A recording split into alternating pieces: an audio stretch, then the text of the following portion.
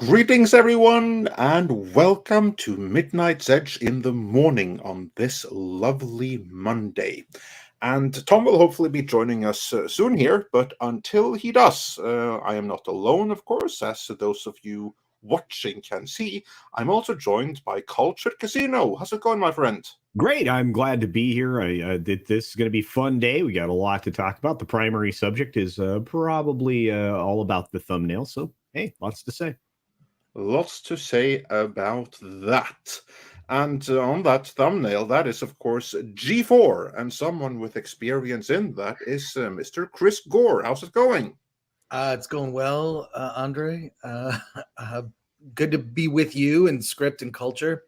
Yeah, I'll have some things to say. I mean, I made a documentary about G4 that just played this weekend at Film Fest Tucson as part of a special screening for students there. So the timing could not be weirder for me because I'm also recording the DVD commentary for the Blu-ray that'll come out early next year for this movie. So yeah, I'm kind of odd timing there. The movie plays, and then on the Sunday, boom. But I don't think any of us were surprised. We'll certainly get into it. We'll get into that. And also joining us for that is the good Script Doctor. How's it going?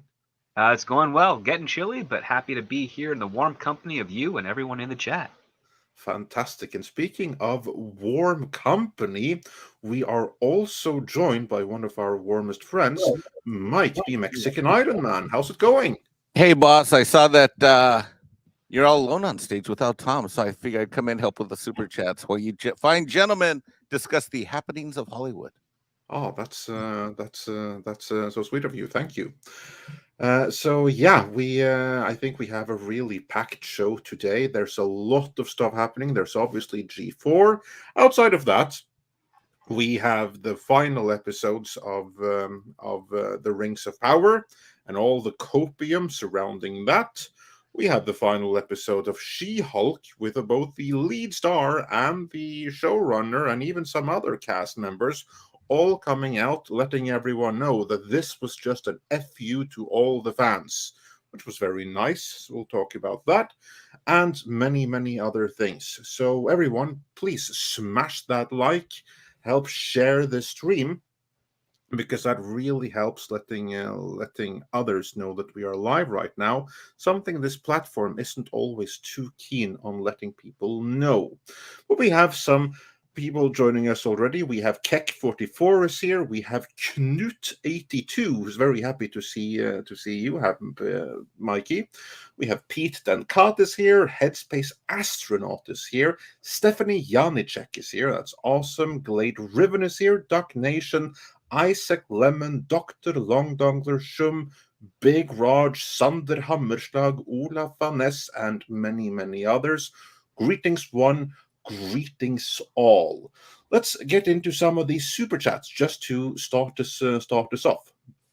And Callum Lyle begins early on, and he wants to hear for $5 Australian Chris Gore's feeling about the final She-Hulk episode. And here I think it's important to mention that, Chris, you said that based on the early episodes, you liked it, then you had the change of heart. But even before then, you hedged that this is Marvel. They probably going to mess this up towards the very end. Is that the prediction you are willing to stand by? Well, a couple things. One, it's obvious that people who watch this show don't watch Film Threat. So what I would encourage you to do right now is go over to Film Threat, my YouTube channel, subscribe to it, because everything you're asking... The link is in the description, as always. The link is in the description. Everything you're asking, in fact, most things people ask me would have been answered if they just watched the Film Threat live streams, which we're only twice a week. We're on Wednesdays at 1 p.m. and then Friday mornings. They are really good, so I highly recommend them. Everyone should make that part of your regular streaming habits. Yeah, we leave the streams up too. We don't take them down like some channels do, which I understand why, but we don't do that, so we leave it up. But I think I've been clear. Like when I watched those first 4 episodes, I assumed that I took the show more seriously than the writers did, clearly, because I assumed it was going to be based on a familiar genre, which is your legal drama / comedy, like a Boston Legal, Ally McBeal. That was a false assumption on my part. When I saw those first 4 episodes, I thought, well, one of the episodes is terrible, which was the 4th episode, where she goes on the date where the guy's reading the book, The Feminist Way. I don't even know if that's a real book. It is. It is. Well, there you are. In any case, so I thought, well, that's sort of a stinker, but 1 out of 4 is not bad for Marvel. And my previous feelings is that Marvel were 0-8, meaning every single one of their shows were terrible. There wasn't a single one that at the end, maybe a good episode at the beginning, or, this Moon Knight, the first episode, this is interesting. The audience is blacking out along with the characters, so we don't know what's going on. Like, that was an interesting way to tell that part of the story. But every single Marvel Disney Plus series has been awful by the end. I don't think that Marvel or Disney Plus, I don't think they know how to make TV shows. That was something that Gary Beekler kind of just like put out there. Like, maybe they just don't know. Whereas conversely, I would say both Netflix and HBO have a track record of making decent TV shows, and not out of just familiar IP, right? Like, they know how to do television. So yeah, like everyone else, I think, or most people, I was disappointed by the finale. Disappointed for a couple reasons. One, it's like the writers admitting that everything we've done is garbage when they literally broke the 4th wall, and She-Hulk sort of hopped into the Disney Plus menu. Now, by the way, I thought some of that stuff was clever, right? Like, that was, that's clever. Or the beginning, which was for no reason whatsoever a tribute to the Bill Bixby Incredible Hulk show, which I loved as a kid. And so that tribute was like, that's clever. That's interesting. Oh, breaking the 4th wall in a clever way. Well, that's something that is, something that She-Hulk has done in the comics, the John Byrne run, right? But none of it was earned. Not a single thing was earned. And so there are 2 major problems. One, the writers admitting that what we're doing is garbage, and you have wasted your time. And secondly, the unearned, and there's a video on the Film Threat YouTube channel of just the She-Hulk review if you want to see it. It's unearned, right? Like, I'd been reading Marvel comics when I was a kid for years. In the 70s, I read a lot of reprints and whatnot. After a while, people were such rabid fans of Marvel that both like Stan Lee, Jack Kirby, and many of the personalities behind the scenes at Marvel made their way sometimes into the comics. Sometimes, certainly in the Marvel bullpen, where they would have the letters section, which I read religiously. I was a member of FOOM, Friends of Old Marvel, and no one remembers that except maybe Culture remembers it. FOOM. Remember FOOM? Mike? I do, but again, I mean, you are very hardcore in your comics. Because I watched the Film Threat thing you're referring to. You guys are missing out if you're not subscribed. Yeah, I watched it too. It was brilliant with you and your colleague discussing just that. So and one more thing about Film Threat is that Chris and his team do an amazing job of clipping out elements of the live stream, so you don't have to go and watch a 2-4 hour live stream. So every topic that's important, they clip it out so you can hear what does Chris think, what does Alan think, and it's all right there. Anyway, sorry. Well, and thanks, Mike. And then we index our live streams too, so you can just jump to a topic. But what I'm saying is that the writing staff, including themselves at the end, was so cringe and narcissistic. It was awful, and it's clear they hate the fans. They were hired by a big company to work on a comic book show they'd never read. And it was clearly obvious by the end, and including themselves in there, as did other people who earned that place. Stan Lee is, and man, I would get choked up whenever I would see the one best thing about, there's one good thing about the movie Captain Marvel I could point out. And that is the Marvel intro at the beginning, which is a tribute to Stan Lee. That is the only good thing about that movie to me. But I remember when I saw that, and I couldn't. And now, not seeing Stan Lee in any of the future in any of the Marvel films, he hasn't appeared. They haven't found a way to work him in. I'm sure there's a legal matter behind it, but My God, like when I was a kid, Stan Lee was a hero and a character, and he was a guy who wrote comic books, and he loved the fans. Look, I had the fortunate opportunity to interview Stan Lee in front of live audiences. I did it at Dragon Con. I did it at LA Comic Con. I did it at a film festival when there was a documentary that premiered about his life. It was the Catalina Film Festival. And each time I just asked if he would sign a comic book of mine. I also worked on a TV show called Who Wants to Be a Superhero? They wanted to bring in a, quote, someone who knew comic books, a nerd, and that was me. And I worked on the development of that show.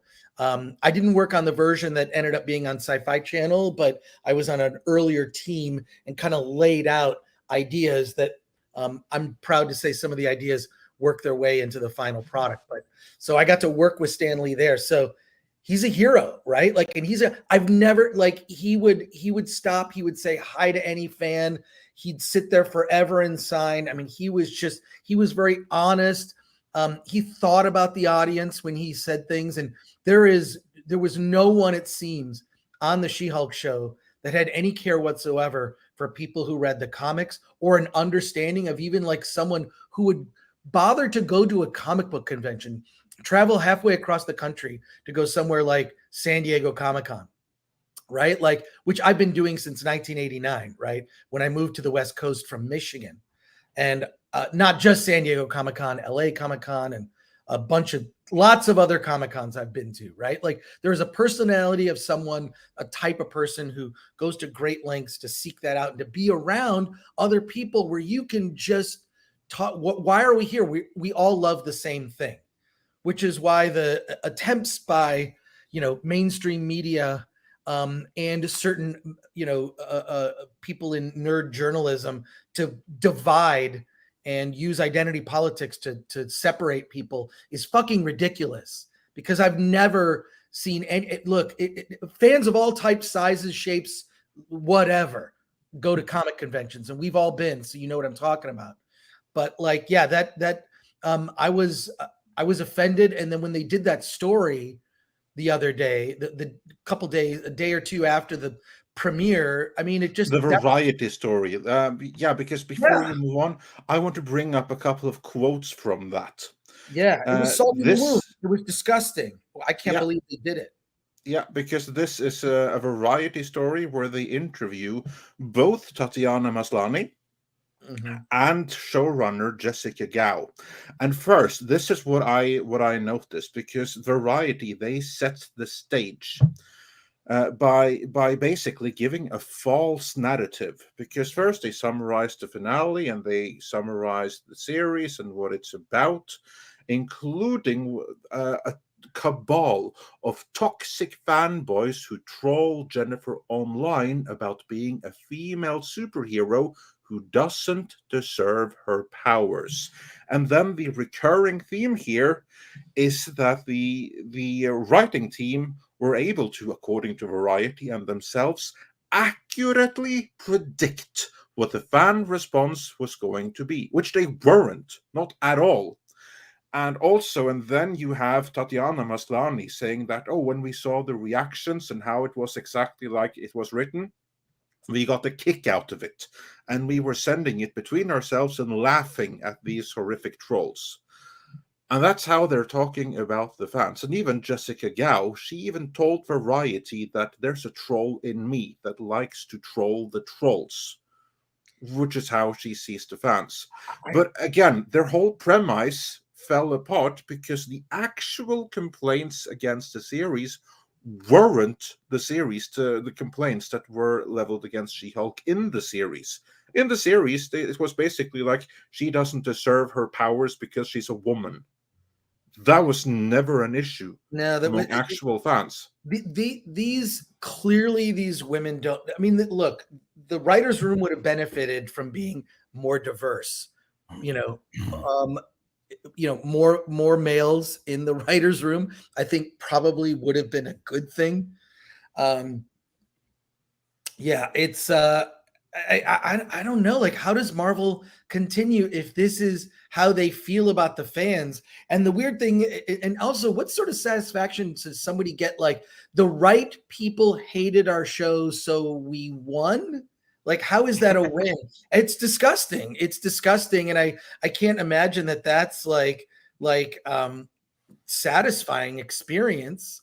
It's horrific. And it pisses me off. Like just pisses me off is look, like I remember going to the comic book shop, you meet all types of people. And what did you do? You get, before podcasting existed, we would sit there for hours and just talk, minutia about comics. And that was half the fun, whether we agreed with each other or not. The agreement wasn't the point. The point was to have the conversation, and we respected each other's opinions. We can like walk away like, well, you think this, I think this, whatever.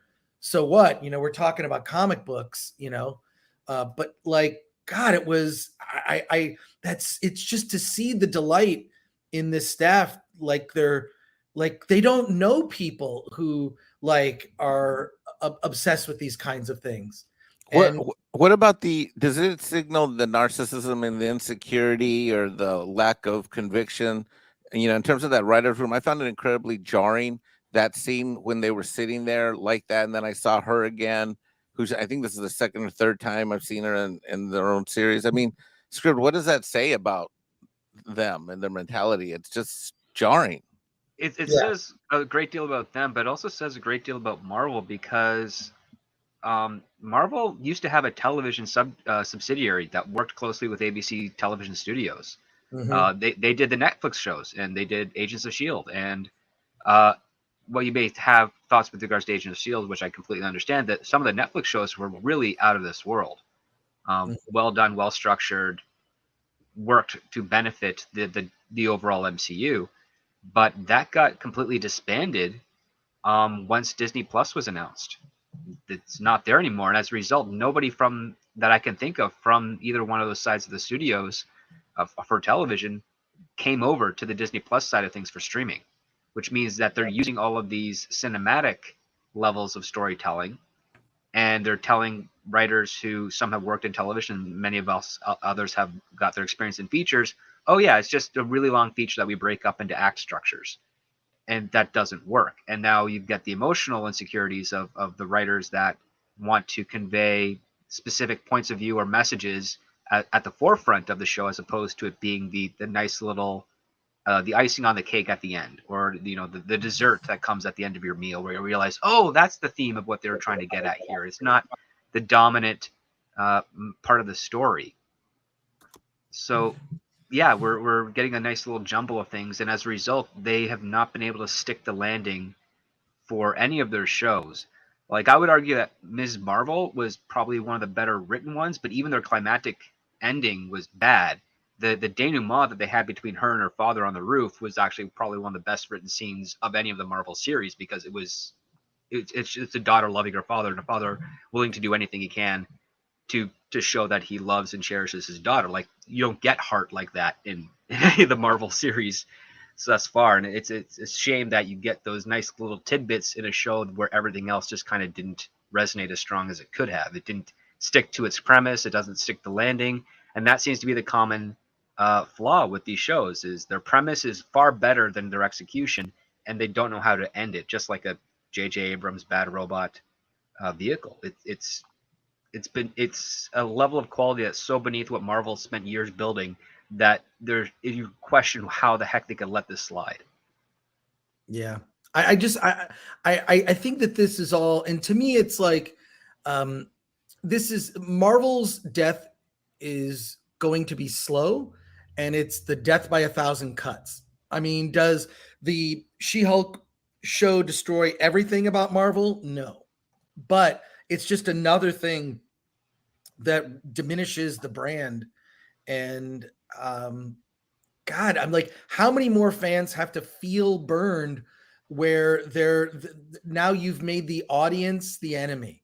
People that are vocal fans, expressing their passion, and the fact that these women, both the lead actress of the show and the writers, are so affected by idiots on Twitter, right? Going after them. I mean, a lot of the times, for one, it's either bots or children.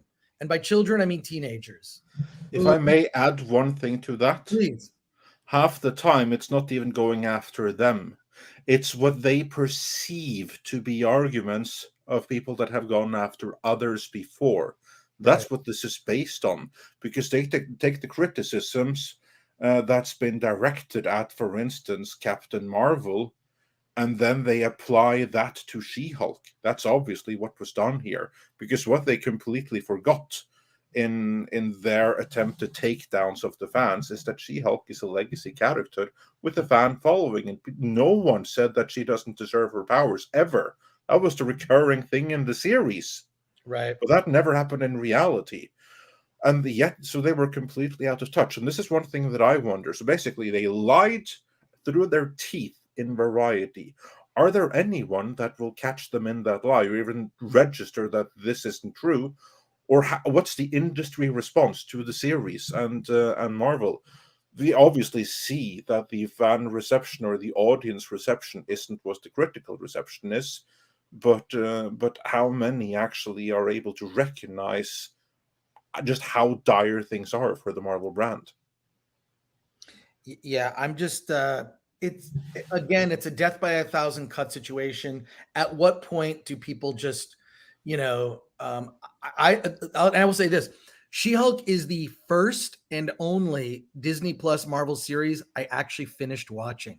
I've watched the first episodes of everything, and then kind of just fell off when the shows became just awful. There's something about, I'm watching House of the Dragon now, as I'm sure a lot of you are, and every episode just like, I can't wait to see the next episode. It always ends on a boom, something happens. It's not always something spectacular, but it's, and some of the most dramatic scenes of House of the Dragon have no dialogue at all. It's just, it's incredible how engaging that show is, as opposed to Rings of Power, anything Marvel Disney Plus. Like yeah. So I'm just disheartened. Like, is anybody there? Are there no advocates for actual fans of Marvel at Marvel now? They've sort of taken the stance of, well, we have utter disdain for our fans now. That why would Kevin Feige let that happen? Why would he choose this person, Jessica Gao, to run this show? I would think that you would want, if you were Jessica Gao, let's say you're coming on, you're an experienced TV writer, you've never heard of She-Hulk. My number one thing would be, I want someone in the room that knows this comic as part of our staff. We need like a stack of comic books that are sort of the best. Don't send me everything She-Hulk, but I want to get to know this character. What are the best issues I should read?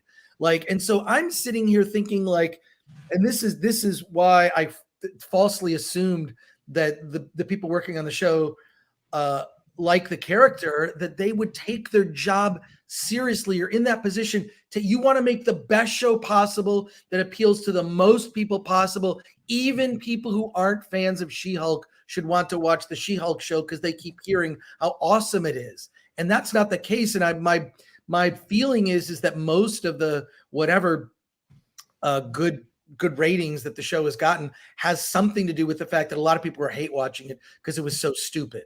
But this is the first time I've actually finished a Disney Plus Marvel show. I've never watched the finales of any of them, not a single one. So, and I don't know, I don't really enjoy doing this, to be quite honest. I mean, there's a lot of a lot of people. I like watching a lot of YouTubers that watch shit that I have no interest in watching, just because I laugh at how I can't fucking believe Batwoman was that bad, or whatever the show is. I don't like to do that. After a while, I just do what I do. I stop watching the show. If I go back and every time I get a pizza, it's the worst pizza I've ever had, I stop buying that pizza. And so I kind of feel like at a certain point, when are we going to be wildly entertained by how bad this stuff is? Or are we just at a certain point just going to ignore it? It sounds like not a lot of people are reviewing Andor. And I don't know if it's worth reviewing every single episode since so little happens. I mean, a lot happened the last episode, but they've been building that up since the first fucking episode. I can answer that. I was just but Tom, yeah, you go for it. Well, we saw the same thing with Star Trek Discovery, right? At first, it was a lot of people tuned in to see our suffering, and then it just came to a point where people didn't even give a shit about that. And I think we kind of reached that point with Andor where they just don't even give a shit about, you know, the fact that it's bad or good anymore. And She-Hulk is just another prime example of them prejudging the audience, missing the boat. And I agree with everything you've said for the most part, Chris, as far as like how they're treating their audience. And I think Andre nailed it quite well in his video that we posted yesterday, where he points out that they shot themselves in the foot in this one because they preconceived that the audience was going to be against this character from the start for these various reasons. And it's like, no, you morons, they're mad at you because they are a fan of this character, and you turned around and made this character the complete opposite of what she is in the comics. Like everything, I'm not even that big of a fan, but everything I've been listening here and there. And like you just said, Chris, like I checked out. I'm like, I don't have time for this fucking nonsense anymore.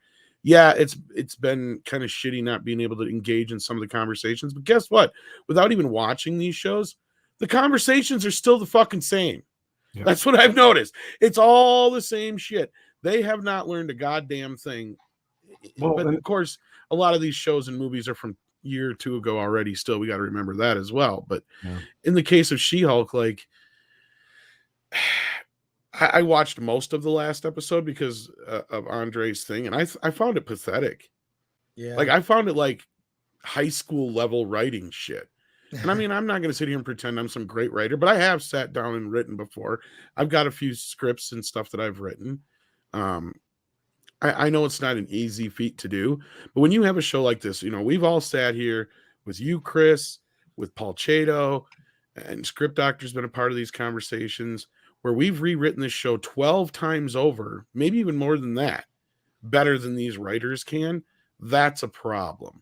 Right. And I'm not saying that we need fans in there, and you're right, like about all you got to do is just get a cursory knowledge of some of this stuff, get a good idea of what my first question wouldn't necessarily be what's the best of She-Hulk, what are the fans favorite She-Hulk issues. That's where I would have started, just so I had an idea of, okay, this is why the fans like this character. Right. Because what I'm seeing here is this character is the absolute opposite of what She-Hulk has always been. Because I've always been like, I'm not a fan of it. And then I get like 5 people who will explain to me why they're a fan of She-Hulk, either in the chat or in private, or, you know, just talk to me in general on the stream. And it's like, well, clearly this character has a fan base.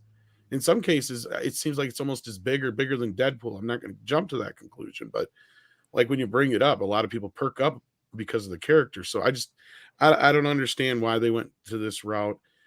I'm glad it's over, so we don't have to keep fucking talking about it anymore. Yeah, I agree. And I think that that there's more to this idea that we're not getting a second season, and it has less to do with the bullshit story that Jessica Gao told, and more so that, yeah. Anyway, continue. Sorry. Oh, sorry. Is there no second season? We don't know yet. It was Tatiana Maslany when she was asked by some publication. It's in the video we published yesterday. When she was asked, what about season 2? She didn't know. She'd like to do it, but she didn't know what was up. Now, that, of course, doesn't mean that there won't be a season 2. It can be that they'll announce it later this week or a couple of weeks ago. But in the cases where Disney Plus have wanted to do a season 2, they have generally known before the series ended that, yeah, we're going to do a season 2 here, so they could announce it right away, and the writers were already working on season 2 before season 1 ended. Right. That obviously doesn't happen here when Tatiana Maslany doesn't know. And what we do know, of course we don't know, but what we can surmise based on the numbers we have available, which aren't the direct Disney Plus numbers, but like derived numbers, She-Hulk tanked. Really?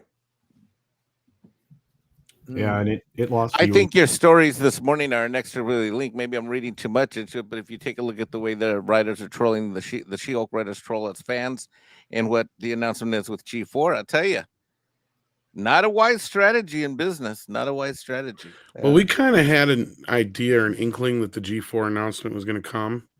And that's what they were kind of saving Frosk for, was when this happened, they were going to blame it on her. Yeah. But she went and blew her mouth off too early. But that being said, like, yeah, they can sit there and pretend it's some big hit, but it's not. I don't know too many people who are watching I know less people that are watching She-Hulk than probably watched Hawkeye, and I don't remember too many people watching Hawkeye, to be honest with you. Well, it's funny we've only gotten through one super chat. Yeah, I know, but it wasn't big because I'm here now. Yeah. Mikey, I think, does have to slip out. Yeah, I'm going to so slip out while you guys keep going. Tom, you've got the ball. I'll be listening so. in. All right. Love you guys. Take Yeah. care. Take care, Mike. Thanks. We only have here. Chris for a very limited time today, so yeah, let's move on here. With all right. Well, while I'm doing topics. this one, why don't you run through quick, Andre, and see if there's any specifically for Chris, since it usually seems to take us a little while to get through one or two. Yeah, I'll do The Waltman says, as per tradition, the employees found out they're out at the same time everyone else is. So who called it that it was going to shut down last night? This, of course, is Come from G4 high above. being G4, shut down last night. And isn't Comcast their parent company anyway? That's the NBC ultimate parent Universal? company, yes. Yeah. So it'd be somebody from there, whoever's in charge of that department, I'd imagine. Wouldn't it be Chris? Yeah. Look, I was just returning from Tucson yesterday, and I had after I got off the plane, a whole bunch of people called and texted me. And I was like, okay, yeah. And the news had just hit. I mean, it's not a surprise because of all the recent firings. I mean, and Kevin Pereira just deciding to leave, and he left of his own accord. Adam Sessler lost his job as part of all this. He wasn't completely gone. In fact, he was just promoting some video that dropped on the YouTube channel. But I don't know. I think look, I've been a different type of, I've been a creator who's been paid to do things, with restrictions. And that's when I was at G4, I couldn't say motherfucker on G4. I could mispronounce swear words. I did do that several times, but also there's someone who does it, where you just do it for passion. And then maybe I'll make some money, maybe I won't, but I care so much about this. I want to have the conversation. I mean, that's like how almost every YouTuber starts, right? Like, I really care about something. I'm going to just start talking about it and see if anybody else cares. And can it turn into a living? Yes. But I admire that more because it doesn't come from a place of being hired for a job, right? So that to me is those are the people that I admire more. I remember when the internet was becoming a big deal in the late 90s and movie blogs and whatnot were around, and traditional film critics from newspapers and magazines derided the new internet critics. What do these people know? They're just writing online, right? Like some of the early people who were just what the truth is, they were scared of us because we knew the shit better than they did. Exactly. And so trying to diminish YouTubers is no different when that happened to me, like in the late 90s. Like, I stopped doing Film Thread as a print magazine. I did it on the internet, and people just, and other people were writing online. I was excited. I'm like, look at all these other people writing about movies online. This is awesome. It's look at this. This is great. And I found a whole bunch of other people to read, but traditional critics wanted to sort of thumb their nose at that. So it's no different whenever there's a changeover in media, so to speak. There'll always be an attempt by the legacy media to tear down new media. That is a tale as old as time. Yeah. So I can't believe we're kind of still on the first super chat. No, this is actually the second one.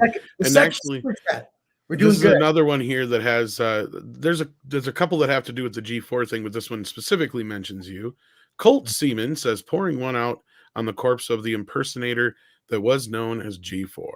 But this is not a total loss, since we'll have the great Chris Gore's documentary Attack of the Doc to remember the real G4. Yeah, like the timing of your documentary couldn't be better. You know, it's like, and I know you didn't obviously plan it this way. You couldn't have. Right. But it's just brilliant that this is coming now. And I've been just chomping at the bit to see this thing. And I've been hinting at it to the point where it's like, just sent me a goddamn link to the thing already so I can see it. But I can't wait to check this out and officially get it, just like everybody else can too. And I don't know if anybody else here is looking forward to it as much as me, but Can't wait to see looking it. forward to the documentary very much so, because like I've never actually seen G4. I only know it because of the comeback in Frosk's Ramp, and then I learned about it since. And it seems like the kind of thing I would have enjoyed back in the day. So I'm a sucker for such retrospective documentaries, especially from those involved. So I am greatly looking forward to this. But that's the only thing I'm looking forward to related to G4, and that it's now come to an end. To me, it's not surprising at all. It was always doomed to fail. And you can blame it on Frosk, but to that I would counter. The only thing that she did was she created more attention, and then she sped up the demise. But the demise was coming anyway. Okay, now they shut their doors. Now on effective immediate in the middle of October. If she hadn't made that rant, they would have shut their doors from December 31st, ending the end of this year, no matter what, Frosk or no Frosk, because the whole concept is out of date. It was out of date 10 years ago, and it disappeared then because the marketplace could no longer support something like G4. And that is 10 times as true now. If the marketplace couldn't support G4 10 years ago, it definitely can support it today. So I honestly don't know what the hell they were thinking, bring it back in the first place. Because in my book, it was always doomed to fail. I agree with you, Andre, and that's I don't want to tip my hand with the documentary. When you see it, it's to remind. The documentary is part tribute to remind people why the old G4 had such a cultural impact. Because when the show started, nerds were not cool. In 2002, when the G4 network launched, it was not cool to be a nerd yet. It was, I believe, Marvel movies are the reason. Marvel movies mainstreamed nerd culture. Right? I think there was a perfect storm between DVD, the new video game consoles, and cable being this just like, that was where we actually finally got a bunch of cable channels. Right. That to me, that I felt like, oh, now we actually got something that isn't, we actually got the independent film channel and some other channels that started coming out that I felt like were more for me.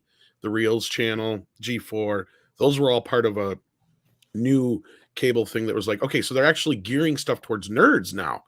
And that's what I think, that era, that it was just all perfectly timed together. Yeah, but what I'm trying to say with the doc is sorry. not just remind people about like where the world was in the early 2000s, and then when the show launched in 2005, and how very different that world was. Like, there's a montage at the beginning of the movie that just kind of lays out like, this is what we had back then. Like, this was the world. Flip phones and this, just kind of to get you in that mindset, but that also the world has changed. And I wasn't a guy that ever aspired to be on television, ever. Didn't care. Just loved being a behind the scenes, working on writing on the internet and doing my movie magazine in the 90s. Like, I love to be the behind the scenes guy. It was fun. So I'm just here like a nerd fan that has a lot of useless knowledge thrown in front of a camera and then just allowed to say pretty much anything I wanted with regard to my opinion. And G4 was personally my best television experience, because it was where I really got to be myself on camera, rather than having done TV shows for other places. They tried to make me into a character that wasn't reflective of the real me. So I was sort of annoyed with that. And by the time I got to G4, I was like, I don't even want to do TV anymore. TV sucks. All the people that are on TV, they're all full of shit. They're all phonies. So I was able to be myself. But part of what the documentary gets into is just how the world has changed. So while it is about the show, and I don't want to say too much about it, I want people to see it. But I literally just finished the movie less than a week ago. It screened at Film Fest Tucson. We're going to try to play some other film festivals. We're going to have a premiere event for our backers, our crowdfunding backers. We're going to have an event where you can see the movie, and I'm going to invite people, and then we're going to commercially release the film on VOD and Blu-ray. But the priority being to crowdfunders first. So, but that's probably going to take about 6 months realistically, because I'd just say from experience, having done this before, it's a lot to it's one thing to make a movie and then to self-release it that's a whole other thing. The good thing is there's no company to come and sue me now. So that, and the way that like we treat the new G4 in the doc, I kind of predicted what was going to happen. It's sort of a comment, non-comment, but there's a series of songs that are in the documentary, and it's like we predicted what was going to happen. So I'm actually, this doesn't happen too often. I'm kind of proud of myself that like I kind of planned for the fact that the new G4 was probably not going to be around by the time the doc came out. And so I made sure to kind of cover myself, like I cover myself in that regard. I don't want to be specific about it because it gets probably the biggest laugh in the whole movie. So I don't want to say anything. Well, and the irony of ironies is like you said, you've been working on this for so long that, you know, it's not like you just started it now and you're just trying to cash in on the revival and death of G4. It's like, no, you've been working on this for since 2018. No, more than that. Yeah, Jesus. Yeah, 2018, and then we did a successful. So we learned about it almost 2 years ago. Yeah, we did a successful Kickstarter in 2019, fall of 2019. We started shooting the movie in March of 2020, and then everybody knows what happened. You know, all the shutdown, and we weren't quite sure what was going to happen with the world, and we had to actually approach the documentary differently than how we had originally planned. So yeah. I don't want to talk too much about the doc. I want to wait until it's out and everyone can see it, and then you can tell me whether you liked it or not. Yeah, Chris Dark King says, "Stop talking about your film before you give us spoilers." Yeah, we're going to find out exactly the whole time.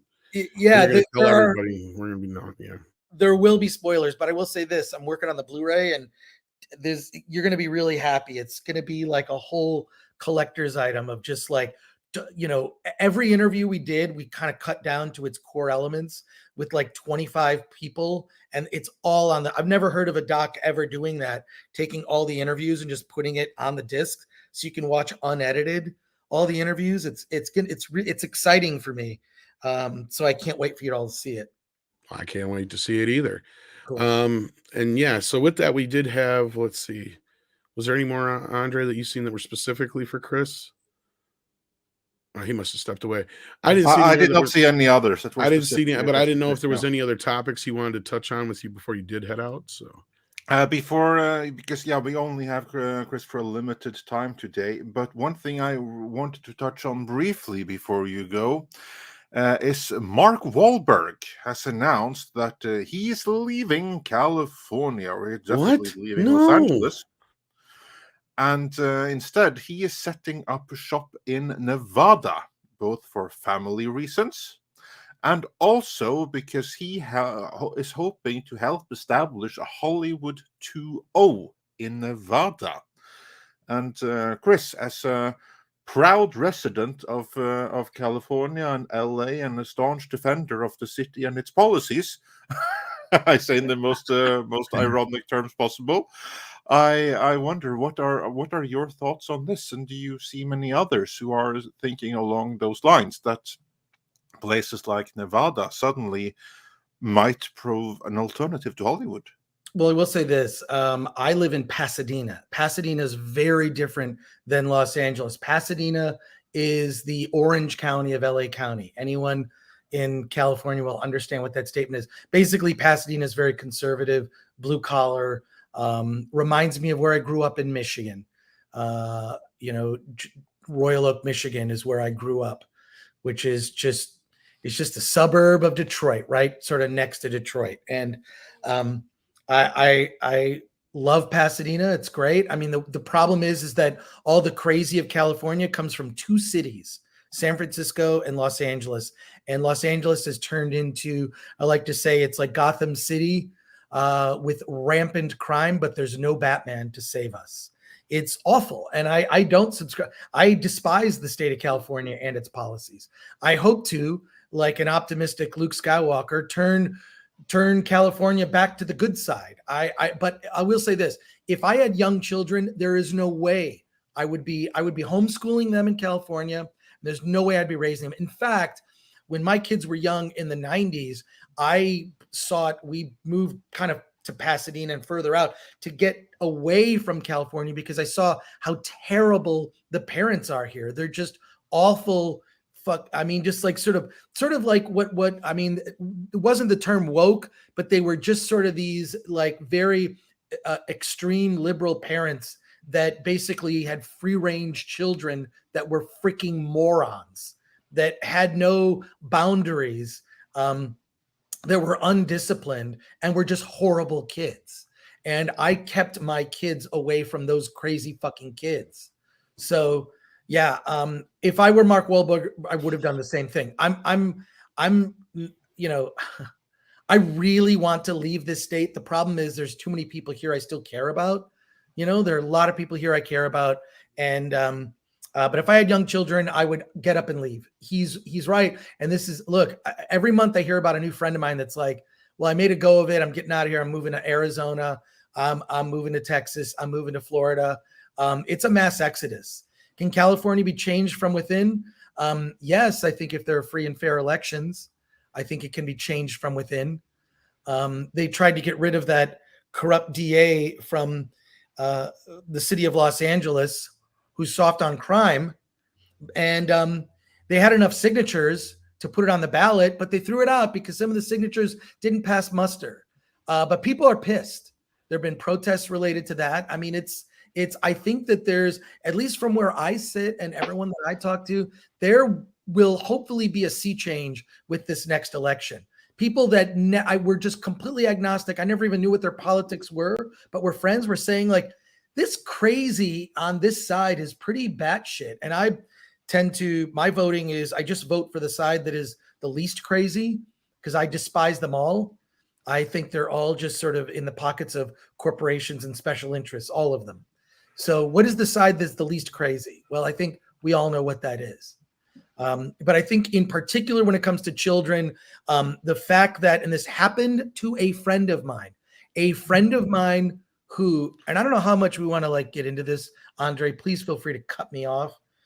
But my friend whose daughter, you know, wanted to gender transition at the age of 14, and it tore apart his marriage. They had, you know, social workers coming in, you know, they wanted to give her drugs and he didn't approve it. He says, I'm not giving my daughter drugs to become a boy. This is ridiculous. Rejected it. You know, Child Protective Services came in and separated him from his daughter, tore apart his marriage, destroyed his family.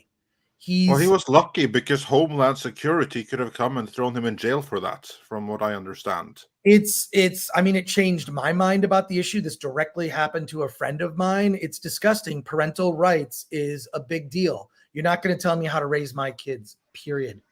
It is the only thing. It is my only fear. My only fear is harm coming to my child. You do that, you cross that line, all bets are off. I'm not being specific, but it's the only thing that would drive me to do something that is unthinkable, is any harm coming to my child.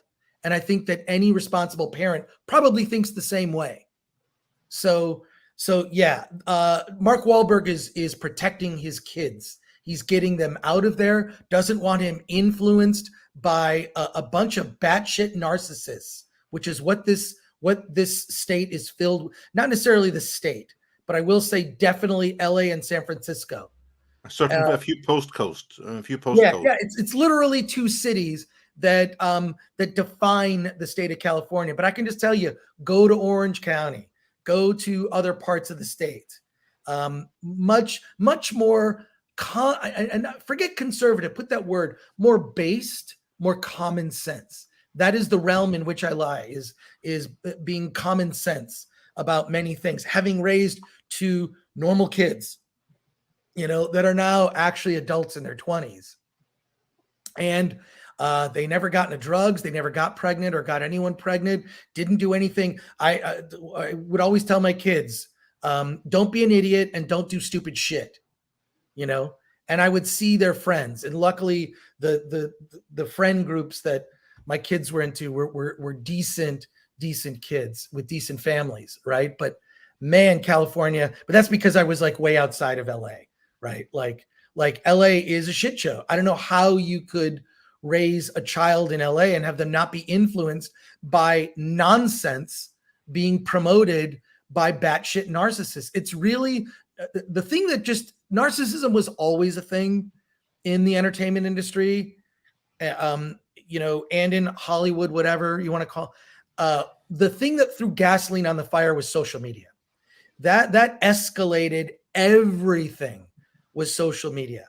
And I think the thing that thankfully, wherever you stand on the pandemic, the thing that exposed, you know, our institutions and whatnot was having a pause to be able to look at it, having parents being able to see what their children were being taught. This has exposed everything.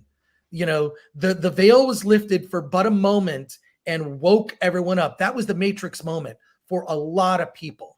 A lot of people were whatever pill, a lot of people took a lot of pills, black pill, red pill, whatever you want to call it. A lot of people swallowed a lot of pills that were tough to swallow, that they wouldn't have had the opportunity if just the world were progressing normally, right? We're being entertained. We're over entertained as you know, our current generation. We're way over entertained. Taking a pause from that for a minute allowed us to take a look around us. And that's why I think you see like the work exodus. That's why you see the sort of, what do they call that? The quiet quitting, you know, people looking like, yeah, maybe I don't want to do this mindless job. I want to do something else. Although I will say a mindless job, many mindless jobs have gotten me to where I am. I worked at Burger King for a summer. I worked at a gas station. I've worked a lot of jobs. It's eye-opening. It's like, okay, this is what I like to call those jobs Mick jobs. They're jobs that help you get to where you want to be, but you don't care about them. That's why I'm always very understanding of anyone who works in a service job. And that to me was, when I was single and dating, that was always a red flag, was a woman who treated service people poorly, was like, oh, that's a terrible person.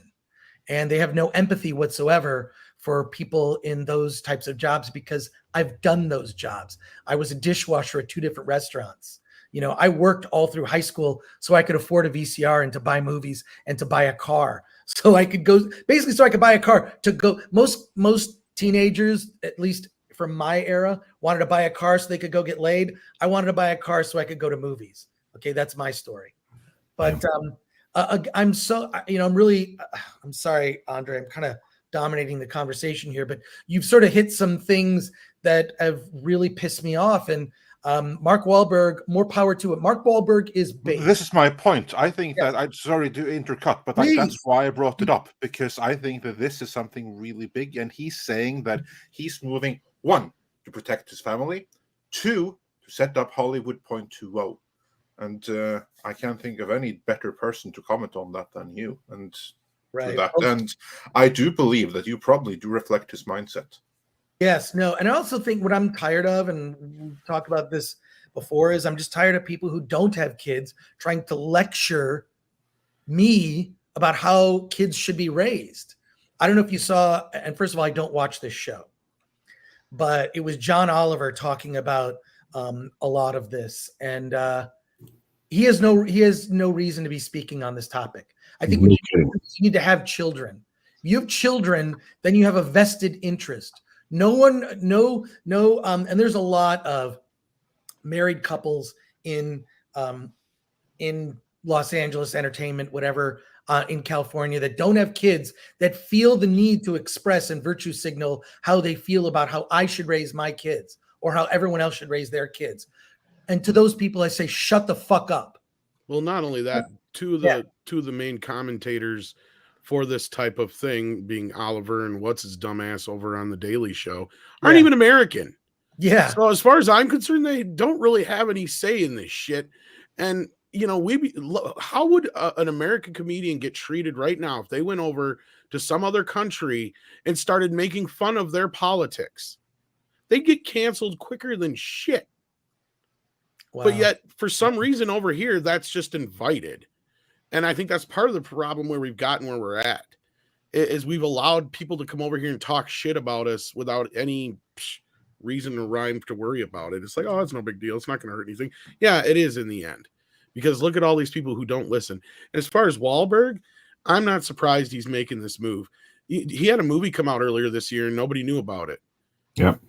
Yeah. And I saw it and I thought it was pretty decent. And the only reason I heard about it was because I happened to be driving one day and I couldn't get it because I live in the middle of bumfuck Egypt.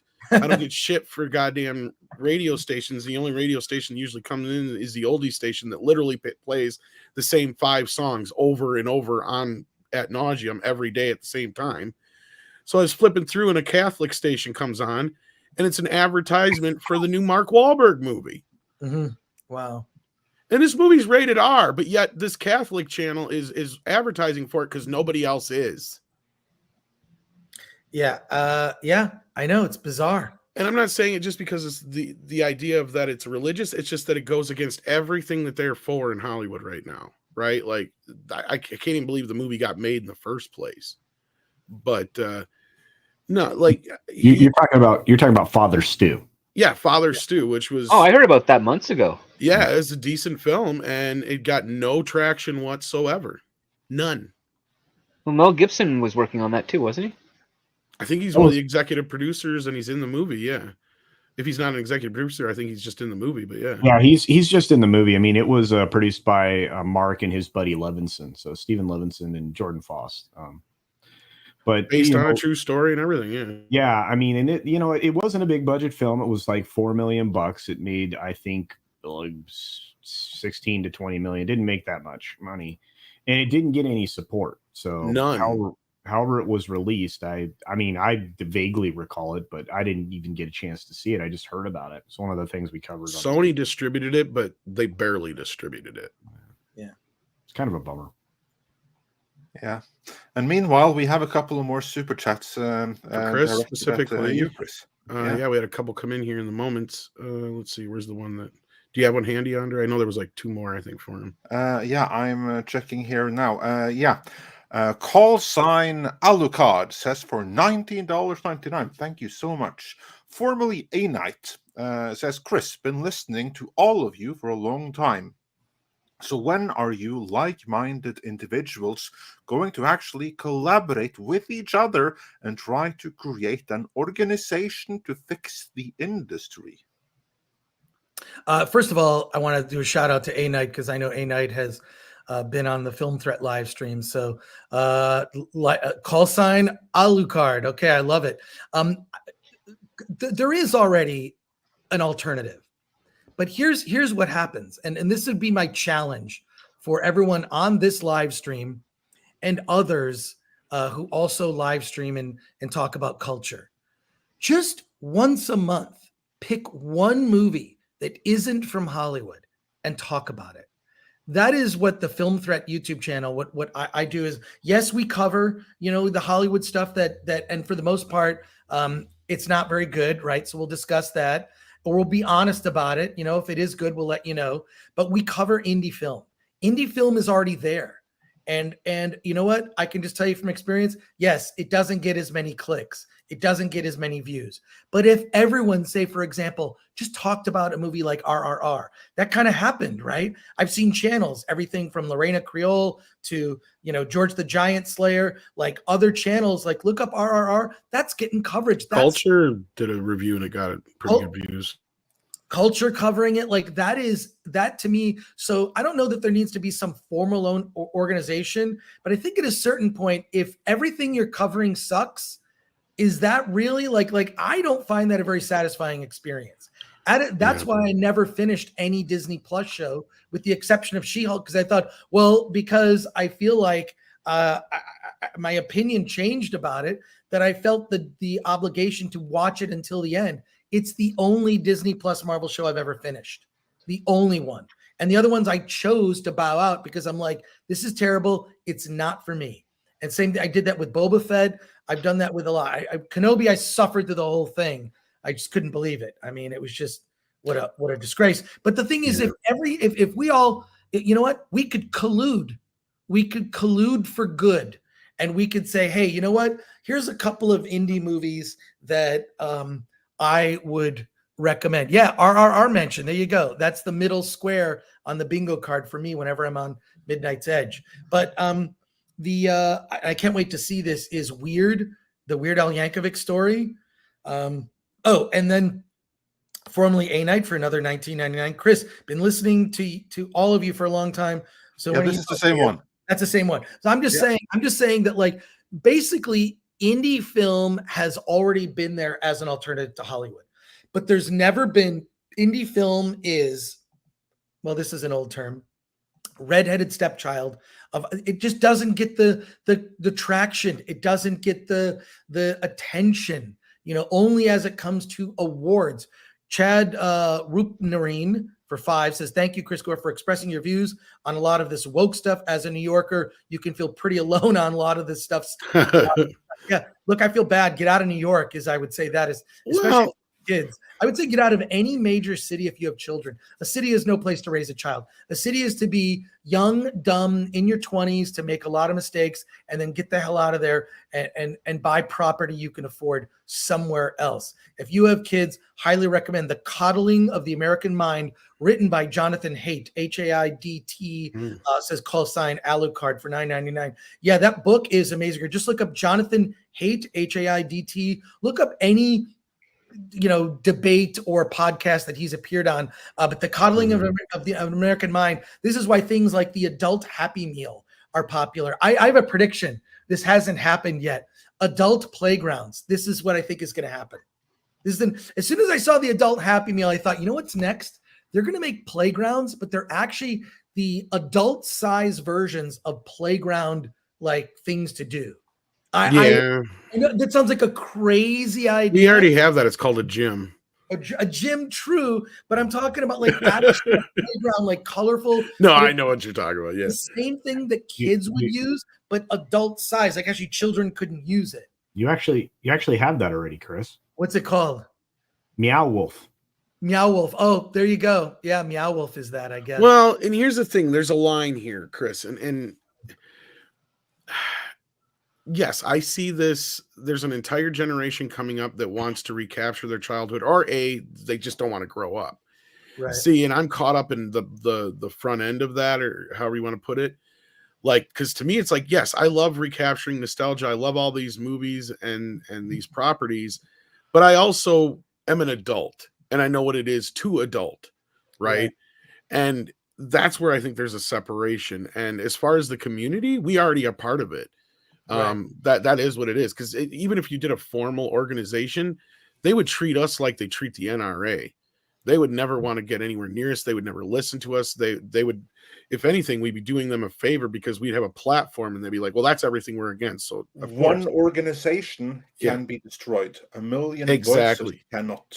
Thank you, Andre. That's exactly what I'm trying to say with that. And I mean, you're already kind of a part of it. So, and we do a lot of things behind the scenes that you guys don't always know about. And we probably have influences in things that we don't even imagine at times. And there's a lot of people that are working on a lot of projects like Chris with his documentary that I think are going to help move forward. And that's how we're going to change things. And that was the thing is like Andre's manifesto, or whatever you want to call it, his declaration of things he wanted to do with Midnight's Edge when I first talked to him, is one of the things that has never changed.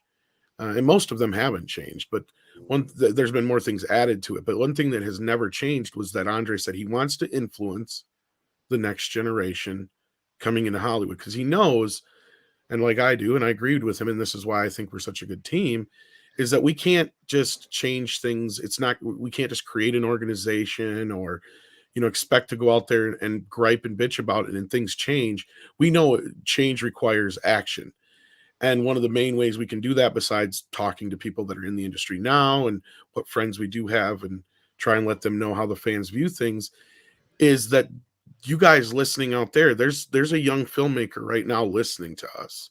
There's a young writer. There's a young cinematographer. There's a young producer, and what we want to do is influence them and help guide them to what made us love these things to begin with, and what hopefully will endear them for generations to come. And I don't know if Andre wants to add or subtract from that, but yeah. No, I think you said it perfectly. Like, that's one of our missions. It's just that, like, we can't do anything with the people who are already completely brainwashed. They're a lost cause. There's nothing you can do about them. There's nothing you can do about the damage that's already done. It's about looking forward to a new generation, to Generation Z, if you will. And of course, you don't even have to go that far. But those who are just starting out right now, and I know we have many aspiring both writers, directors, producers who are listening, who don't like to see what has been happening and who are intent on doing better. That's why we like to point out the behind the scenes practices. This is what you got to be aware of. This is what you have to try to avoid in order to steer clear of the mistakes that these guys have done. And these are mistakes where they've taken down Star Wars. And also on that note, you mentioned, Chris, earlier, why no one seems to be talking about Andor. I can tell you, nobody cares. It doesn't matter that it's more adult. It doesn't matter that it's objectively better, because the damage has been done. Audiences are burned out. People aren't tuning into it. Yeah, I mean, look, back to the a real quick thing is, you know, I've been around the indie film world a long time, and the point is that anybody listening here can just make an independent film. You can, I always say, just green light yourself. You don't need anyone's permission.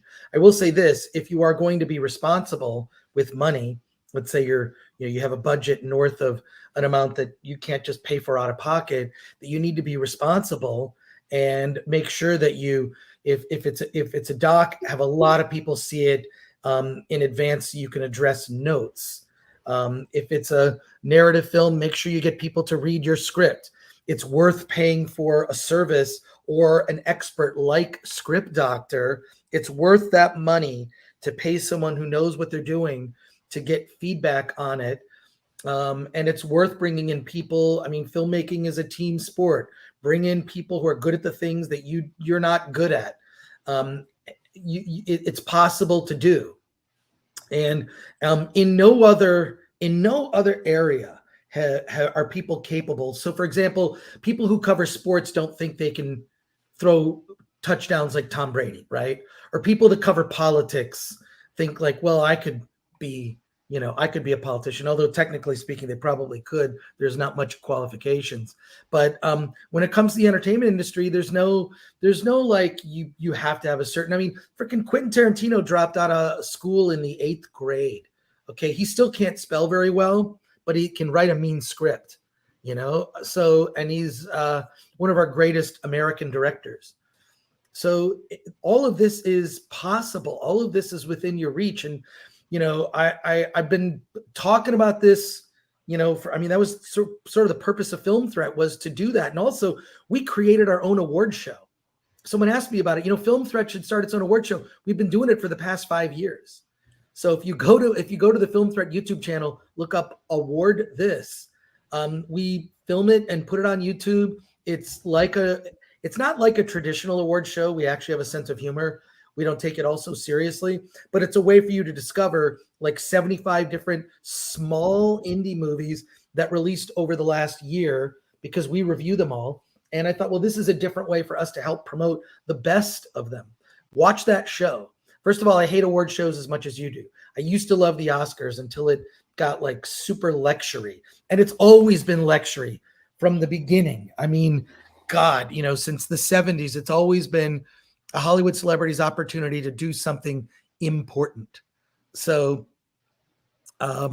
yeah, but it also used to be partially a roast too. They lost the roast part, and everybody decided to do speeches. They used to have a sense of humor about themselves. That's what I'm saying. Like, yeah, they used to have, you know, the little bits, and like I've shown some of my favorites here, like with the Walter Matthau and Jack Lemmon one, and some other ones where they had fun roasting themselves. They didn't take themselves so seriously. And you could tell everybody had a few drinks before the show and shit like that.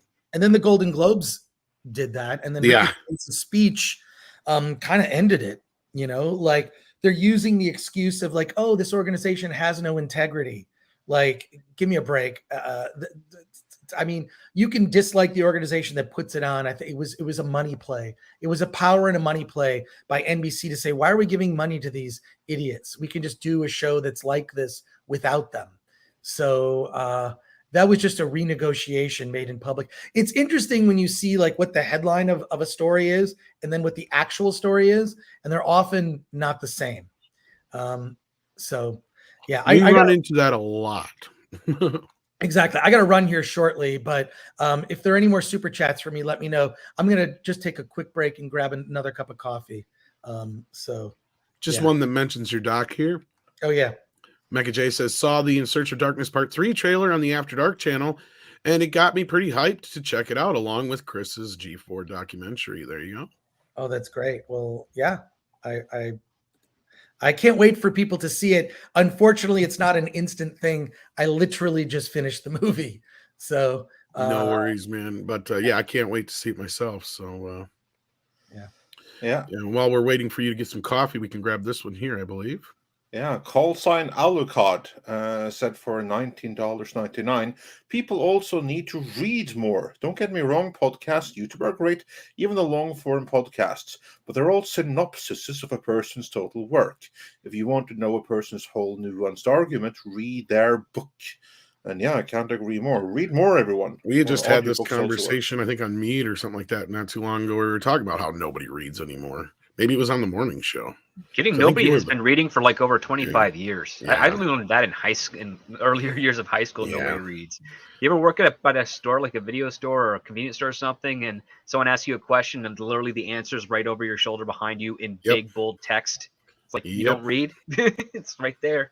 Happy to answer, but you don't read. No, and I agree, Script. And I used to read books all the time. I hate reading on the computer. If you guys haven't noticed, I don't like it too much. But I can whiz through a book if I got the time in a few hours. So, like, yeah, I miss having the time to just sit down and read a book. Yeah, that's the issue. It's time. Like the most books I read right now, it's like reading for my kids at bedtime. But yeah, that or audio books. Deal with it, kids. We're reading Stephen King tonight. I can't wait to start reading them, Conan. Daddy's got to finish this book. So where were we? Okay, the disembowelment. Yes.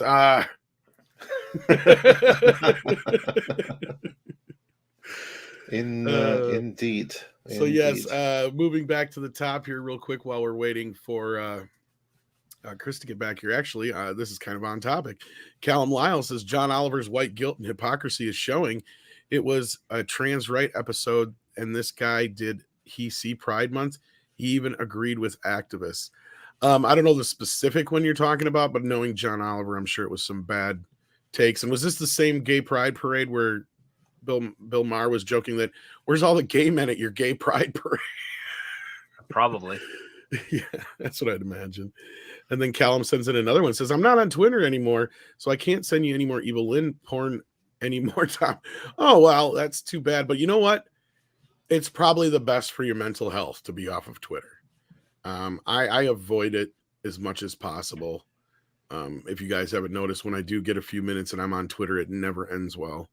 Well, there have actually been a lot of studies recently talking about the dopamine reaction that your brain gets from all of that.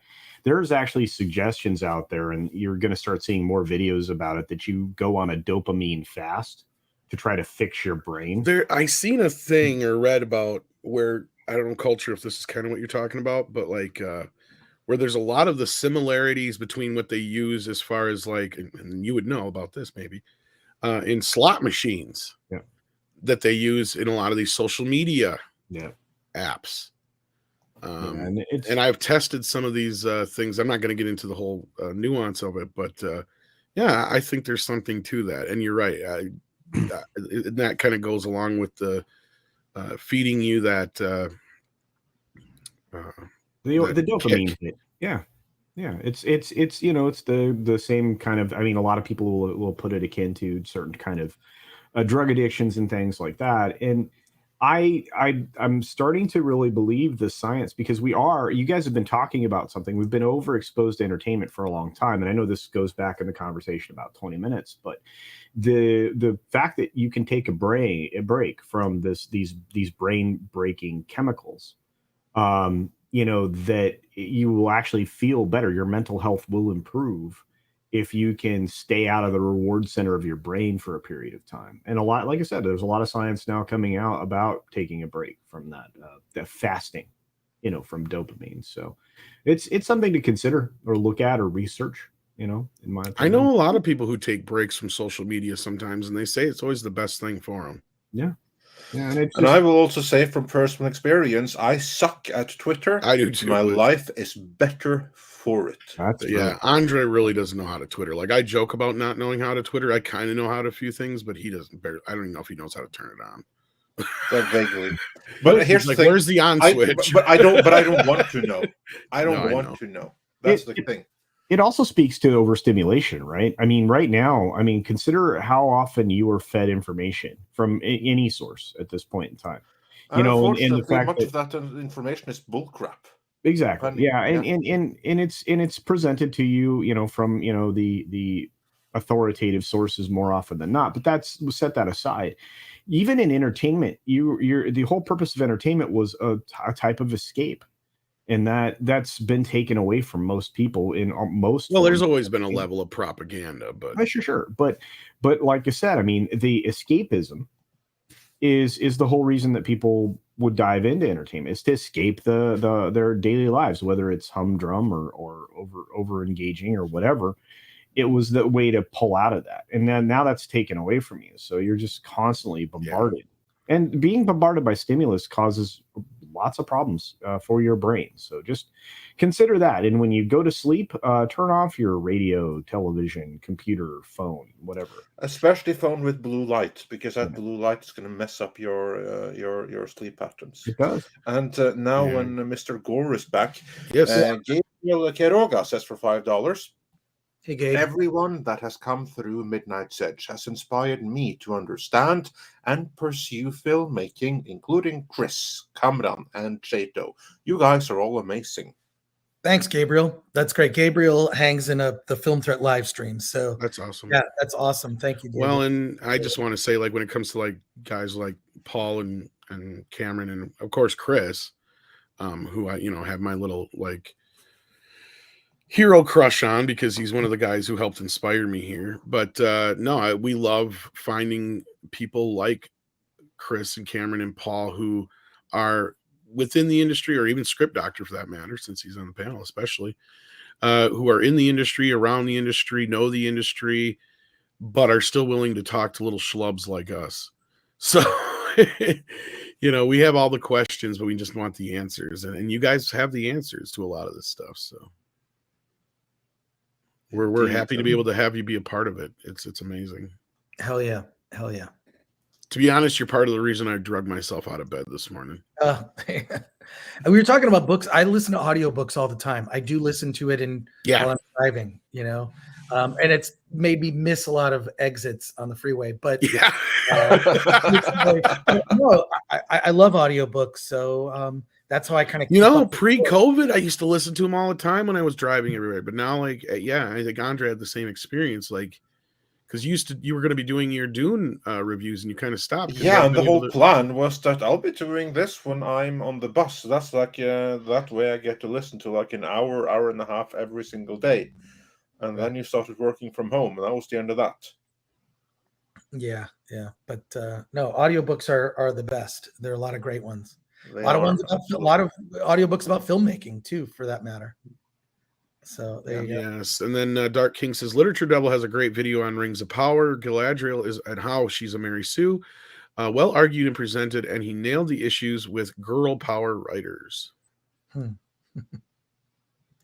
Yeah, I don't know. I don't. You know what? I didn't even watch the finale of Rings of Power. I watched videos about it, so I know everything that happens. And I just don't care. I don't care. I spent 20 minutes on it, and I've spent more time talking about it.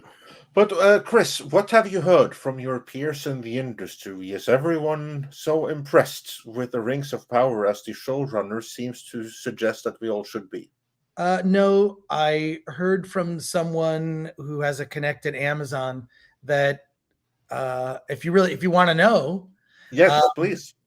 That effectively what they're going to be retooling, and that the guys who are the showrunners are more than likely they're not going to be publicly fired, but their role will be reduced, potentially just remaining in the writer's room. But my understanding is they're looking for more experienced showrunners. Breaking news here. Yeah, they're well aware of the problems whether, there's sort of like publicly what they say and what they're actually doing behind the scenes. And what they're doing behind the scenes is they're freaking out that this was more of a failure than could have been anticipated. I think the quality of the show, like that, the sort of like that is the number one thing. The fact that it's like, why am I still watching this? This is sleep inducing. The second thing is the total rejection from fans. I can't believe that there has to be very few people that remain that still like it. And then thirdly, the direct competition from House of the Dragon, the strategically them announcing that they would have it come out at the same time, and even like pre-seed and post-seed, so to speak. So it's House of the Dragon started earlier and House of the Dragon is ending, later. So I can't wait for the season finale of House of the Dragon. Won't we get the second season of House of Dragon way before Lord of the Rings as well? Because they're like 2 years out. Yep. Yeah. And about House of Dragon, what I always like to bring up, and I'm so surprised that this hasn't caught more traction, it's Amazon's own fault that House of Dragon exists. House of Dragon couldn't exist without Jennifer Salke. Amazon's Jennifer Salke is the direct cause for the existence of that competition. And for those that do not know the story, we alone have covered it several times. Amazon, they had a Conan series going from the exact showrunners of the House of Dragon. But Jennifer Salke scrapped Conan and she fired them. And that's when when HBO swooped in and they hired Amazon's newly fired Conan showrunners to help them fix Game of Thrones, which is what they did. And in record time, in no time flat, they transitioned from Conan to House of Dragon and they kicked Amazon's ass. Yeah. So everybody send Jennifer Salke some thank you cards to Amazon Studios for firing these guys so that you could have House of Dragon. And maybe someone at Amazon will catch wind of those and realize, hey, we start taking smart people as opposed to whatever Jennifer Salke was.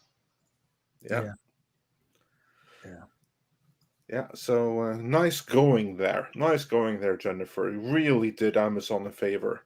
But yeah, it sounds to me then, so they're retooling the Rings of Power, which again is exactly the same thing that happened with Star Trek Discovery. Another glorious example of bad robot alumni running and also Picard as well. Ground. I think some of this has to do with the fact that the way these things are laid, and this also affected She-Hulk, is a lot of these shows are now written in a vacuum. One of the beauties of network television is you could begin a show like a show like Lost, and you could kind of discover, well, who are the most popular characters?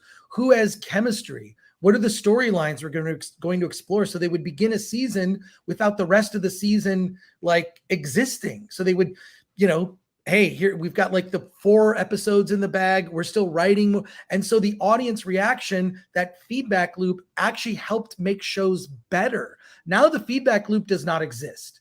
Think about this. The feedback loop for streaming doesn't exist. When shows are completed, they complete an entire season before they've even gotten a reaction. Right. Krypton can speak to this, Yeah, you'd have your first 13, and then you hope that you get picked up for your back 9 to complete out your season, whether it be a sitcom or hour-long part. And you'd plan about 5 shows ahead so that you could get enough feedback from the audience to better shape what you had planned for the next 7 episodes. And then from there, you have the mid-season break where you start figuring out, okay, the back 9, this is what information we have. Let's use it to our advantage and really give the people that are liking the show something to talk about. And that's where you used to see some shifts in shows, like as opposed to now where you're right, they shoot them all at once, Chris, like a movie. Right. And that's that losing that feedback loop from the audience. And not only have they lost the feedback loop with shows like She-Hulk and Rings of Power, they now vilify fans if they don't like the show. Well, how is that a winning strategy? Jennifer Salke even said it out loud. We censor opinions that we don't agree with. Yeah, that's paraphrasing, but it was roughly those words. Like we shut down the reviews that we don't agree with. Yeah. It's really disheartening to see in real time. Like, this is what we're doing. Like the audience used to be like in a way, sort of the ghost. Like they call it. what is it they call it, like with the Seattle Seahawks, the 13th man? It's like the sort of like, it's like you're part of it, right? Like the audience is part of it. For the Seattle Seahawks, wherever, they have this big stadium, and they've actually measured like the decibel level of how loud the crowd can get. It actually affects the game. It affects, it's hard to play in that stadium specifically because of the sound from the crowd, and the sound or the fury or the feedback and or opinions of the audience matter, because you want the most people possible to like your show, especially if it's profit driven, which will lead to a show appealing to a more broad audience. That doesn't necessarily mean it's always a great show, right? But I do think that feedback is helpful, and in particular when it comes to things that are genre based, it matters a lot. It matters a lot, and that luxury being taken away of an audience feedback loop has hurt shows. It's resulted in something like She-Hulk, where they weren't quite sure. And my understanding is that very first episode that explained her origin, that was not supposed to be the first episode. It was supposed to be more mid-season. There was a major retool of She-Hulk. If you can imagine, the show was worse, and it was put on hold. And then Ms. Marvel debuted first instead of She-Hulk. She-Hulk was pushed back. So, but I just, and I'm sure a lot of that was just like fighting, like, who knows, was Kevin Feige fighting with them? Whenever you hear these behind the scenes stories, I'm pretty sure all of them are approved. There's not one that's not. Sure, you can just say that we fought about this, whatever. It's something for the press to write about. But my God, I'm like, this strategy. How is it that shows that are popular, the audiences, they don't attack those audiences? If it's I think it's because they got lucky. Because when you take a look at, say, the Netflix binge model, you have shows like Stranger Things, which again is shot like a film and was released and did well. You had the first season of Orange Is the New Black was a huge hit, right? You had on Amazon's thing, you had Jack Reacher was quite popular and well received. Heck, if you want to go back to Marvel again, Daredevil, the first season of Daredevil was like the second most watched season on its debut when it hit. But the pattern I see, Script, is that those shows that were good all the way through and was sustained, it was started out good. That's the big difference. Where they're like some of these other shows, there may be good things in them, but they may have, like, a little tweaking midway through what could have helped. To where it could have, but again, it's still a crapshoot whenever you're making a show. You don't know if it's going to be good. Absolutely. But that's what I'm saying. Like, Stranger Things, I think, may have benefited from the fact that the creators had a vision. They were able to go in, do the same. Cobra Kai is a better example, maybe, where if you would have had feedback on something like that midway through, it may have destroyed the show as opposed to them being allowed to finish their vision. But it is a double-edged sword, and I see exactly where you're coming from with that, and I agree with both sides of it. I think you should be able to have a little bit of feedback, but at the same time, I think some of the shows that are starting out good and have the most staying power are the ones where they have had the strongest voices, like Cobra Kai and Stranger Things. Well, it comes down to focus and professionalism. Yeah. The mere fact is that we're not getting a professional approach to the Disney Plus side of things on any of their shows. I would even argue there's tug of war going on with just The Mandalorian, because it's got good aspects to it, but it's got some really sketchy execution. That's a good example, yeah. And I think the fact of the matter is that if the talent and the ones that have the good work ethic had more freedom with regards to how they want to operate and execute the show, you probably wouldn't have the blowbacks here. I don't think people like Jessica Gao or Andrew Waldron or Adam Wahlberg, or Wahlberg, was it, whoever it was from Doctor Strange, who did WandaVision and a few others, I don't think they have the discipline and the best support structure to get them to allow them to be in charge of such large properties on Disney Plus or things of that nature. They're not. I think they're being ushered into a level of responsibility they just don't have the experience for. And I think as a result, that's why you're having them put up these defenses. Well, it's not my fault. It's the fans. I am a good enough writer. It's the fans that are bad. It's the whole, Sunset Boulevard. I'm not small. It's the pictures that I'm still big. It's the pictures that got small, or something of that nature. That's what they're trying to argue. And it's self-defeating. It's exactly that. We're seeing a lack of accountability from the executives who should be hiring these people and saying, listen, I'm telling you, I want this type of story. You give me the best type of story you can. But then you also have the other set of executives that are like, I don't want to write, but I have all these ideas, and I'll just hire the first set of writers that are cheap and are desperate for work, and they'll do what I want. And if it doesn't work, well, I can always just blame the audience because I know I'm a good writer. I'm the executive. Of course I'm good. You know, there's those types of mentalities. Those have to be kind of weeded out in the industry, because that's not the type of ego that helps build franchises. The type of ego that helps is, yeah, I'm the guy that hired this brilliant person, and I made them what they are because I pushed them to do the best that they could. I didn't care about what the studio was saying. I didn't care about trying to hit whatever is the current culture stuff. I just wanted to make a lot of money, and this is the way I did it. Like, that's the type of ego you need in Hollywood these days, and I don't see it happening at the larger studios right now. Yeah. Sad but true. Yeah. Yeah, and then we also have the other producers that are desperate for the big budget tentpole superhero films to fail so that they can get some of that money and use it for their smaller films. And I mean, they're probably a lot of them laughing and happy that, you know, Doctor Strange and Thor, they didn't break $1 billion at the box office. There may be hope for us to get, you know, some of that $250 million that Disney was spending on that movie for our $40 million, you know, mystery or romance or drama or whatever. Like, they want that money for their projects so that they can make more money.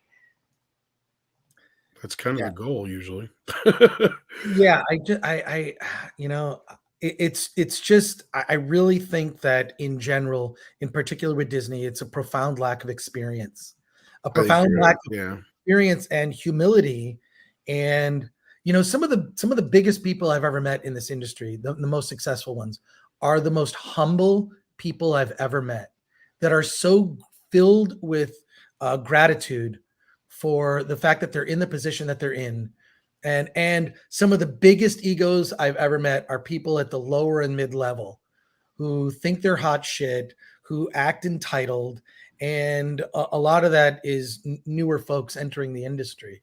Script, I'm sure you've observed those types of things. And you and I think, even had an exchange where we're like enthusiastic about what the possibility of what She-Hulk could have been, because in our minds we're thinking classic television, classic. And the one thing that the Disney Plus Marvel shows have not been able to do is just have people like familiarity, right? You see a kind of show, whatever it is, like a LA Law or one of the SVU shows, it's always like, here's how we found the dead body, here's the investigation, here's the you know, how here's the evidence, here's the witnesses, here's the trial. Yeah, it's great. It's basically the axiom in Hollywood is same but different, which means they want enough familiarity that people feel comfortable. But the difference is, like, how can you present it in a way that people are going to want to share and talk about, and trying to find that, like, that's the formula as it's written, but trying to actually, like, you know, create it or execute it into another genre is where talent and skill and work ethic comes into.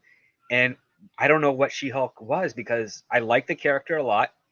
Prior to, like, the stuff that I heard about Jessica Gao and her writer's room, excluding one of the Schwartz chick that was crazy, they all had some decent, you know, credits behind them. But what you end up finding out is, oh, these were all people who they were low-level staff writers on really good shows, and they had experienced showrunners and people who have been in the industry for a long time shepherding them to get the best out of them. And they did not learn anything from that experience when they came over to She-Hulk. And that was tragic, because it's such an opportunity. You would think, oh, what is every single note that Dan Harmon or Matt Nix or whatever told me when I was writing my scripts that I could apply to these new ones? And it's like they threw it all out and said, I don't have the boss I hated anymore pushing me and pissing me off because my ideas weren't good enough. I now get to be the person that has the good ideas, and they're always going to be good. And I'm just going to use this as like a beta test to the world to prove how right I am. And what ends up happening is that the world says, no, you weren't right. The guys with experience were right. Why didn't you listen to them? Yeah, that's why I don't understand, like, why someone like yourself is not, like, you know, you should be on one of these shows. Your experience would be invaluable. Probably because he tells the wrong people the right things. I'm willing I've to told bet. the right people the right things too, and then been told don't do that. Exactly. I was just going to say, like, however you want to put it, that's what I think it is that you're too honest. And not only that, usually you're right, and people hate it when they're proved wrong in those other positions. And I think to Chris, in my experience, like the best bosses are exactly what you just explained. They're humble, and the reason they're humble is because they're open to the other ideas of everybody around them, and they know that their success is built upon teamwork and the other people that they work with, and they may a lot of these people may not get, the notoriety that the main person does, but I believe they take care of those individuals behind the scenes, and that's why you see the most successful directors, for instance, they have like a crew of people that they work with through their entire career, right? Mhm. And that seems to work out best. I mean, John Carpenter comes to mind as somebody who Christopher Nolan builds everybody Yeah. that he works with, and they have all of their internal stories. Like any conflicts you hear about him having on set, they're all fictional, just to make themselves look great amongst the rest of Hollywood, because it's like that's what ends up happening. It's how you solidify your team. So when Nolan kind of transitioned from Legendary, and he's got some deals happening with other studios, he's bringing all those people along with them. And if any of them, the studios have doubts about the people, he's like, well, these are the stories that were out in the trades and publicly about how good they were, to counter argue their apprehensions, and so we can bring them all in. And it's a very much like a niche group of characters within the crew that stick together, and it also allows for the productions to go smoothly.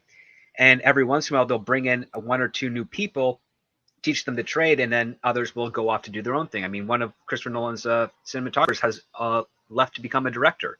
Well, that's how James Cameron became James Cameron. Wally Pfister. I've met Wally Pfister. Super nice guy. Yeah, he's a fun guy, right?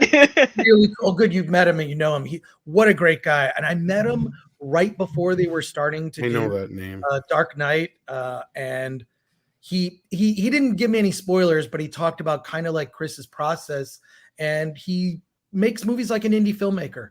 He makes movies like an indie filmmaker, and literally works in his garage and had designs for Dark Knight and working on sort of workshopping the Joker. There's a really good mini documentary that's on one of the discs about the Dark Knight, that shows the process they went to develop the character of the Joker. It's not like just here's a costume we created. Like, it was something that was worked on. Getting that right made the whole movie, and it was worth that time. So, and also he has, apparently, to keep spoilers from leaking out, they have like only a very few people actually know what the real script is. And there's a public language on set that they will speak, and public lines that are said on set that aren't in the movie, to throw off leaks. He is very, I love that concept. I love that idea. So he may shoot a scene with completely different dialogue than the dialogue that actually ends up in the movie, just so that there are no set leaks, which I love hearing that. That's awesome. I appreciate that, but I think Nolan needs to have his budgets cut in half, because he's way better with smaller budgets than he is with larger. True.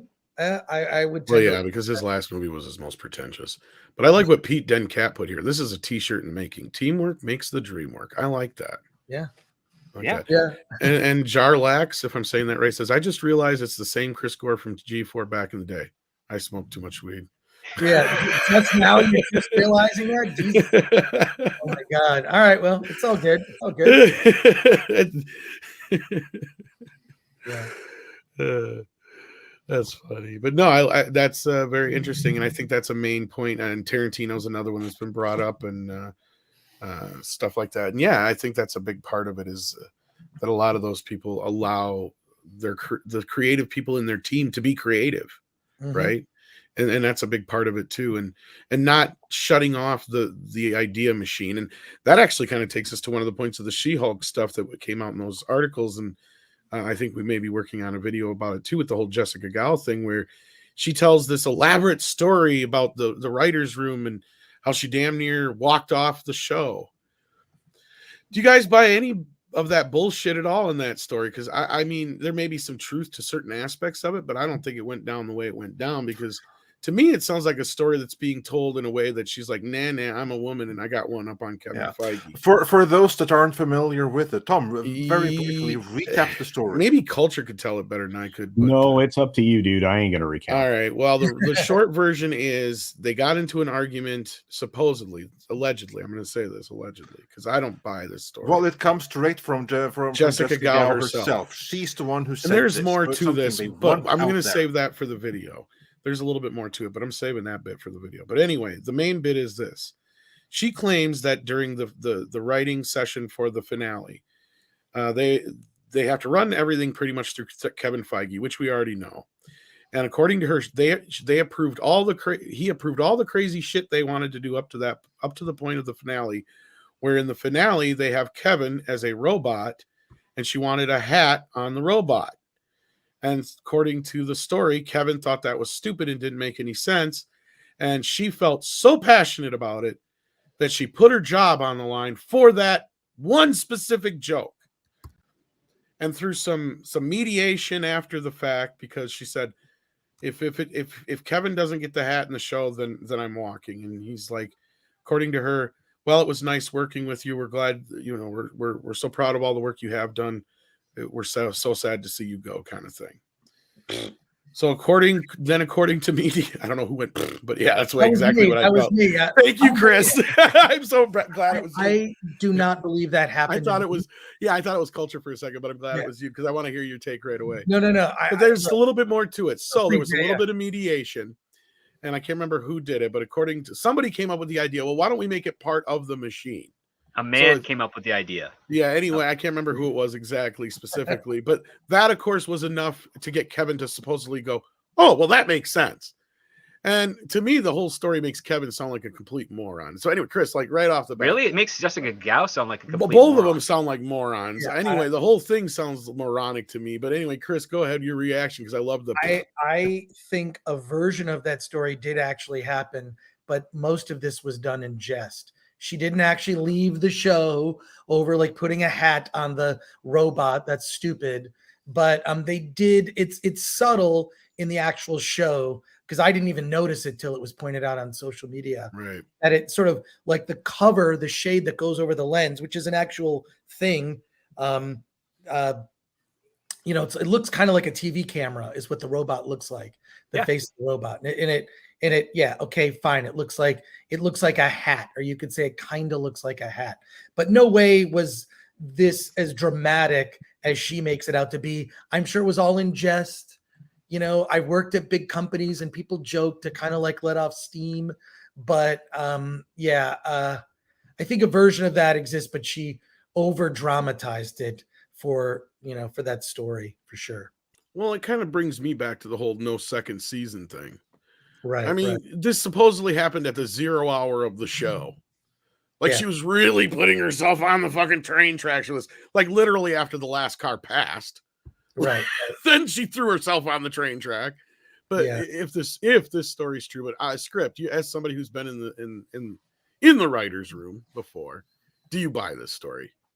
I'm 50-50 on it because I have seen really stubborn people fight with producers and execs for a joke or a thing.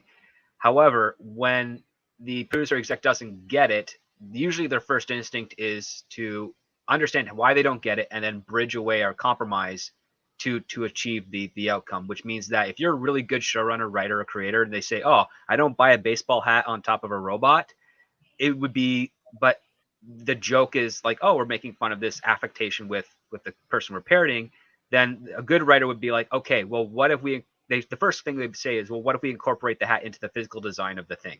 Because that's what you do. It's like the joke is that you're iconic because of the hat.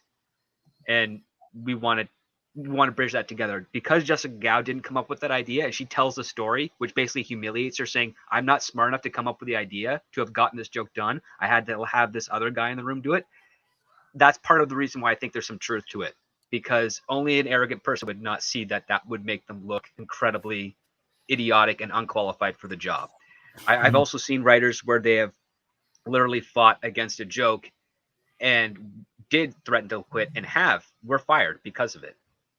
They said they were writers in the show fighting against the showrunner. The showrunner didn't like the joke. The joke wasn't very good. And the writer said, you don't put it in there, I quit. And the showrunner said, okay, sorry to see you go. Bye. That was it. And there was no walking it back. And they got really upset and were terrified because they thought they had more clout and weight in the show than initially was the case. So those situations do happen. They don't usually make the trades because the agents and managers are usually fighting to keep that out. But yeah, there are stuff that is like that. And I tweeted that. I don't know if it's true or not, but if I were in Kevin Feige's position and a showrunner came to me with a joke that I didn't get and someone else in the room solved it so that I could get it and get on board, I'm still firing that showrunner, because if they make a threat to leave over one joke and then they don't care about the show, they don't care about the product, they care more about themselves. And I don't see that as a positive work ethic. And if the other person who came up with the idea to solve it is telling me that they care about the show, they care about the idea, they see the potential of the joke that I don't, and they found a way for me to get it. Like, they're showing more professionalism and work ethic in that moment than the showrunner is. And I would be like, okay, you're fired. And then I would subtly say to myself, I can't believe I hired that person. I'm an idiot. I hope nobody realizes this. Let's get someone new and fix this up so that whatever damage has been done can be mitigated.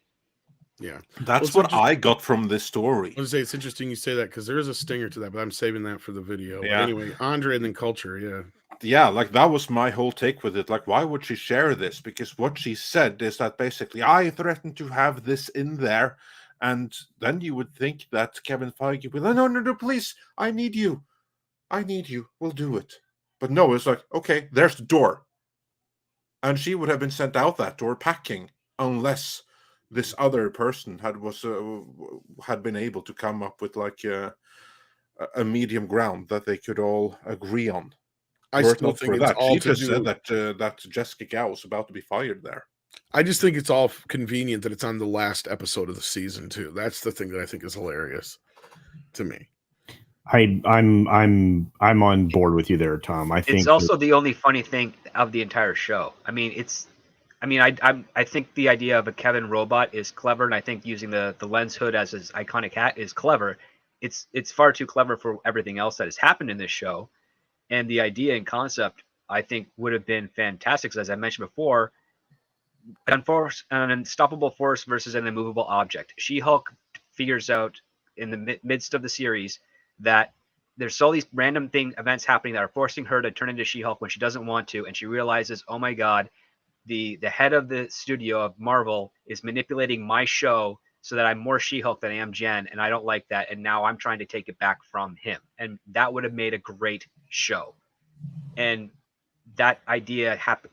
The seed of that idea is planted so late into the game that you're like, yep, these people are idiots. They come up with something great and they completely throw it away because it's not worth exploring. Yeah, you could have sprinkled stuff in throughout the show to set this up. But Culture, you were about to say that. Yeah, sorry, Culture. No, it's okay. You guys have a lot more to add to this than I do, because I'm going to say this is completely drummed up, and this is the narcissism of this particular showrunner taking over here. I think that, in order to try to, lend any kind of credibility to her, running She-Hulk, she fabricated this story, maybe not out of whole cloth, but maybe, everything is just much greater, more embellished than even the actual conversation was. Because I don't imagine this was a confrontation. I think it was like, well, what if we do X? Right? Now, I'm going to walk out the door. So like I said, she's trying to puff up her chest because literally this show was losing viewers as it continued on down the track. And the only reason that it cracked the top 10 at all in the Nielsen streaming ratings was essentially because there were 4 episodes of it that became available at one point in time. Otherwise, this thing never cracks. This never cracks the top 10.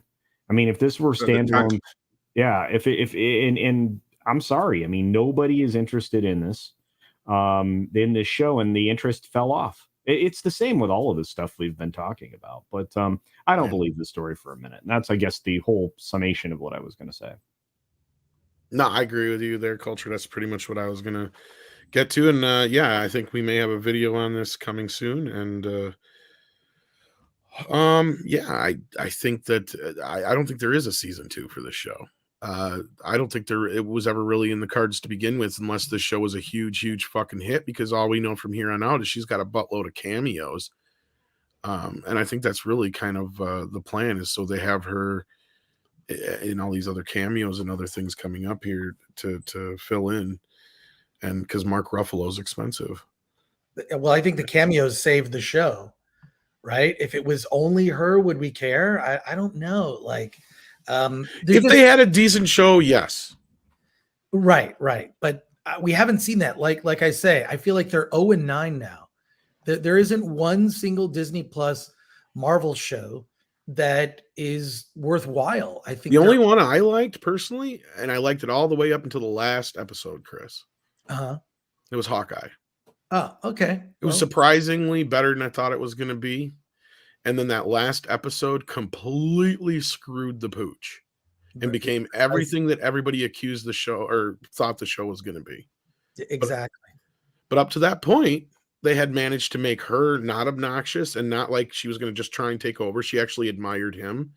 You know, I kind of liked that, you know, being that he was one of the humans of the Avengers. I didn't mind the battle damage aspect of Hawkeye. Like, I mean, of course he's going to be half deaf because he's been through all this shit and, you know, got a lot of cricks and snap crackles and pops every morning. I didn't mind that aspect of the character.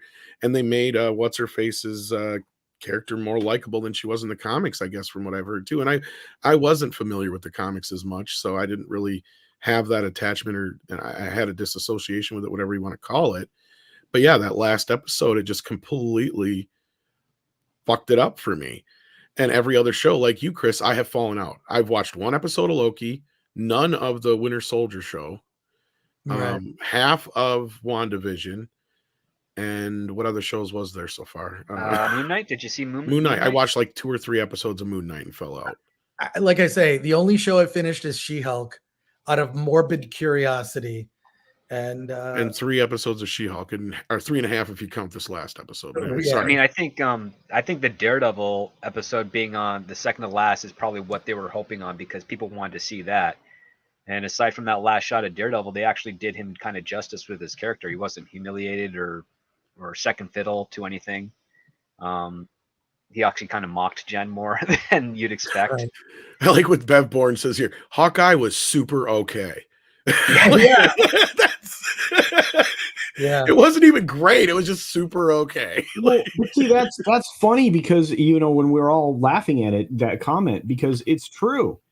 Our quality of entertainment has been just so low. The bar for quality entertainment has just been lowered so far that I think if anything is just somewhat watchable, it's getting high marks. That's terrible. I mean, it's why when you get something refreshing, and I'm going to say Chris's favorite thing, when you get something, you know, enjoyable like RRR, it's a breath of fresh air because you're like, holy crap, I've been missing this for a long time. Exactly. You know, yeah, and so it's just it speaks to the fact that you are getting content filler, and as Chris just said, they're 0-9 for giving you anything of quality.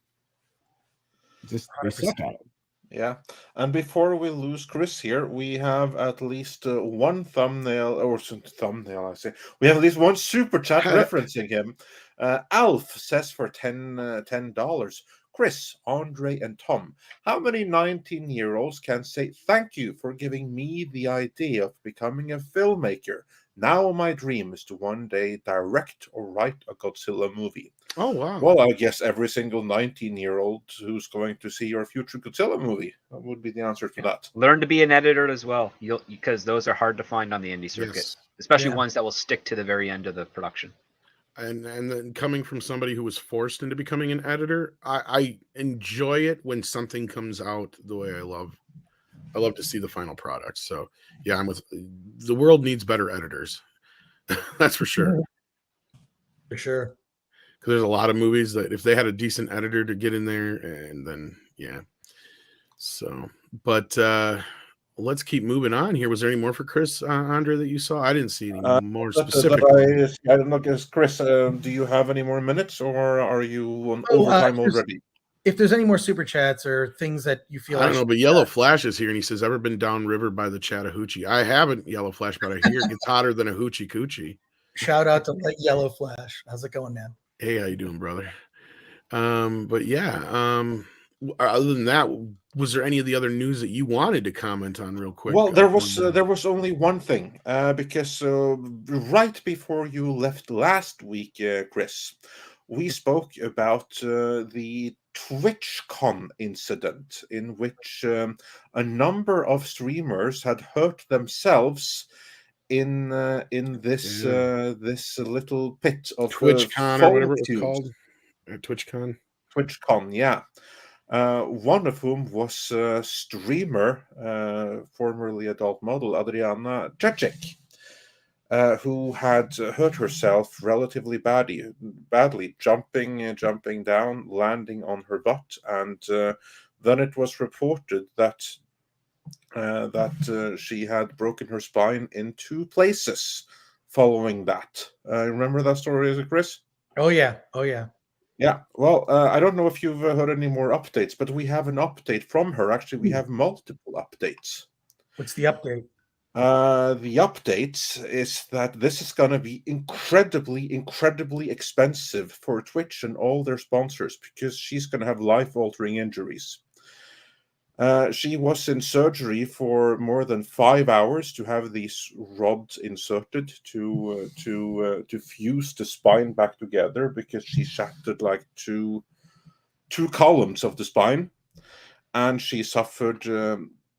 So it's going to take her a long time to learn to walk again. She can barely move. She's barely left the bed, and just sitting up leads to excruciating pain.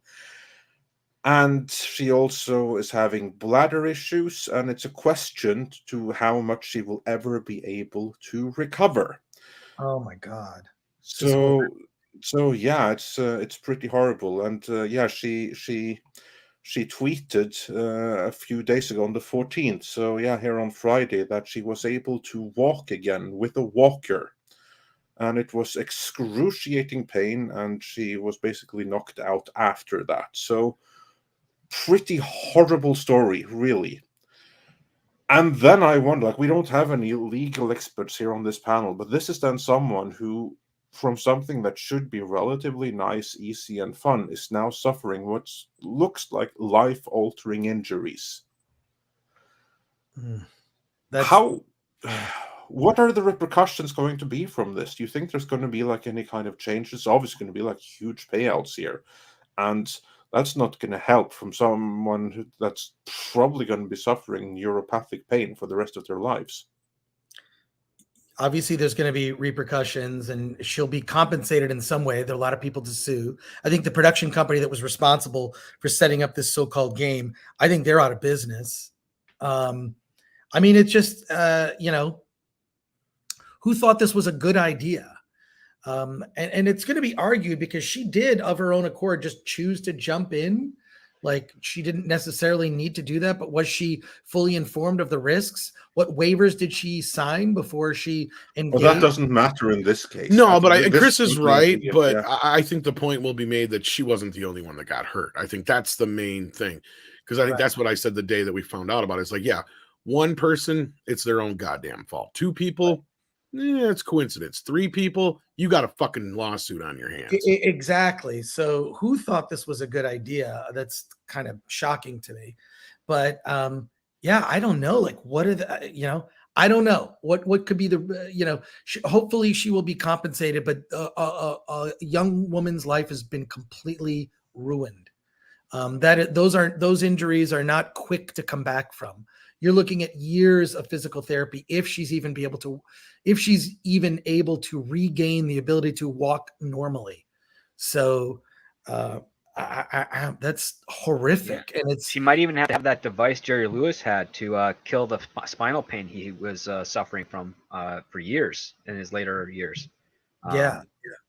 Or you look at someone like, sorry, Script. No, go ahead. That's fine. No, you go ahead. Sorry. Well, it's just, yeah, like for someone at her age to have to deal with that for whoever knows how many more future decades she has left in her, that's tragic, because you're not able to, you get an illusion of full mobility of life, but really part of your body's numb. You can move it, but you're still partially numb, and that's one of the things that Jerry Lewis complained about, but said it was better than the alternative. But he was in his like late 60s, early 70s when that happened. This woman is what, like in her 30s? Something like at the that. oldest. Yeah. Yeah, it's terrible. So yeah, I just wanted to follow up on that since we started covering it, and the injury is far more serious than one first thought. And so yeah, let that be a lesson to everyone. If you organize something and you put something in there where you think that you can jump and have a little bit of fun, like a foam pit, then maybe don't put it on top of a concrete slab with like one layer of movable foam cubes, because that might not go so well. Yeah. My God. Yeah, so this is a depressing story. And STR Red Wolf says for $5, this will cost a lot to Twitch/Amazon, Intel, and Lenovo. Those who sponsored that particular event, yeah, they're going to regret doing that. Yeah, no kidding. Yeah. So yeah, I just wanted to bring that update. So sorry to leave on like a downer note, but but sometimes it be like that. But so we end on a more positive note. Chris, tell us, what are you covering on Film Thread, so more people can check it out? It's a great channel. I highly recommend it. Link is always in the description. But tell us, what do you have coming there? Well, Andre, and thank you for that. I just want to thank everybody, Andre, Tom, Script, and Culture. It's always really fun to just hang out on a Monday and just chill and talk about the news. I didn't think I'd be talking about this news, but on Wednesday at 1 p.m. Pacific time, we'll be live streaming at Film Thread. Alan is going to see Black Adam today, so we're going to have his early reaction to Black Adam. Ooh, interesting. He's going to confirm for us what we may have heard about Henry Cavill. It'll be mostly non-spoiler. But we'll be talking about Black Adam. I'll be giving you in more detail my thoughts about G4, maybe even a little preview of Attack of the Dock, and tell you kind of what the future of that is, and how we're going to roll out the documentary. I didn't, like I say, I've just finished the film, so now it's like releasing it as a whole other beast altogether. But I'm excited to talk about that. But yeah, mostly like Black Adam, G4, and then what else are we talking about? Halloween Ends. I think I'll have seen it by then. And an indie movie is coming out that has been on the shelves for more than a decade. A movie called 52577. You may or may not have heard of it. So, I'll be talking about that film.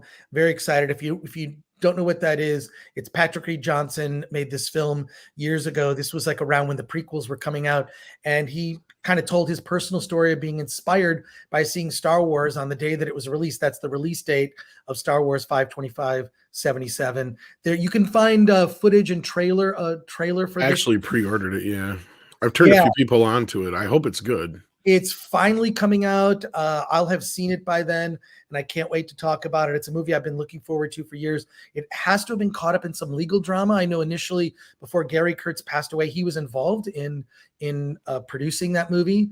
So I can't wait. I can't wait to see it and talk about it. But mainly, I think this week is about Black Adam, and I don't know. I'm going to watch Andor, but I feel like maybe review every 3 episodes. That reviewing every episode of that series is kind of. I think it's probably better to do it, every 3 episodes, because they're like storylines divided by 3, which we covered here last Friday, actually. So for Andor, the rule is this: the first episode of the 3 sets up the story to come. Episode 2 is the one where nothing happens because they go all around asking each other if they can trust each other. And then the third one is when the story is resolved and there's some action. And then rinse and repeat for the next 3 episodes. So like cycles of 3 episodes for a total of 4 storylines over the course of the season. So I do think that reviewing it's every told 3 in episodes blocks.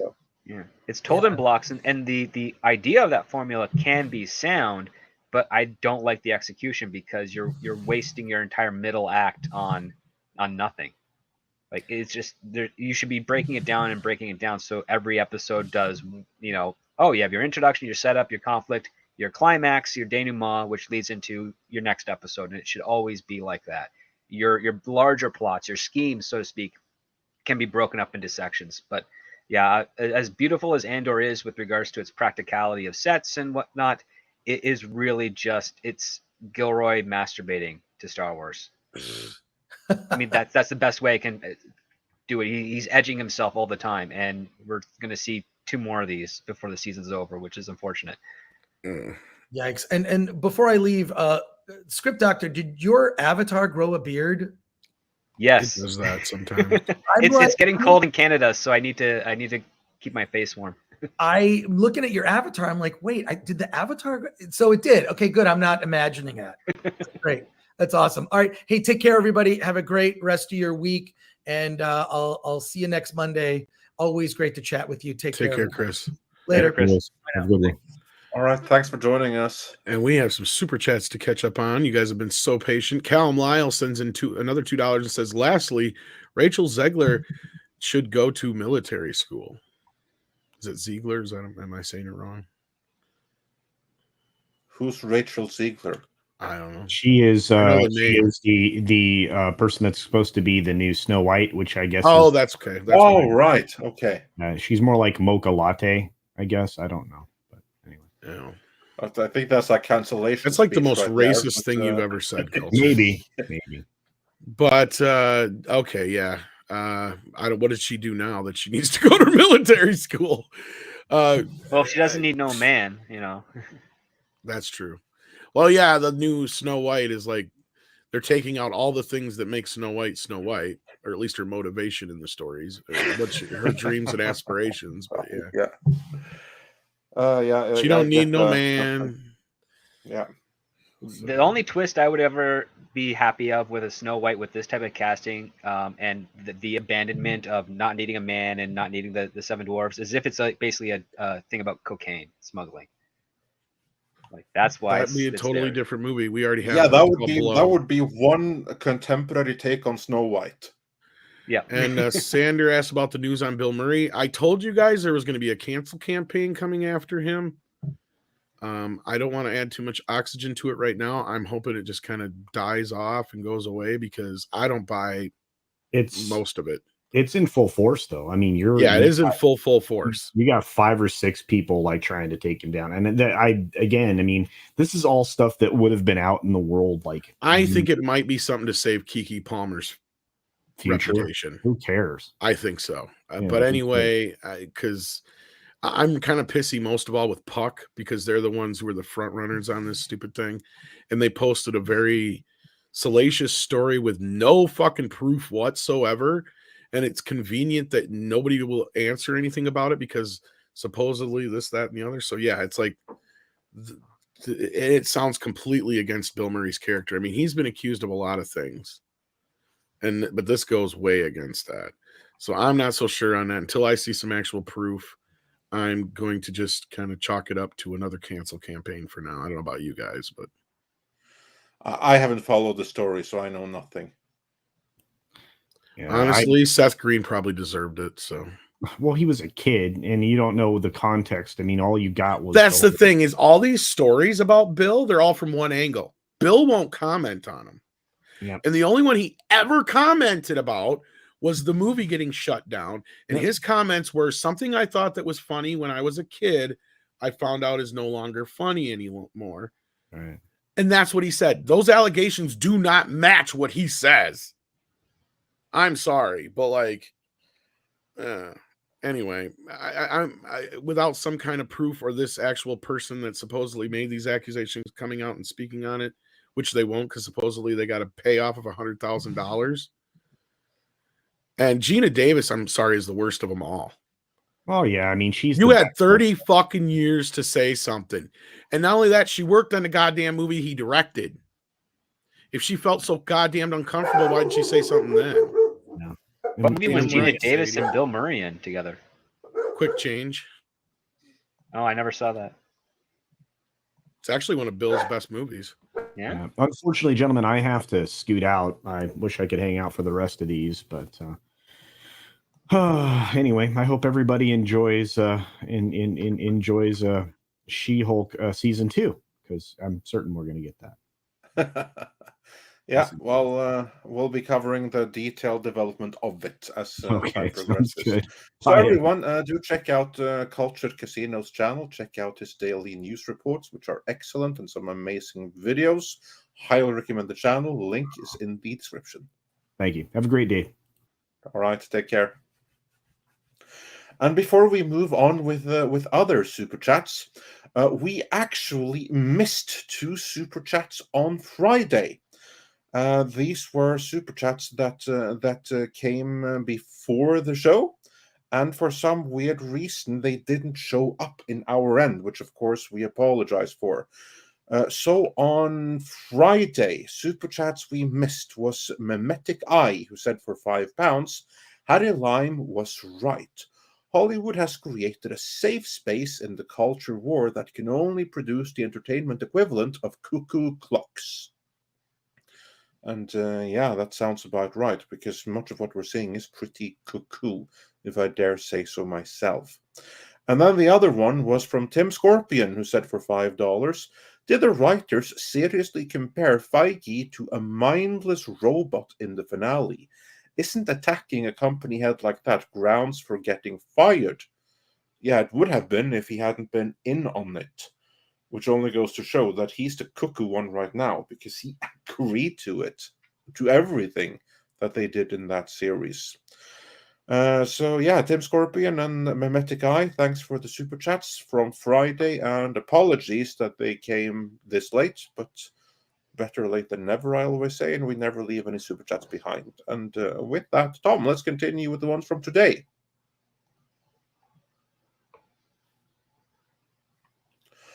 Or I'll continue with the ones I from think he's dealing Sorry. with the dog. Yeah. My dad showed up.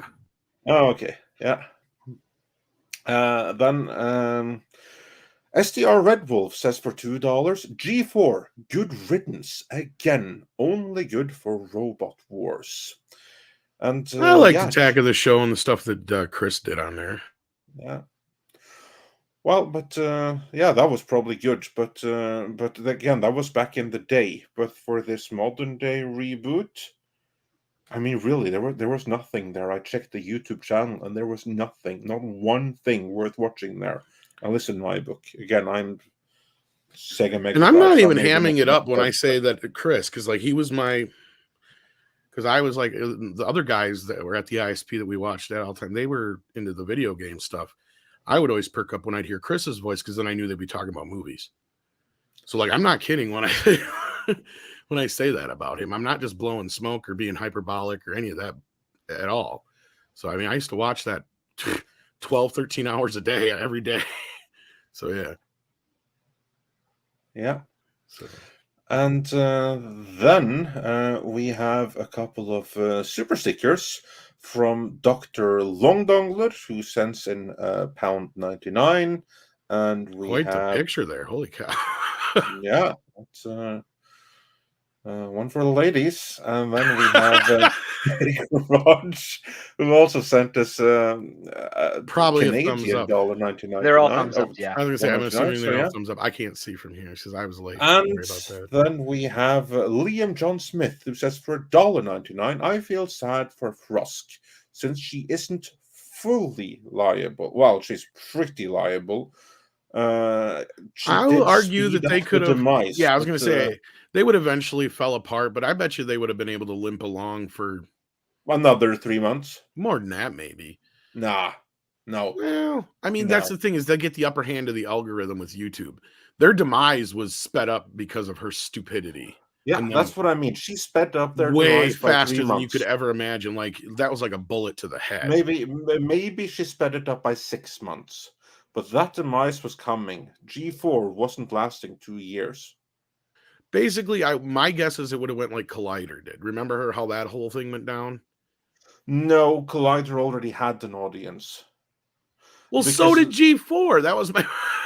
No, they didn't. Well, G4 I mean, initially they would have. It was a dormant brand. Yes, that's true. But like my point is like they would have... during the end part there, like way after, like when, like after the Harloff freak out, way after Campia left, all that stuff. We're talking way after that, when they were still a husk of their former selves. When they finally shit canned just about everybody else, to where there's only like 2 or 3 of them left now. Like that's what I'm talking about. When they purged there at the pretty much what we consider the end of Collider. Absolutely, but I don't think that the comparison is valid, because Collider, they had an audience. They were in the YouTube age. They really started the film. Well, they didn't start it. It was John Campia who started it, and they acquired it. And John Campia built Collider into what it was, but they grew too fast. They hired too many people, and it became so expensive it was no longer feasible. And then Campia left because he didn't agree with the policies on how to earn more on it, and rightfully so. And then the whole thing gradually unraveled and imploded after that. So that was a case of too quick expansion. And when one say too quick expansion, what that actually means is that you make hirings that you don't have the incomes to match. You're propped up by loans and expectations of future profits, and then that profit doesn't come quickly enough. That's what growing too fast means, and that's what happened with Collider. Now, in the case of G4, it was a completely dormant brand. They had to start over, and the only thing they had to going for them was the nostalgia from 10 years ago, or from 20 to 10 years ago, about what G4 used to be. But that audience had moved on to other, more genuine creators. And then for them to take a step back again to an artificial corporate product like G4 that they had already left and discarded a decade earlier, it was never going to happen. So yeah, Frost, she did 2 things. First, she let everyone know that they were there, and half the people that did already know, they left because they were invited to leave, and the others only watched sporadically, only to gloat and leave trollers comments. So yeah, she sped up the demise, but the demise was coming no matter what. I submit that probably they would have shut down their offices by the end of this year, even without Frost. And if they had done Q1 of 2023, they wouldn't have done to Q2 or Q3. Inside of 6 months from now, with or without Frost, that would have shut down. Because it was not gaining anything. It was not growing. No, that I agree with. I was just trying to like make a modern comparison that people may understand, but no, yeah, it is what it is. It was around 9 months it lasted, so that's the gestation of a child that didn't make it. Yeah. Sad. And then we've got Glade Ribbon here who says, "Hail Midnight's Edge in the morning. Yeah, She-Hulk has turned me off of Marvel until Deadpool 3, and even that is a maybe. Still hoping someone picks up Babylon 5. Careful what you wish for. Yeah, especially right now. Planner Aspect says, I love never having been given a chance to like She-Hulk and having been written as the series' fourth walled villain months before its premiere. Wow. Yeah, and that final episode kind of solidified a lot of people's suspicions, and it's kind of hard to argue. It probably wasn't Doomcock they were making fun of or trying. No, they were making fun of us all. Every single fan was a target of that series. It's the most fan hostile thing that's ever been made, where they literally make the fans into villains. Yeah. And then Archangel says, what happened to Disney not allowing negative reactions to fans? She-Hulk was a middle finger. Well, again, as far as like anything Chapek has said, you got to remember this show was already in the can a year ago or better. Well, it's a 3-year-long writer's room for 9 episodes, which is kind of pathetic. Yeah.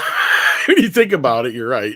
I mean, you don't need 3 years. Like, I can understand you do a writer's room, you spend, say, 8 to 9 months, you write your series, then you go off to do your other projects.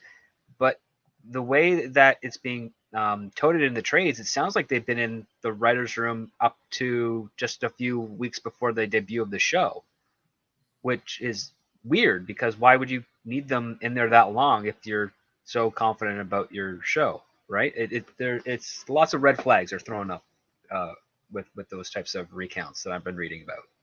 Yeah. So there you go. And it's not so much carrying a torch for Chapek Savage talk. I'll tell you what, I've heard some more reinforcing things that there's going to be some changes at Disney. We may not see them exactly the way we think we will, but he is not happy with the way things are. He is for profit. He is for non-political bullshit.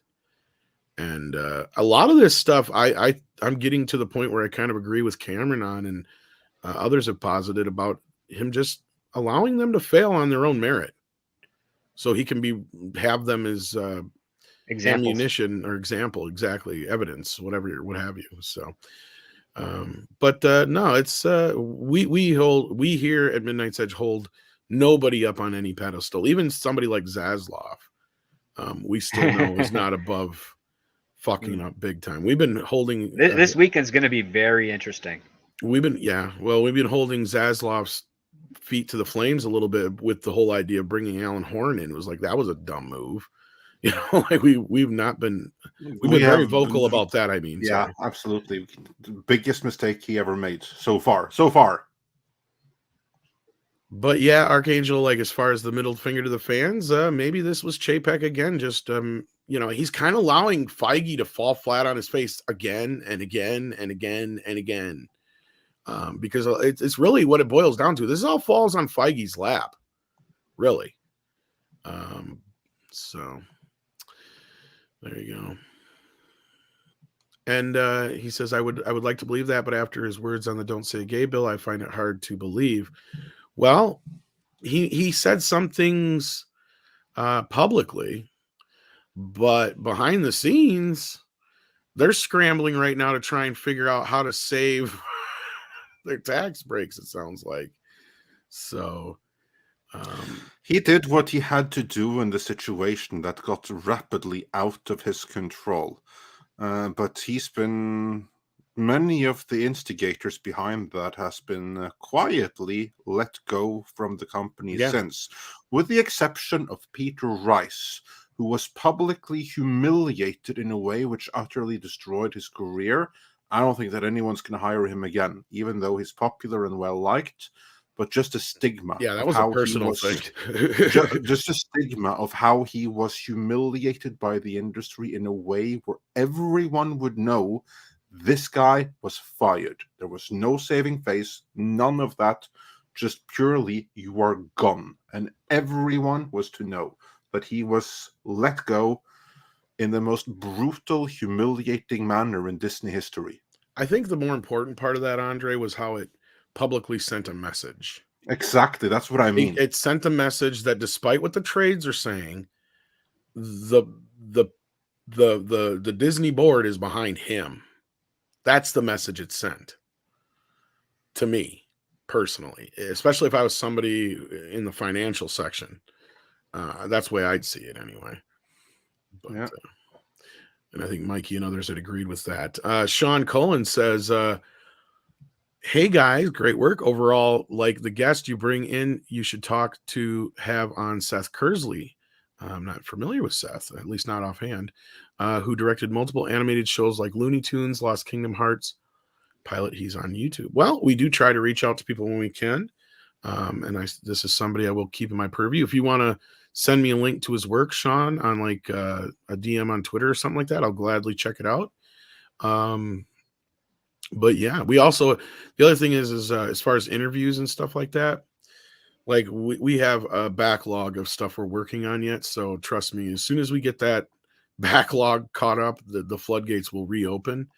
But as far as having guests on, as far as just like people that are panelists, yeah, we're always open to new people. Send me their YouTube channel if you would like to, and I'll check them out. And then other than that, we do have some people we're talking to and other things we're working on for the future, and some what we feel will be maybe some big surprises for people eventually too. But yeah. So with that, Andre, I don't know if you want to add to that at all, but yeah. Just stay tuned. We have some cool things coming.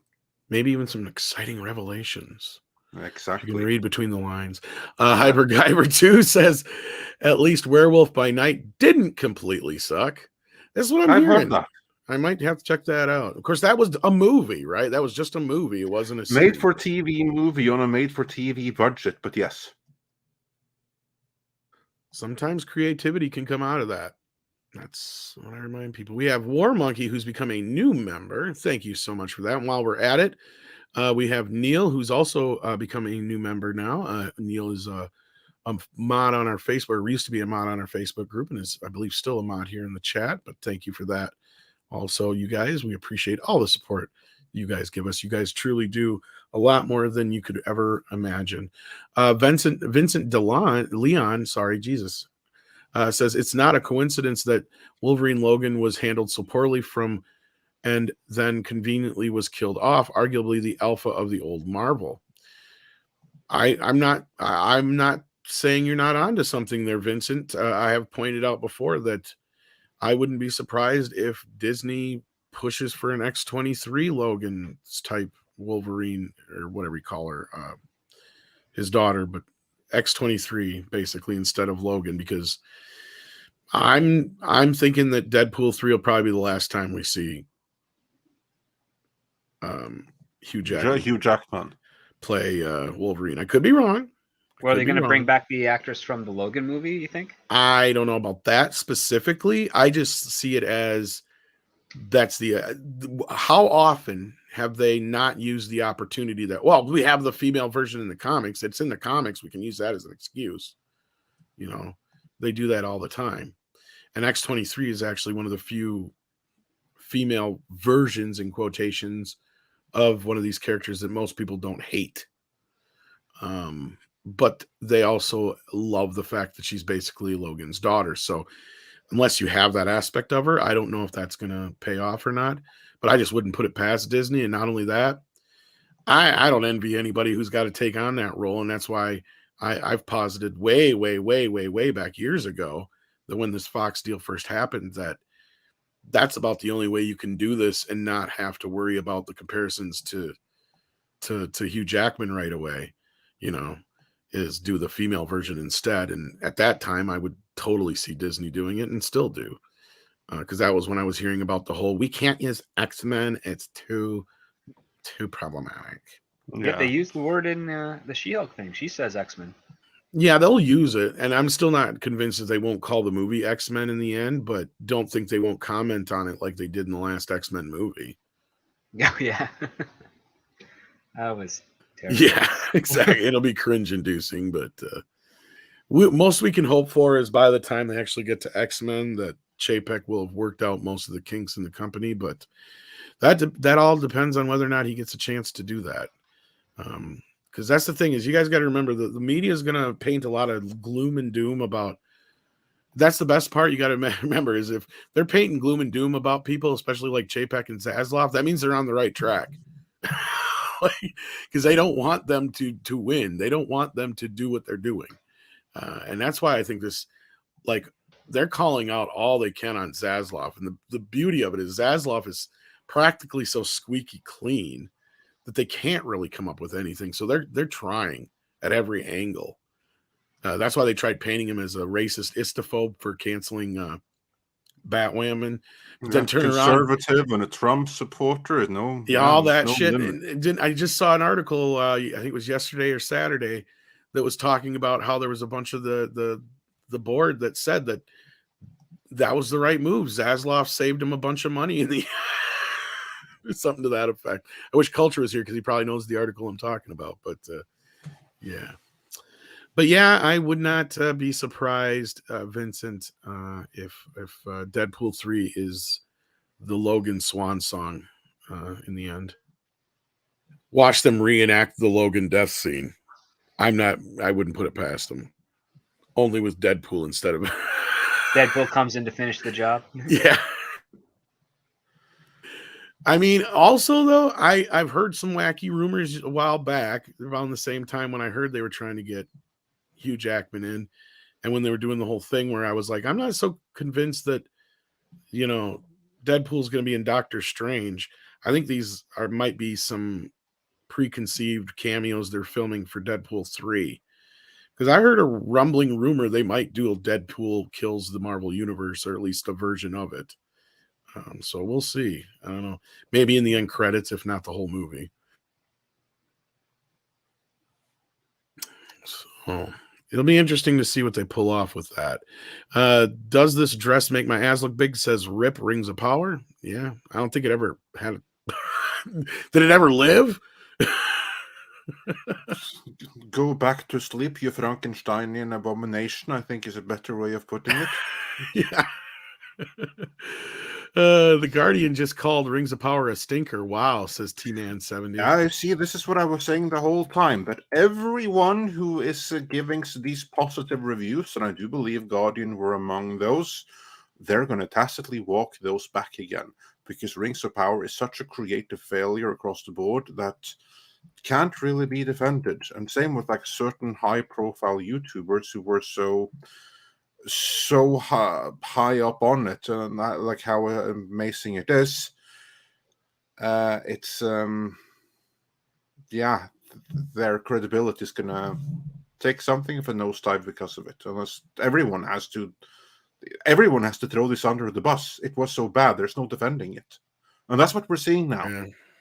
The entertainment media complex can't defend it. There's no fan support, none whatsoever. So if they try to maintain that the Emperor still has clothes on, they're just reducing their own credibility. So at this point, they all have to come out and throw it under the bus. Well, you, among others, pointed out early on that they had kind of hedged a lot of their early reviews of the show.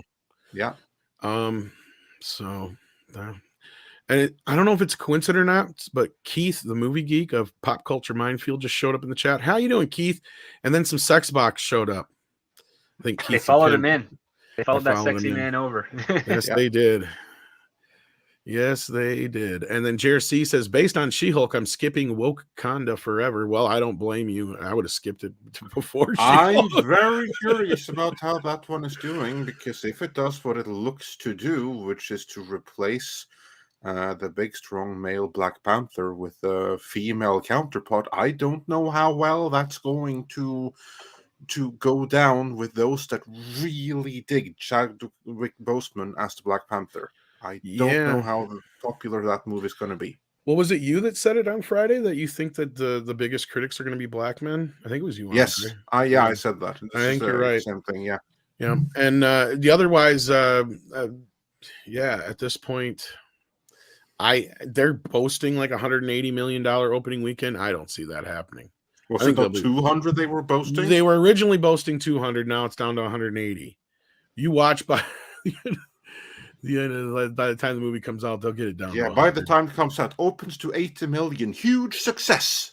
Yep. Yeah. Down from 200. Yeah, exactly. Although they did have some casting announcements this week for Marvel. It was finally made official that Harrison Ford is taking over for Thunderbolt, which is odd that you can't replace. Yeah, you can't replace Chadwick Boseman, but you can replace the old white dude. And which also is funny because that confirms now the story we all heard about Kathleen Kennedy. Isn't that she blocked them announcing it at D23. So that tells you where she's got a little bit more power and sway still. And then other than that, we heard that Borat is going to be playing Mephisto. Did you hear this, Andre? Yes, I did. Mephisto again. I like at this point. I just wish that they could just leave Mephisto out of it, because he's been rumored so many times and he's never showed up. So at this point, I'm just leave well enough alone and just skip, but just leave him all out of it altogether. Yeah, I'm willing to give Borat a chance, but at this point, I don't give a fuck. They should have brought. He's a really good actor. Don't much That's what care I'm saying. for some of his opinions. Yeah, his politics and all that bullshit, whatever. But his comedy's pretty. Really his comedy is far more hit than miss. But when he commits to a character, he doesn't break it, which is quite impressive. Yeah. Yeah, Borat 2 left a little bit to be desired, but outside of that, like, he is somebody who can act circles around anybody. Like, that to me was the Queen's movie's biggest uphill battle, was Rami Malek convincing me that he could do a better job or as good as Sacha Baron Cohen, because not only that, Sacha Baron actually kind of looks like Freddie Mercury. So that was a tough call for him, and he pulled it off on his end, luckily for him. But yeah, I think Sasha is. an interesting move, but it might be too late in my opinion. As He's far got as the shape Harrison, of the face for Mephisto. oh yeah, I have no doubts he could pull it off. But You know the thing what, is that what, Marvel's leaning far too more on the side of comedy for their films than on True. an earnest, fun superhero romp. So that just makes it seem like Mephisto's probably going to be chewing the scenery, but not in a very appealing way. That's the problem we have. Yeah, go ahead, Andre. you know what I would love to see Sacha Baron Cohen in? A 100% true to the source material Dracula. That He'd would be interesting. Brilliant You know, for it. that's the first time I've thought of, you're right. I think he would be an interesting Dracula. Because he could pull off the various forms. But it's been a while since I've read the book. I don't remember exactly how it all goes. Because I know the Francis Ford Coppola movie takes some liberties, but It's very true to it, but it's it very takes some true. But it liberties. takes some The liberties. biggest liberties is in how Dracula looks. Like the only one that's actually gotten that right is the Jess Franco version from 1970, which actually has Christopher Reeve. And he only came back to the role because they were doing Christopher Lee. It's true to it. Christopher Lee, yeah, sorry, Christopher Lee. And he only came back. He was like, "Do I get to have the mustache that Dracula is supposed to have?" Yes. Okay, cool. That's what Sacha Baron Cohen could do. Sport like a proper Dracula mustache, like no one else has done since Christopher Lee and Jess Franco's version. Do it 100% true to the source material. Don't go all crazy about it. And Sacha Baron Cohen could do amazing. But again, this is just like dreaming and speculating. So let's not waste more time. No, it's all dreaming and speculating. Yeah. But Action Com, I didn't see your response to this. I was curious what you were referring to in this super chat. If you want to clarify real quick in the chat. It says, at Tom, can you expand on your thought about how bad series are bad in the same way? Do you see a common denominator? Will this kill media criticism for being too boring? I'm not sure what I said for me to expand on, so or which part of bad series. Even if you want to DM me or something, that might. I think maybe he means like, what's the common denominator in bad series? That's certainly how I read the question. Okay, well, right there. Is there a common denominator between She-Hulk and Rings of Power and Hawkeye and everything else that sucks? Well, the only common denominator. Oh, there's that. Like, and I'm sure Script could probably add more than I could, but I think the main common denominators between lack of self-awareness, lack of experience, lack of just the lack of some of the fundamentals of writing in some cases, and then this hubris that to mix in with it. Because as we've seen, like Star Trek is a great example, because in the writer's room, the moment they actually had a real writer in the room, what did they do? They chased his ass out. And well, that's being a bit facetious, but he was in there. He was happier to leave than stay. Let's put it that way. Like, they didn't really technically chase him out, but he left because he didn't feel welcomed. And that right there to me is like indicative of this whole thing. I guarantee you, on any of these series, if any veteran walked into the room and tried to school any of these kids on just the fun, like if Script walked into a writer's room and tried to be Script Doctor that we see on here on, I bet you he'd get fucking pushed out quicker than shit. HR get called, they'd find 20 things problematic about him. He can grow a beard. Yeah. Because and I don't know, Script, if you have anything to add or subtract from that, but I think you'd know better being somebody who's actually been in these. Because I think that's where the core of it is the leader and the writer's room. Yeah. Well, I would say the common denominator is it's not even experience, because sometimes you can have wonderkin people who have no experience but know how to write and are really good. But the common denominator to the best writers is they have a strong work ethic. They like to invest in whatever subject matter it is that they're exploring for writing, and they want to do the best that they can. I don't think we get that in this case. I think what we're seeing here are a bunch of people who probably grew up within the circle of the entertainment industry and just felt that it was owed to them just to have a passive interest into it. It's like, oh, this might be an easy job. I can just make up stuff and tell stories, and as long as I got clever enough ideas and check certain boxes, I can proceed further and further along. they don't have the passion. Like the hunger for a writer is like they have to tell a story. But I think that they have a different type of hunger, which is they just have to be the center of attention. And I think those two don't mix well. And you know, writers don't go on press tours for their movies all the time. In fact, they're usually back home writing something else while the actor and the director and other producers go on the press junket and talk about it. And rarely do you, especially in the days of late night talk shows, rarely do you get the screenwriter coming on to like David Letterman or Johnny Carson or Jay Leno, whatever, and saying, yeah, I wrote this script. It's great. You want to talk? They don't do that. But nowadays you're getting interviews of screenwriters and whatnot, and you're seeing how these types of people, they care more about the attention on themselves than having the work represent who they are. I think I know more about what Action Com is saying here now. What I was getting at was, how do I put this? Like, basically, it's kind of like when we do reviews of things that are good, most people like, they don't watch them. And what I think the reason is, or for the reason that I think is that people aren't looking for some kind of confirmation on that. But if you don't like something and the media is calling you a bunch of names and telling you you're supposed to like it and you're a bad person for not liking it, eventually you're going to feel like I can't be alone. And through social media, whatever various means, they'll stumble upon us or Nerdrotic or whoever.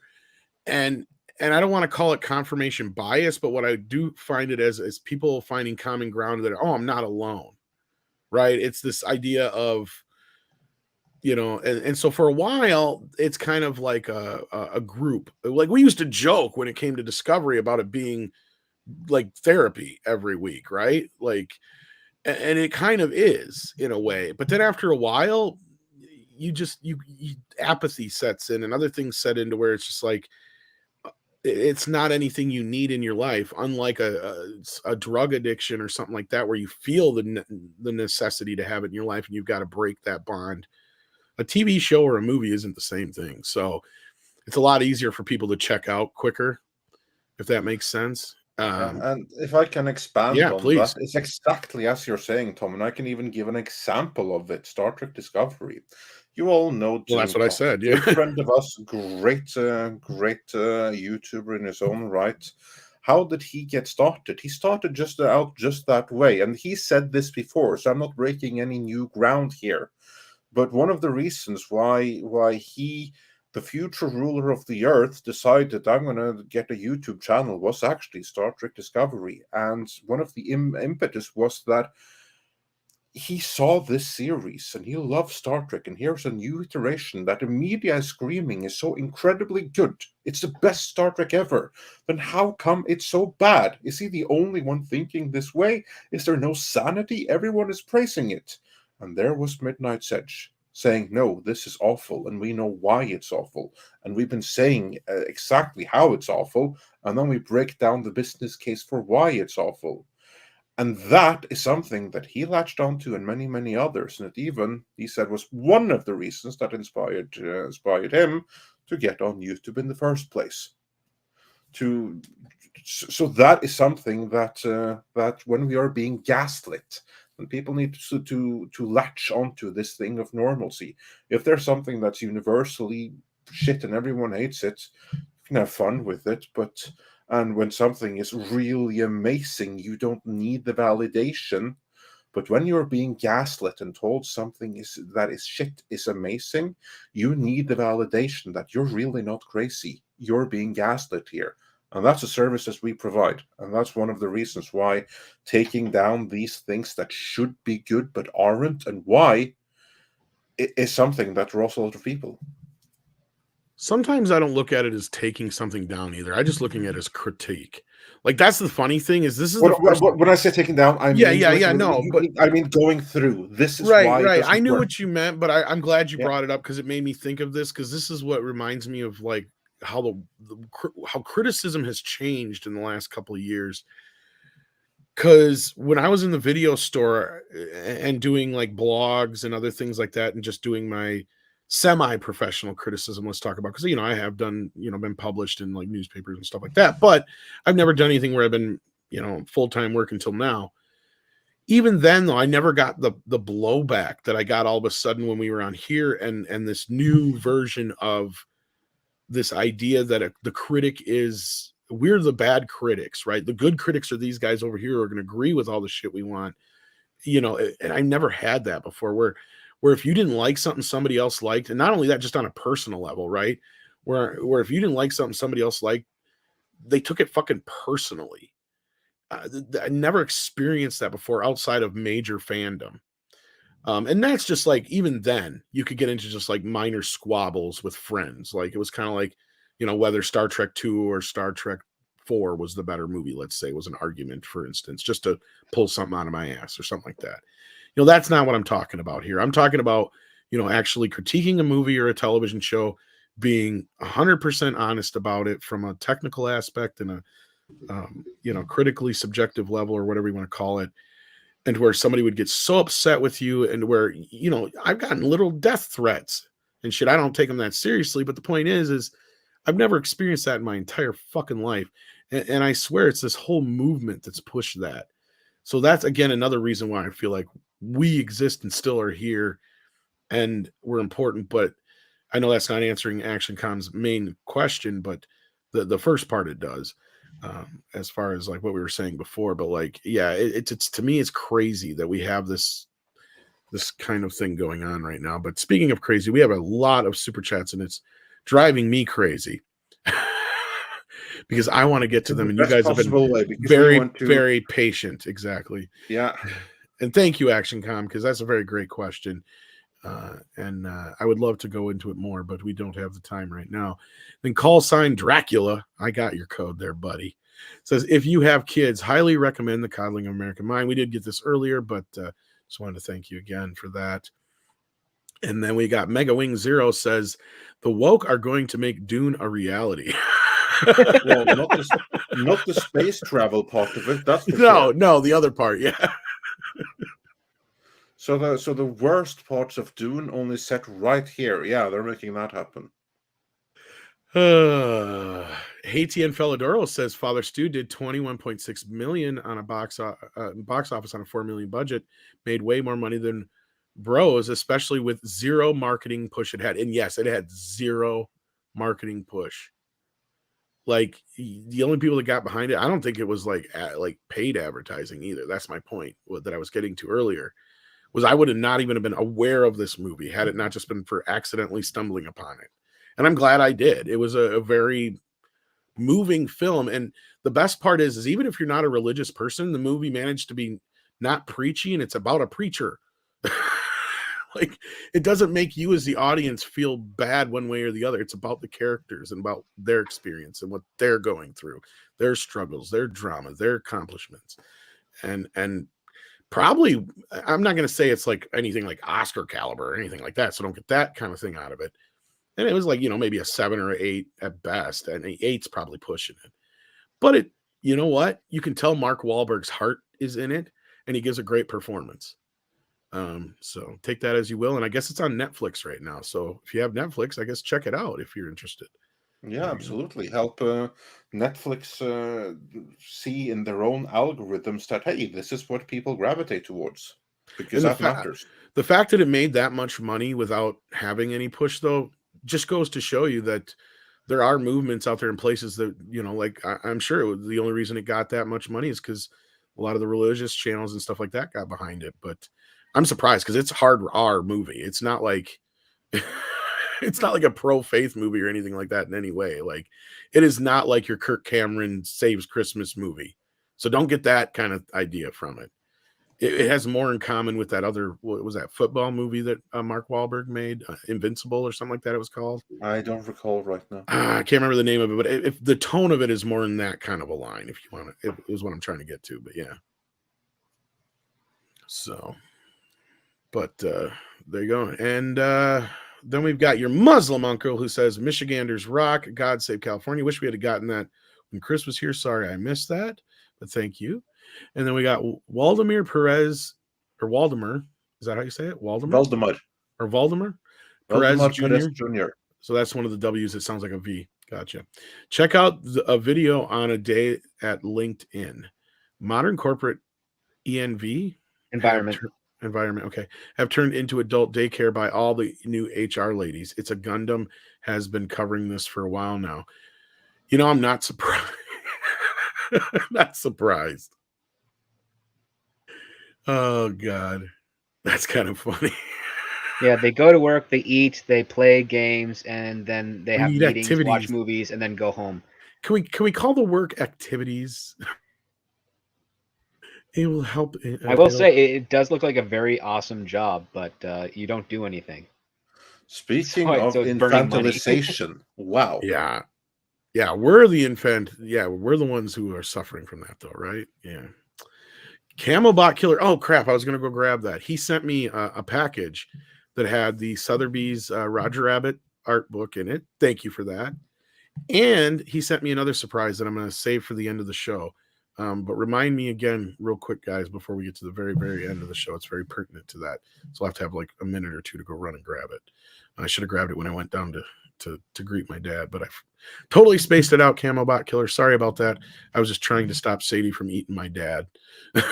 So if I'm working, she gets very protective. Michael Deach says, I'm like Tom. I dislike reading on a computer other than small sections for specific info. Like I don't mind like reading a news article here and there or whatever. Same with technical drawings. They've moved from ink paper to computer drawings in my career. Maybe it's age. No, I was one of those where I didn't mind going and reading like things on like a web page or whatever, but I use the internet a hell of a lot more now that I can actually watch video on it. And there's this thing that we're doing here now. Before that, I hardly spent any time on the computer, believe it or not. I spent most of my reading time reading actual books, reading newspapers, magazines. I was a big magazine person. I have tons of entertainment weeklies, and I've thrown a lot out because I'm just like, I'm never going to use these. What the fuck do I keep these? Like, like I used to be a big magazine reader. So like, I totally get you. I don't think it has anything to do with age. I just think it has more to do with the day and age and the fact that I'm in front of the computer and it makes it more convenient. And I can't just go out and buy a magazine anymore, a newspaper. And a lot of the print is so far behind. Like the news is a week old by the time it hits print too. There's that problem. So yeah, I don't know if you guys have anything to add or subtract from that, but not really. That's about sums it up. Yeah. Brian Babin says bashing your a lot of B's there. Brian Babin all in a row. Bashing your audience while you're struggling to make a comeback? No, sir. AKA when you get woke, you go broke. Peace. Yeah. Not the best move in the world. And then Jesus Davila sends us a thumbs up. I still like that icon, even though I know Andre's not the biggest Scream fan. Luther Talbert says, look at how many times KK has said we can't listen to the fans. Hollywood has such an authoritarian mindset, or more like spoiled brat mindset. Yeah, I see exactly where you're coming from here. And yeah, we're wrong though. We don't know what we want. We don't know what's best for us. That's the thing. We also have Morlock, who's become a new member, though. We know that, and we are thank you for that. And then we have Gerard Cunningham, who's also a new member. Thank you for that. Then we got DCV Titan, who says, I call BS on Gal's story, as heaven forbid she's doing something positive for the show, like leaving. Well, it conveniently happened on the last episode anyway, so it wouldn't have really made much of a difference, to be honest with you. Oh, they would have better opportunity to retool the thing if she hadn't been there. But with that thing, could it even be saved? We know they did some reshoots and some retooling, which we heard from doubt it. The Critical Drinker, but did it help? What was it before? Oh, we don't know. I think, yeah. We don't know, but with those story points that I saw throughout with the season that they had committed to, I see many avenues where I could have made that a very, very fun show. Oh, absolutely. Like I said, we've rewritten it 10 times over. So STR Redwolf says this will cost a lot to Twitch, Amazon, Intel, and Lenovo. Am I saying that right? Those who sponsored that particular event. Yeah, we were talking about, this is the TwitchCon thing with what's her face who got hurt. What's her name again, Andre? Adriana Chechik. Yeah, it sounds like a name that you could say, not me. Adriana Chechik, yeah, and her accident at the TwitchCon, yeah. Fortunate for Twitch, they got Amazon behind them. Otherwise, if Twitch was just like a just a streaming service by themselves, they'd be fucked. They wouldn't have the money to do anything about this. Tennille89 says, Andre knows how to liven the mood. I need a drink. Oh, yeah, that was for bringing up the whole the whole thing. but yeah.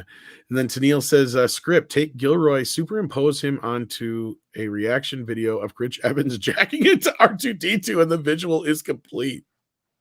I mean, that's a good definition of Andor. Keep Rich Evans's high-pitched screaming voice, because that's also helpful. Yeah. Cowboy Buster's in the house, and he says Keaton Chaplin made art film. Now is ideology. Yeah, many are a little bit too many. Certainly, the big high-profile ones are ideology, and they're all the worse for it.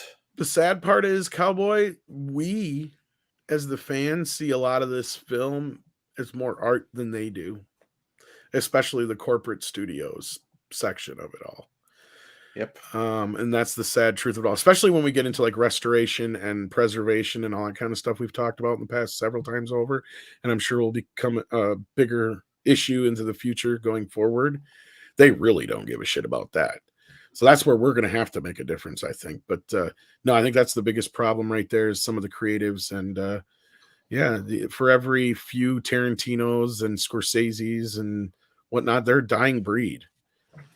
We're getting more Michael Bay, J.J. Abrams types every day, more so than we are. Well, that's the ones that the gatekeepers or the keymasters like those types more than the aforementioned ones, because those ones toe the line that they're preaching.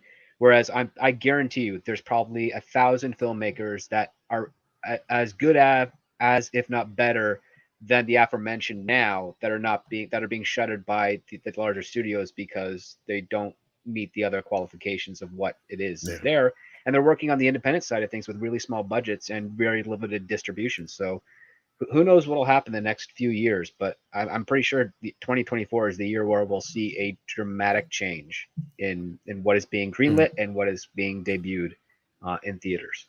Yeah, because I mean, I'd even make the argument that somebody like Tarantino couldn't be discovered now, at least not the way he was then.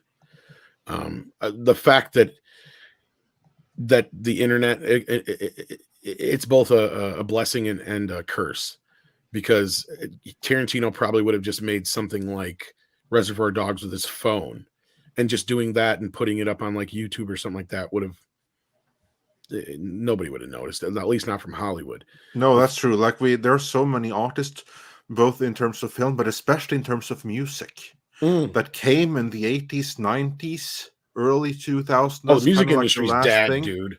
And ever since then, your only hope is basically to become a YouTuber and hope that you can spin that off into a career, because all of the venues that an artist used to have to make it big, they're closed now. Yeah, Justin Bieber got his start on YouTube. Yep, exactly. Didn't Taylor Swift and well, technically, what's her face from Black Widow, Florence Pugh, that's how she got discovered, was singing YouTube videos and shit like that. Yeah. Like all of these traditional venues for being huge pop stars and stuff like that, they're rapidly closing. Yeah. They're saying in the chat we missed a super chat from Mech1170, or was it Mech1164? Well, let's see if we have we have it here. If not, I'm sorry if we did. It may have been one before I got in here. I know we were scrambling this morning. That was my fault too. Well, I'll check behind the scenes, sir. Which one? Because I can only go so far back. Yeah, Mech1164. Yep. Well, I'm just gonna go into the repository behind the scenes. Yeah, because Mikey was trying to fill in for this morning, so I don't know when he jumped in here. And I can only go so far back, so... No, this is recent. We had this marked. What happened with it? Dr. Longdonger says you had it on screen and then skipped it. So I guess you were about to read it, but you forgot. This is why we miss 6. She always... she catches me when I do this shit. I thought it was familiar. No, basically what he said. Sorry about that. 1164 said for $5 Remember how they tried to go after all of you being the fandom menace. That's what they want a target to go after. That's exactly right. That's why we can't make a company, because a company Yes. for everyone, Yes. that's going to get shut down. Yep. They can't shut down a million voices. They can't shut them down with when they're together.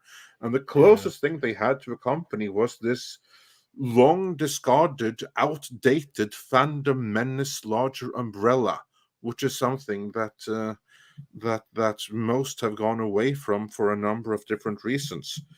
And yeah, but that's what people are trying to latch onto, like, oh, their fandom menace cancel, but you can't cancel it because it's just a hashtag. It's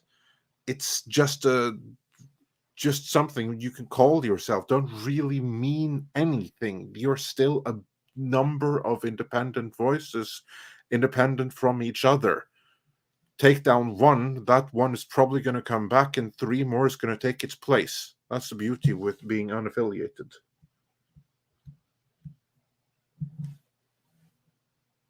And did I not read Camelbot Killer's actual message?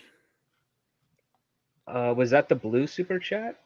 It was, yeah, it was one, because I said remind me just before we get to the very end. Yeah, you didn't read it. You talked about him. And oh, God how darn it. cool he was, What did he but you didn't read say? it. I'm trying to find it now. God darn it. This is what happens when we get to the crunch time. I start to do stupid shit like this. I apologize. This is why I miss 6 so much. Yeah, what Camelbot Killer said was, or asked, Yes. was to write, film, and release a film Yes. in theater. What's the cheapest alternative? There you go. Well, that actually kind of, and I think that's what he was commenting on. We already kind of semi-answered that. Unfortunately, right now, the cheapest alternative, really, it's easier to probably get your movie in a theater now than it ever was before due to the digital age. But as far as getting a notice, that's the bigger problem. Well, you right, can always Script? 4-wall, but it's expensive. Exactly. Like that's the thing. And is you won't be able to promotion do is that at expensive, AMC. yeah. You won't be able to do that at AMC or any of the bigger chains. You have to go to the mom and pop independent theaters, like, or the boutique theaters or the repertory theaters.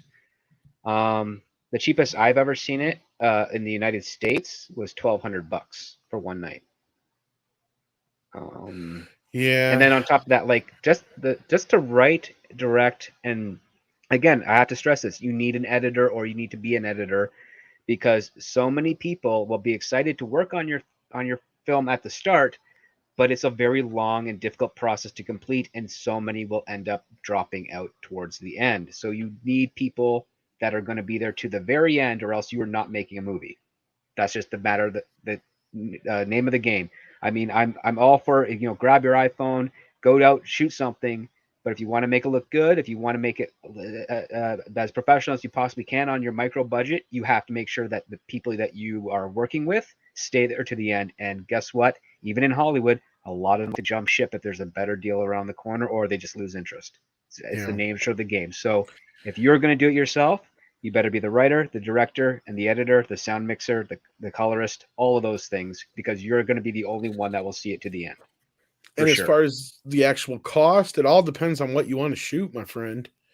You can shoot something like Clerks and do it probably a hell of a lot cheaper now than what Kevin Smith did it for then. You could probably do something with some effects and maybe some other production costs that depends on what you're building, like sets and whatnot.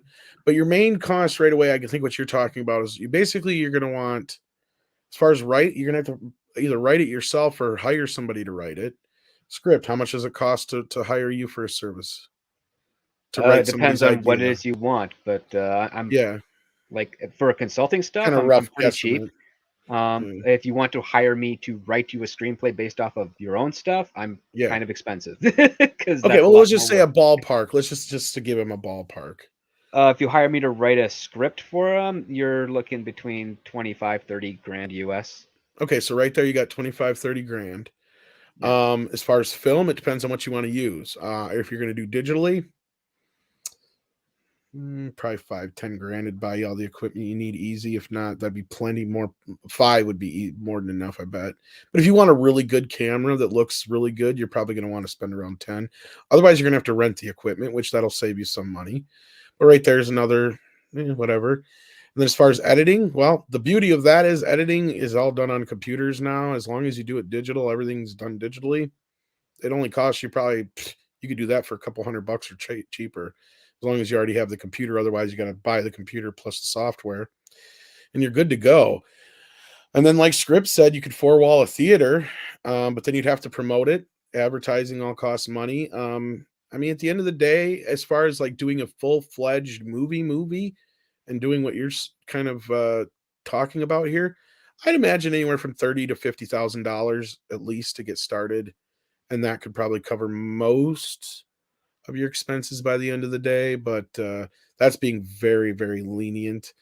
And the beauty of it is digital has cleaned up the bigger cost factor. Because if you were doing it in film, You have camera, development costs. all that shit is so expensive. But one thing you are forgetting here is sound. You're going to want some decent sound guys too, and sound equipment. Yep, that's the other part too. That can also be pretty that can be pricey, but you can actually find a lot of people within the union that'll work on non-union jobs. Yeah, I was going to say your best bet is to find somebody who actually knows what they're doing with sound, because I'll tell you right now, you can have something that looks miraculous on screen, but if it sounds like fucking shot, like it's shot on a camcorder, it's going to look like it's shot on a camcorder. The sound is more important than you think. Yep, YetiCast knows exactly what I'm talking about. Sound is key. Yes, it's very, very important. It is the biggest difference between making something feel like $1 million production and a $20 million production. Sound is very important. The score is also very important too. Like you can get away with doing something very simple, but make it fitting, make it sound like $1 million. And nowadays, that's the beauty, like Script was talking to, is like sound equipment, especially in the digital age, has become a lot cheaper. So, oh yeah, you can get a really good digital recorder that Yep. that has multiple channels, multiple level controls for under $200. Absolutely. Just get a shotgun mic, hook it up to that, and as long as you've got a slate to sync up your sound and audio, don't be afraid to record multiple things too. Yeah, well, room tone, you have to do about 60 everything. seconds of well, room that tone too, but I mean, everything. like, also have like lapel mics and have various mics for backup just in case, because you never know. Not necessarily, because some of those lavalier mics can have distortions that your boom mic can pick up. So you have to make sure everything is in proper sync. That too, but yeah. Also expect that you're going to be doing more ADR than you ever that's true. prepared for. But to that note, Script, that's why it's important to have somebody. You might as well just find somebody who knows sound instead of trying to play that guessing game. Go to the IATSE website. You can find exactly. people who are sound operators and whatnot. They'll give you some rates. And then this is all just on the independent side of things. Yeah, that's all the independent side. You want to hire me for a studio? You're looking at well, six figures for my. He adds to that. He goes, well, what about why in the world does it cost so much? Because they're unions and there's all kinds of other costs involved. We're talking independent, exactly like Script just said. I can give another example also, because when the movies that cost 200 million. Those are like the A-list productions and typically sequels where everyone involved have contracts which assumes that the previous movie was a massive hit. Otherwise, this one wouldn't be made. So a pay rise is in order. So then the stars are going to get tens of millions. The director's going to get tens of millions. The producer's going to get at least a couple of million.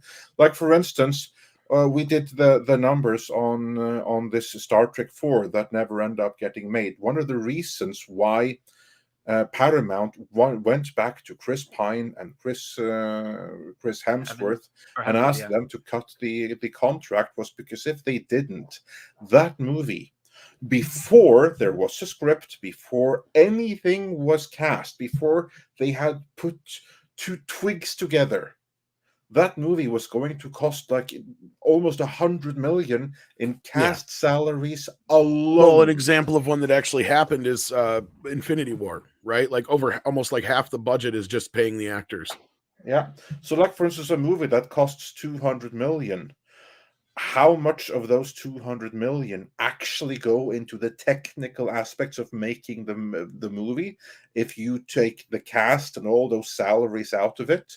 And you only pay the salaries of every on the ground of the technical personnel, that 200 million movie becomes a $40 million movie really freaking maybe quickly. 60 or 80 at most. Yeah. Yeah. Depending on the extent of the production. Yeah. But yes, as 70s also points out, this is very true. We're not going to get into the specifics, but yeah. I argue that Bad Robot and Secret Hideout have made it an art form at this point. It's the only creative thing they've got. Pretty much. If you want to look at it that way, that is true. The miscellaneous McC says, any news about Ezra Miller? Chat is asking. Well, the latest is that he pleaded no contest. Not surprised. This is going to be part of the apology tour. Yeah. Let's dive into this a little bit more detail because he probably I don't know the entirety of the. I'll send you the link here so we can bring. I think he also pled not guilty to burglary charges. Just to the burglary charge. Probably, I don't know. Did the DA give him some kind of like downplayed charge? No, because what he's done is in different states, and the thing the no contest is the other stuff. He's paid that already. Yeah. I'm putting it in the private chat, Tom. So it's here now, so we can bring it up on screen. If this is the Vermont stuff, I think he's facing up to 26 years if convicted. That is indeed the Vermont stuff. So basically, what is here? Remember the story how he did felon burglary when he broke into the house of one of his neighbors, and then he drank this neighbor's booze, and then he left again. That's this case. That is what he is now. He's not going to get 26 years. For. Yeah, but we'll get to that. So basically, what they write here, this is then straight from Variety. We'll be lucky to get any. The Flash star Ezra Miller pleaded not guilty. So he pleaded not guilty to burglary charges in Vermont in a court Monday hearing. Oh, I thought he pleaded no. Okay, so this is the not guilty plea that he pleaded no contest to the other charges. Is what is. The no contest stuff was in the other state, and I think he ended up paying like $540. Gotcha. Okay, now I'm up to speed. Okay. Yeah, okay. So now when you are up to speed, let's do this one more time. So the story then comes from us from Variety. Headline reads, Ezra Miller pleads not guilty to burglary charges in Vermont. Faces up to 26 years in prison. Now, we'll get into whether or not he's actually going to serve those 26 years if convicted. But first, let's see what they say here. The Flash star Ezra Miller pleaded not guilty to burglary charges in Vermont in a court Monday hearing. Miller, who's charged with burglary into an occupied home and petty larceny, faces up to 26 years in prison if convicted of both charges. Miller appeared in Bennington Superior Court virtually with his lawyer. The actor is accused of breaking into a residence in Stamford, Vermont on May 1st. After investigating at the time, Vermont State Police had discovered several missing bottles of alcohol from the property while the homeowners were not present. After collecting statements and reviewing surveillance footage, police charged Miller with felony burglary. So yeah, that about sums it up. He broke into a private residence with no one there. He stole their booze, and he left again. I'm surprised he got charged with felony burglary. Yeah, but there's more. Let's continue with the story here. Kind of surprising. The petty larceny charge states that the stolen items were less than $900 in total value. The felony burglary charge has a maximum of 25 years in prison and a $1,000 maximum fine.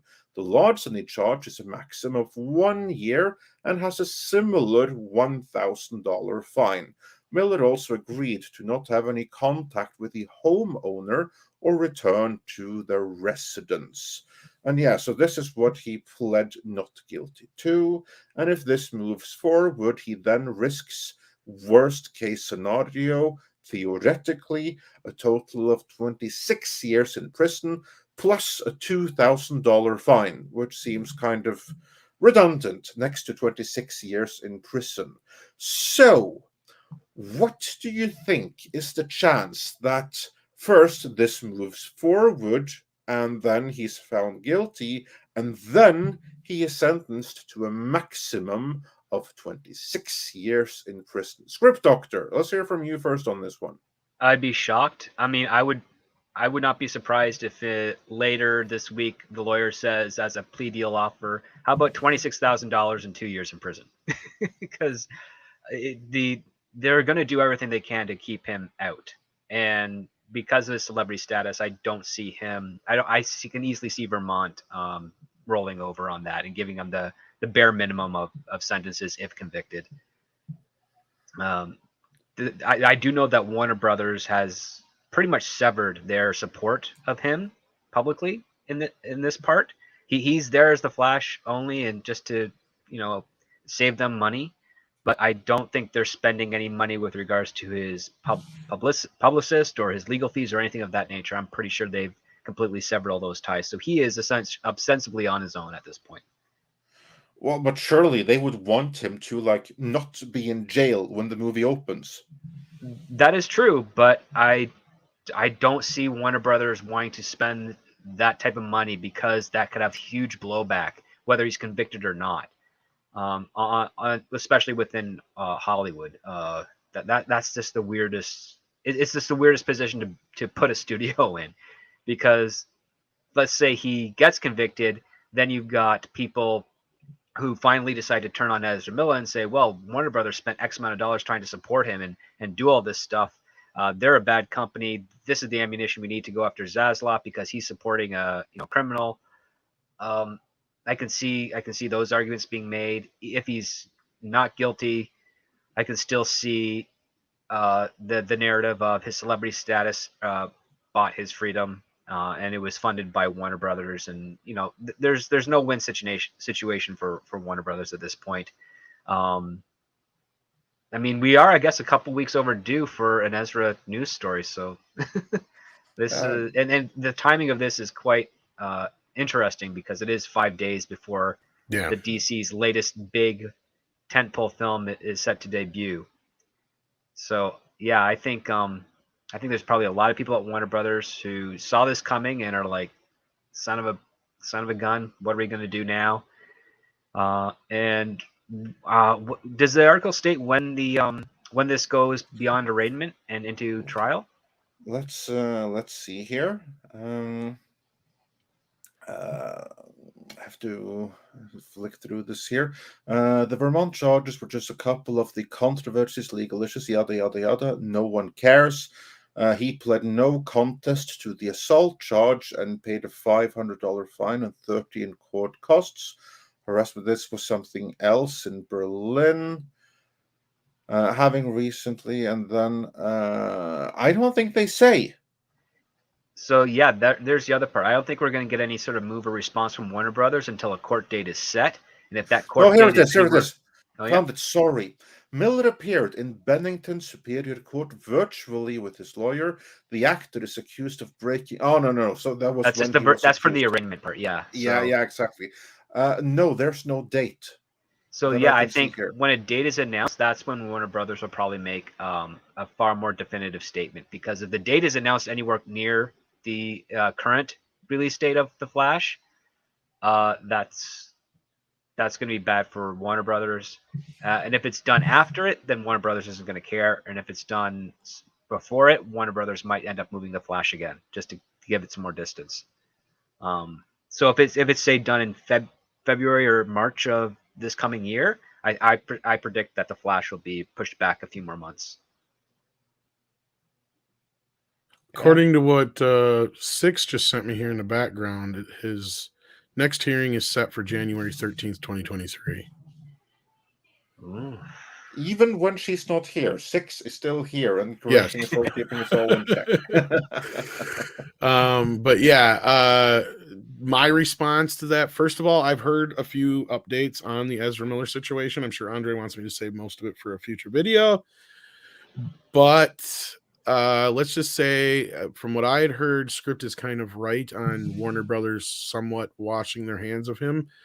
They're not going to do it publicly, obviously, and he's going to be in this movie, but he kind of fucked the goose when they offered him help and he kind of swatted the hand away.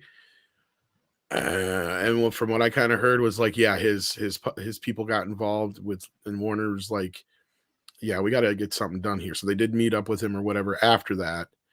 and they've got that part worked out. But as far as this case goes, there's going to be a plea deal before January. I see this as his lawyer having him plead not guilty so they can get a plea deal. He's not going to get any time in prison whatsoever, even if he does get convicted of anything. I would be shocked if that were the case. Yeah. Exactly. Like this whole like 20, it just makes good headlines. Yeah. I'm surprised he even got charged with felony burglary to begin with. Because he didn't actually physically assault anybody. He took mostly alcohol. He didn't take anything of great monetary value. Alcohol in Vermont is pretty monetary. Other than the booze, which again, my point is it's not something that has a lot of resale value.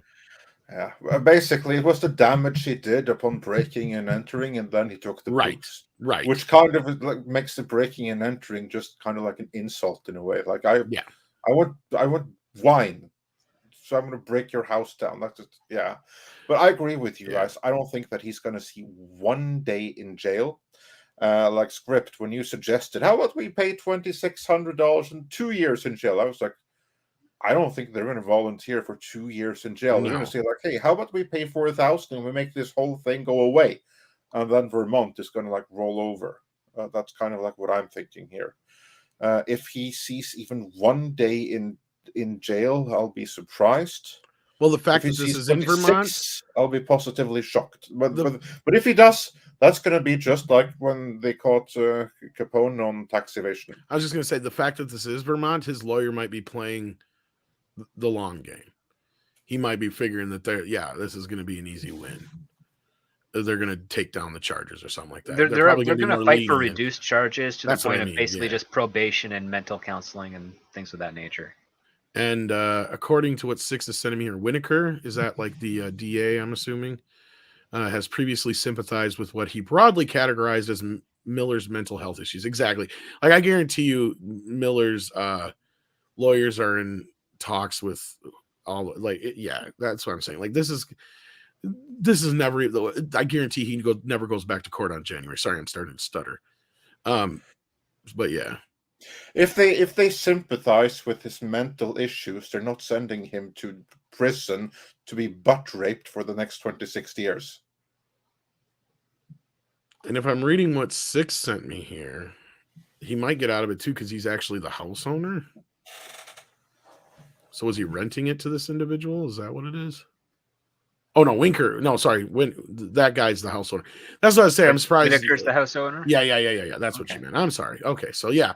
So through that, they may lesser the charges, or that person may end up did they try maybe dropping the charges? And since it was a breaking and entering, the cops didn't have a choice but to charge him. Is that kind of one of those things? Maybe he filed a complaint, and then when he found out it was Ezra, he's like, oh.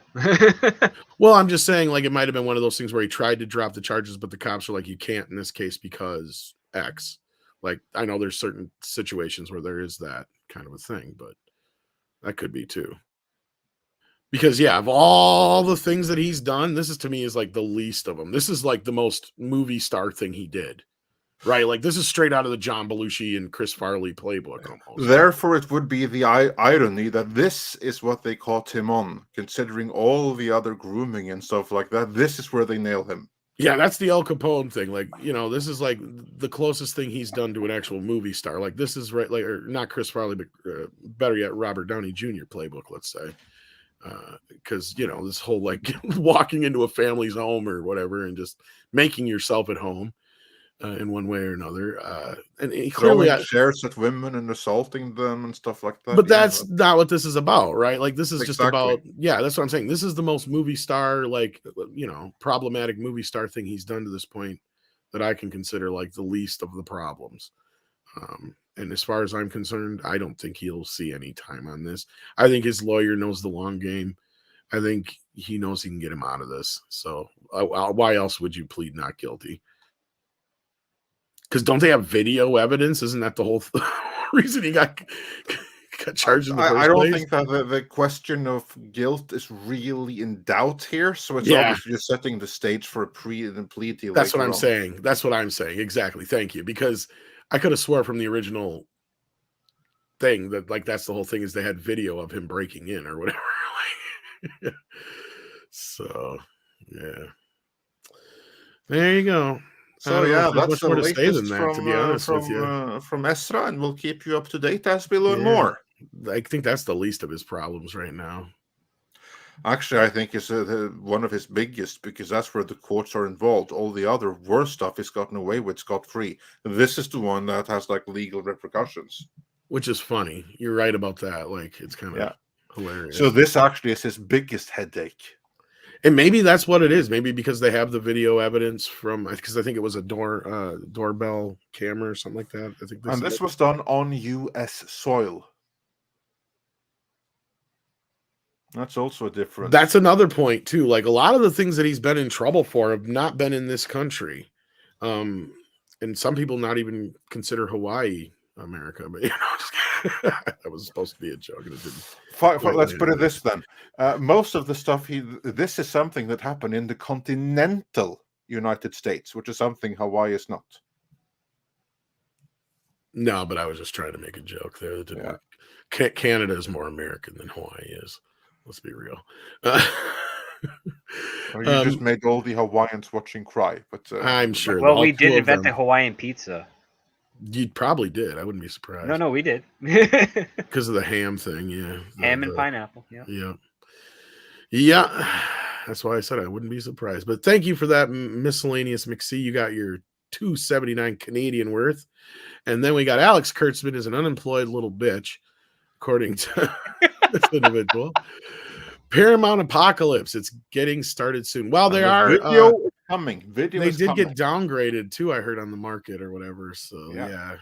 Yeah, they're gonna become a mini major before this is all said and done. You watch, or they're just gonna get swallowed up by like Apple.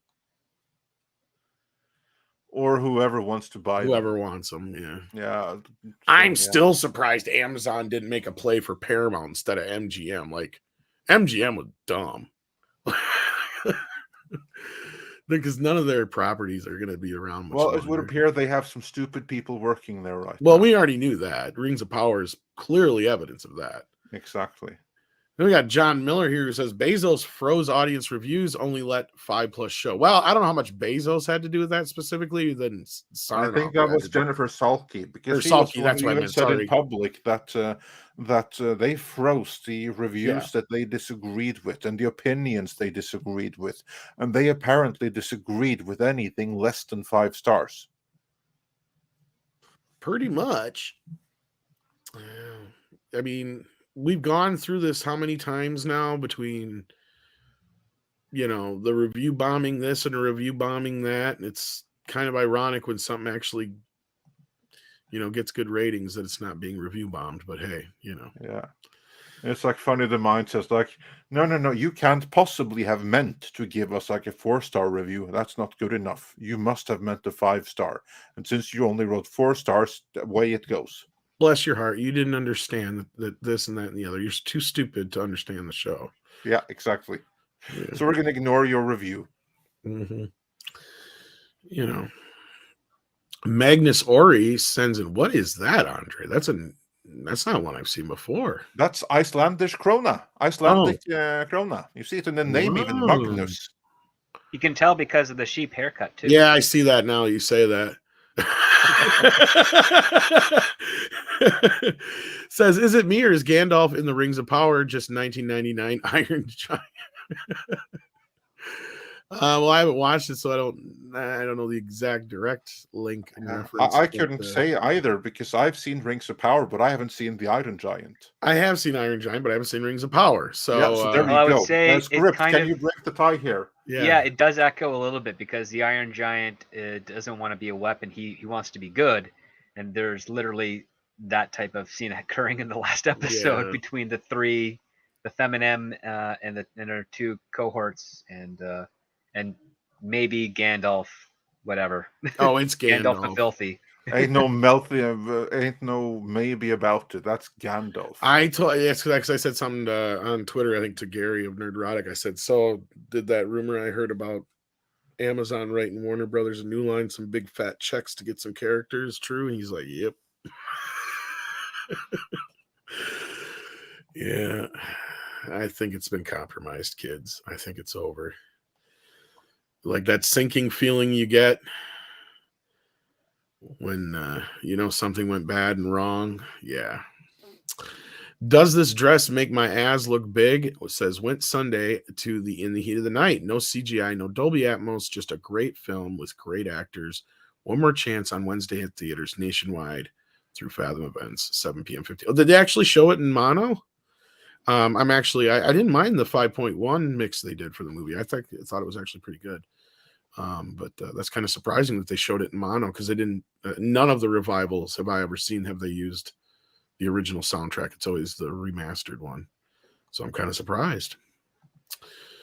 There you go, kids. Matt J says, gentlemen, can anyone confirm if Dr. Doom is part of Black Panther? I can't confirm it.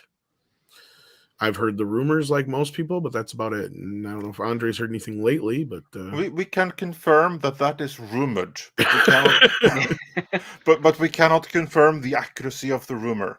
yes. But the rumor, the accuracy of which we cannot confirm, and I mean that sincerely, is that Victoria von Doom is going to have a big part in it.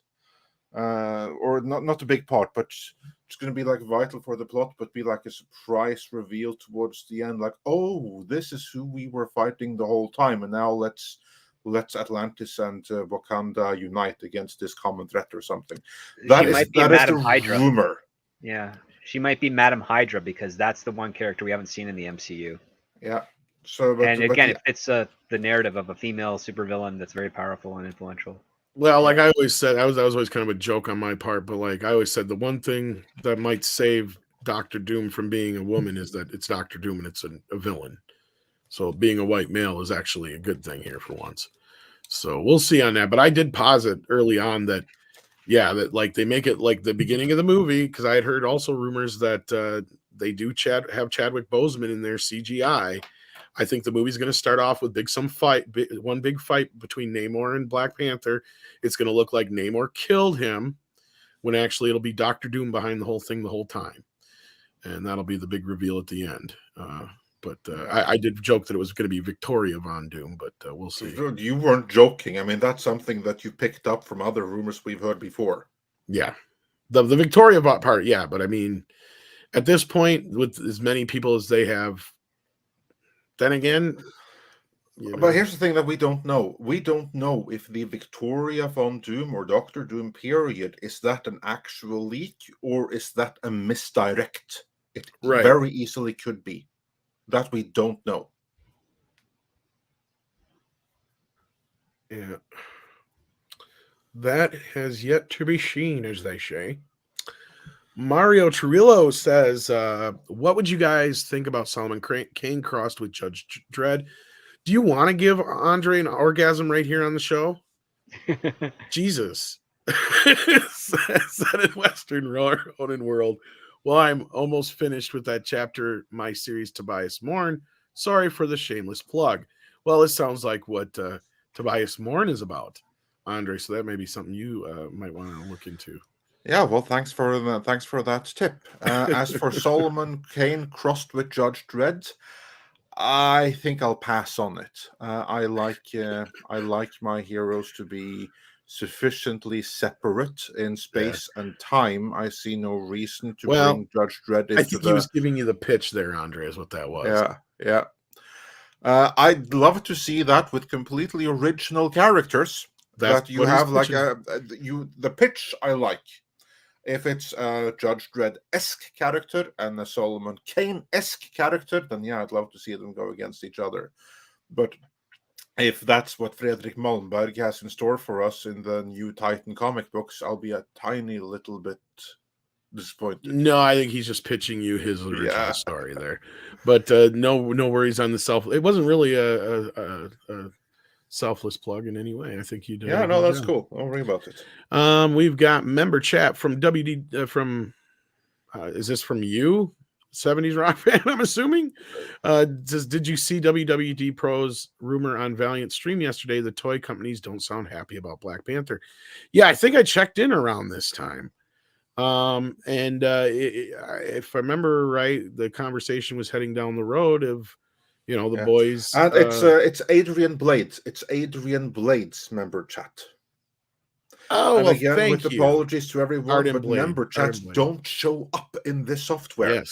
So we need our mods to catch them for us. Yeah, Six usually has a special account made specifically for that, but she is not with us right now. She's dealing with life in general, and hopefully she will be back soon.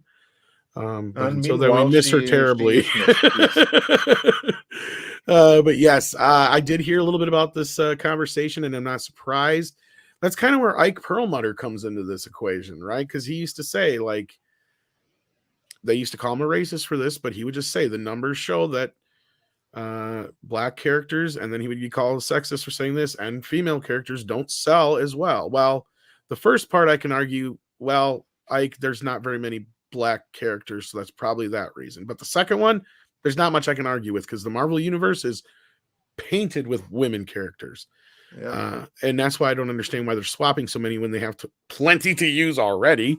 But anyhow, yeah, I'm not surprised by this. And the whole point of the conversation, I think, boiled down to what boys buy as far as toys. And I think, first of all, you have a market now that's completely kind of like what we were talking about with the music industry earlier, too, is like it's almost dead. The only people really buying toys are guys our age. Like, that's actually and not true. for our kids, unfortunately. Not for our kids, because kids don't give a shit about toys no more. Nope. They're into screens. They really don't. And this is where you come in, Andre, because you have children in that age group. Yeah, I do, and I can say absolutely, like the kids that are buying toys today, it's the kids who grew up in the 70s and the 80s and certainly the early 90s, who grew up with kids themselves, and then they returned to their toys as adult collectors later on. That's who's driving the toy market. Like, for instance, when you see on toy shelves, let's begin with the why do you think Masters toys? of the Universe That's is for so adult big collectors, again? right? But the toys you see on toy shelves for mass market, it's the adult collectors that buy them too. That's why it's all Masters of the Universe, G.I. Joe. So this generation of Star parents aren't Wars. stepping on strange toy cars or action figures or Lego bits because the kids aren't interested in them. Well, Legos are a is little bit popular. different. Yeah, I was gonna say, Lego's still pretty that popular. That sells like hotcakes. Don't you worry about it that. It does, but the Lego stuff I will is agree established IP sets. Where back in the day when I was playing with it, it was true. general stuff, because Lego had this axiom, which is it doesn't matter who you are. The concept of Lego is create something cool. Yeah. And now they don't give you that anymore. It's like, nope, it's a Star Wars, it's a Harry Potter. You don't get the random stuff of just make something cool. you don't get that anymore. But most kids, at least the imagination ones, will break those sets and make something else of their own accord. But no, I think Ike, even though maybe some of his prejudices may encroach some of what he's saying, he's not wrong, especially in the part of it's really tough. It's really tough to make a female action figure that boys want. And I mean, even as somebody who's a fan of She-Ra, I will be the first to admit that She-Ra was the downfall of He-Man. It wasn't the ultimate problem, but it was one of the biggest. And it was the final problem that put the nail in the coffin. It's mostly because they didn't have a proper companion toy line with it, right? That's the biggest issue. Exactly. Script. I was just getting to that. And the biggest problem with it is that their toys were not compatible. As soon as it became a girls' show, or at least perceived as a girls' show, the girls' department took over at Mattel. And then they refused to take any responsibility when they destroyed what was the biggest toy franchise on the planet ever. And I think the proof is in the pudding when, what's his name? Mark, I can't remember his last name, but jumped ship from He-Man when things were starting to go south. Mark Taylor, thank you. Jumped ship from He-Man to Teenage Mutant Ninja Turtles, and then Teenage Mutant Ninja Turtles ended up pretty much making He-Man look like child's play at the end. If you really look at the longevity and how many billions upon billions that is read. Like they were like Ninja Turtles in those first 3 years was selling like Masters of the Universe, but the thing is Turtles had more toys, so I'm sure the numbers were even more than that by the end of the day when it was all said and done by us, like say 6-7 year period that Motu it lasted. TMNT broke that by far, like because their first run lasted into like 10, 13 years roughly. So, and then the revival came shortly after. And then their revival came at the same time as He-Man's, and their revival was much more successful. But my point being is, I think that's the point, was the talent jumped ship was my original point. And that's where I think my point is sound, because when you don't have people like Mark Taylor overseeing Masters of the Universe and the girls department took over, they did exactly like Script was insinuating, and they took the toys and they made them completely incompatible with Masters of the Universe. And even your imagination can't get beyond the fact that Bo is 3 sizes smaller than He-Man in your hand. He's the same size on screen in the cartoon, but sorry, go ahead, Andre. Yeah. Well, like, he's the same height, but he's basically built into. Well, that's what I meant. Yeah, same height. Molds. Yes. Yeah, and that's just about it. So yeah, good going on the Mattel Ladies Division for killing the He-Man brand. That's a good job right there. And they And made the it funny all thing about, of the story yeah. is, for those that haven't seen our retrospectives, do check them out. The ladies division, they were so angry that the boys division actually beat them in sales for the first time with He-Man, and they swore this will never happen again. And it never did, because they destroyed He-Man. So great success. Mark Taylor jumped ship. And he is one of the keys, if you ask me. He's one of the guys that came up with a lot of the designs and the characters, and you've seen his influence over at Ninja Turtles big time. Yeah, he's the reason why those toys looked so awesome. Exactly. And he wanted to try something different, because they weren't listening to him anymore, and he was getting sick and tired of the push and pull, and he kind of saw where things were going, I guess. Yeah, a part of that, though, to be fair, that wasn't just the ladies division. No, it was completely against She-Ra, but also there was so much demand for more toys and everything like that, that the Mattel boys division, they were scrambling to come up with just more crap to fill the toy shelves. And it was just that, crap to fill the toy he didn't shelves. like, that's what I meant by he didn't like the direction things were going. With like Panic always characters like leads to failure. Extendar and stuff that he just hated. Yeah. Oh yeah, panic always leads to failure. It doesn't matter what situation you're in. I mean, the brilliance of the Mattel story is that it has been directly paralleled by Disney with Star Wars and Marvel. They don't know how to sell to boys, so they convert it over to try and sell to girls, and they end up killing the very thing that they thought was going to make them more money. Yeah, that's exactly what happened. Yeah. They got woke and they went broke before it became a thing. Yeah. It's kind of the prototype. Yeah, because I guarantee you that if they made the She-Ra toys in the same manner that they made the Motu toys, they would have sold. They do. They do. Because the She-Ra toys that do come out now, the very few that do, that come out like the Origins or the same kind of figure lines, is they're in the mold of He-Man now. So, so the Teela and the She-Ra molds are very close together. Yes. Yeah. So, like, in that case, the few that they do manage to get the license for, because that's the other thing, is the licenses are they technically aren't in the same. They aren't technically. No, they're split in very weird ways. They're legally split, and at this point, technically, they're no longer brother and sister legally. Yeah. Yes. I know it's weird to say it that way, but it's true. Gabriel Quiroga says, Tom, I disagree. I believe Wolverine can be reprised, but he would have to be extremely comic accurate in height, costume mannerism, and to distance from Hugh Jackman. This could be, but my point is I don't think Disney's capable of that. They would, if whoever they pick to play Wolverine, if it's a guy, it's going to be the soyest motherfucker you ever saw. He's going to be so safe, but he's going to have it's going to be like Twilight shit level. Like, shit. Yeah, he's. I don't even want to dream of what they would do to Wolverine right now. Some characters are just better off taking a rest for right now until sanity returns. Exactly. And then Camelbot Killer is also a member now. That's awesome sauce. Thank you so much. And that reminds me, I do got to run downstairs yet before we get caught up here. Then we have Elf, who says, I have a prediction for Mephisto and Ironheart. They give, that's where he's showing up. Oh, fucking brilliant. They gave him a Thanos-like story when he is meant to be Marvel's version of the devil. The Ghost Rider movies did Mephisto justice. Okay, well, you're just predicting that part. that they will give him a Thanos-like storyline.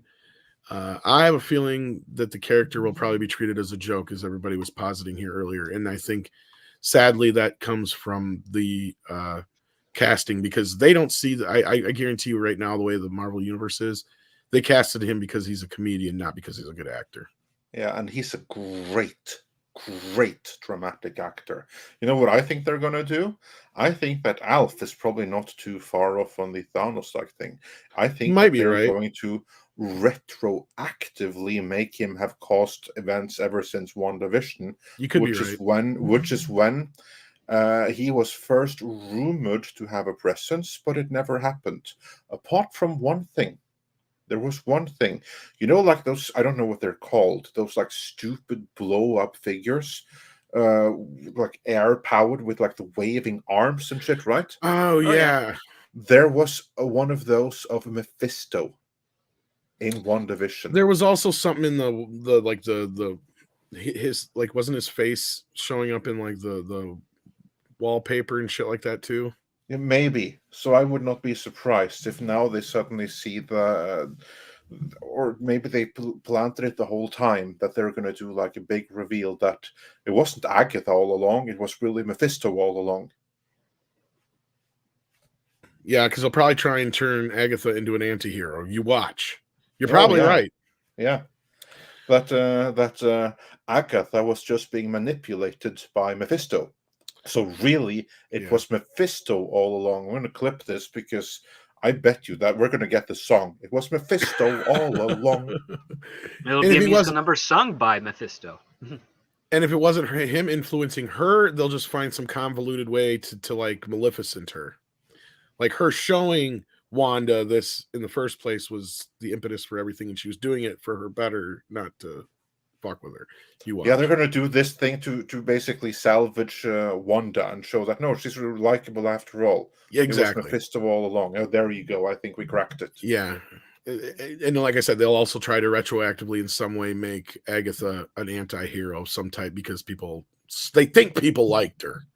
Just because of that one song. Because of the fucking song became a meme. But yeah, I think they try to create these memes too. Have you not noticed that? I swear they put things in these shows specifically to try and make memes out of them. Oh, like that's what I think like the booty shaking thing was all about. It didn't go the way they wanted it to, but no, it only worked for that song really, and a little bit with like dancing dude in Captain America and Falcon and the Winter Soldier, Zemo or whatever. Yeah. And I'm not even sure that one was meant to be a meme. Like that one, I think accidentally became a meme. But there's other things I've seen in these shows where I think they're directly trying to make memes out of them, and they'll try and push them here and there. And like, because I'll see writing and like, I'm trying to remember the specific. I can't remember the specific offhand, so I apologize. But I was reading about some show before. It wasn't. I don't think it was She-Hulk. It was another one. That's why I can't remember. But they were talking about like some popular bit in it. And I'm like, I don't remember anybody thinking that bit was popular, but that did stand out to me as awkward. So them writing about it made me think, are they trying to make memes out of this shit and push this shit? And it would make sense so they can get a social media push behind it and stuff like that. And the TikTok, and they want a TikTok craze or something to go along with one of these shows. I guarantee it. So I wouldn't put it past them, is my point, I guess. But anyway, I don't know if you guys believe or agree with that at all, but moving on. Sounds plausible, but yeah, let's move on. We have more super chats. Yes, we do. G-Man says, way over time. Let's play some games, yo. You know what? I could blow some shit up right now on GTA. Why not? Larry Paculot, if I'm saying that right, I apologize if I ruined your name, sends in $6.99, and he's a Canadian brethren. And it's a super chat. Let me see if the gang in the mod group showed me what it is. It is a little controller. Thank you so much for that. We more appreciate video games. Yes, more video games. Action I'm gonna Coms. play some Outrun on the Mega Drive. That'll be awesome. I don't know if I've ever played that one. Action Com says, if you want a great book about decentralized networks, read The Spider and the Starfish. It's a kind of New Testament for rules for radicals that fandom can use. I don't think I've ever heard of that. Anybody familiar with that? Not right now, but thanks for the tip.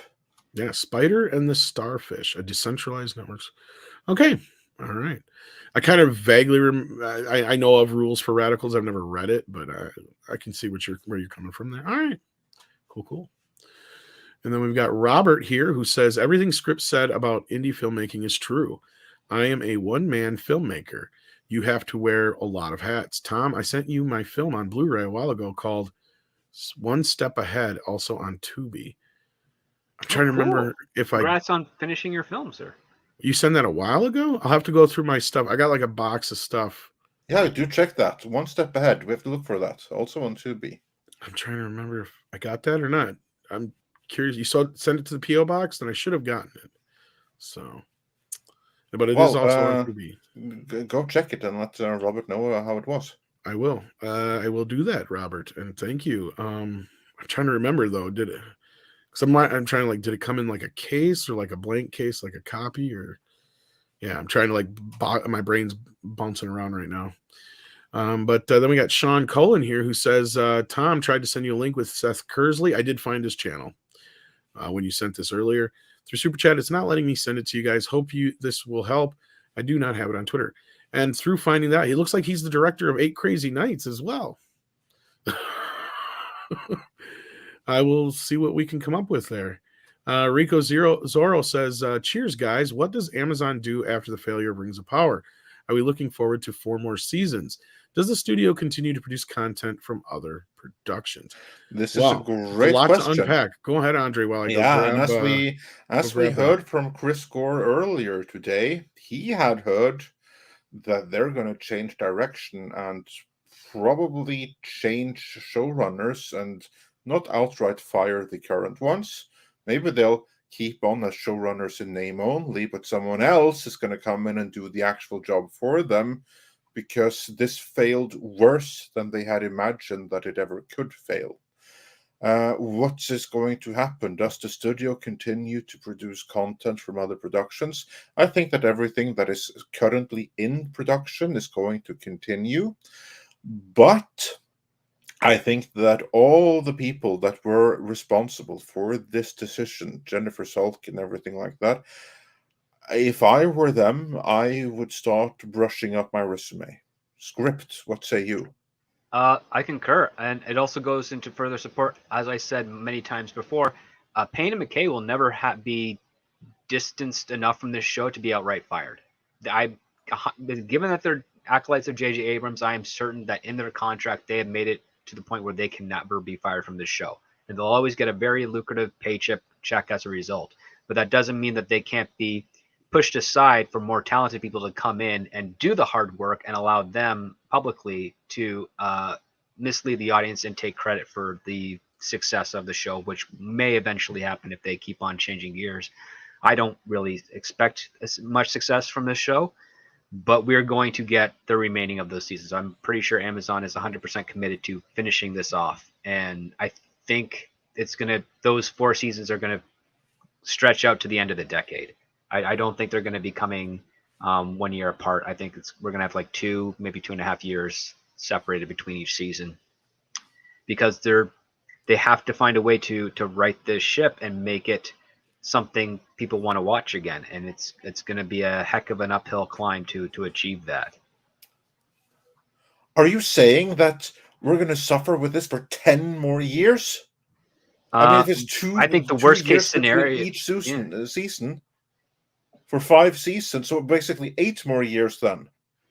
Yeah, I would say that's probably one of the many possible worst case scenarios we're going to get, is that every 2 years there'll be another Rings of Power season that will just kill us deep down inside. Well, yeah, because is right just in the production time, because these are like movies basically, right? Like they're not producing them like a show. A show is supposed to have a quick turnaround. These don't.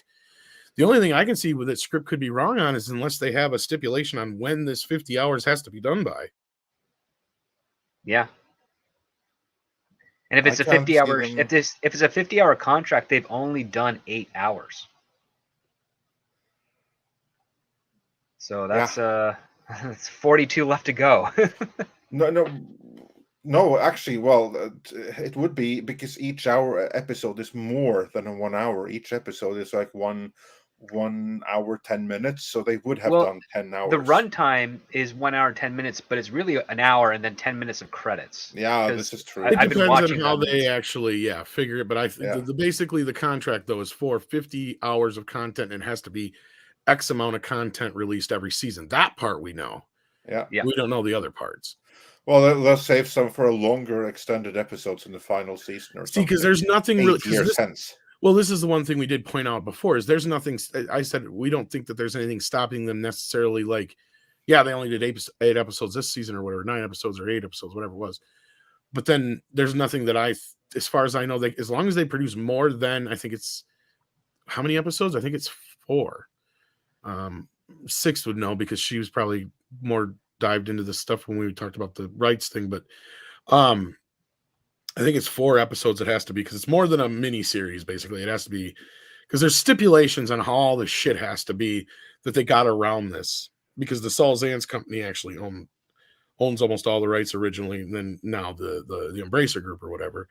Yeah. But the original deal is they had to produce so much because then it wouldn't be considered a mini series or a movie.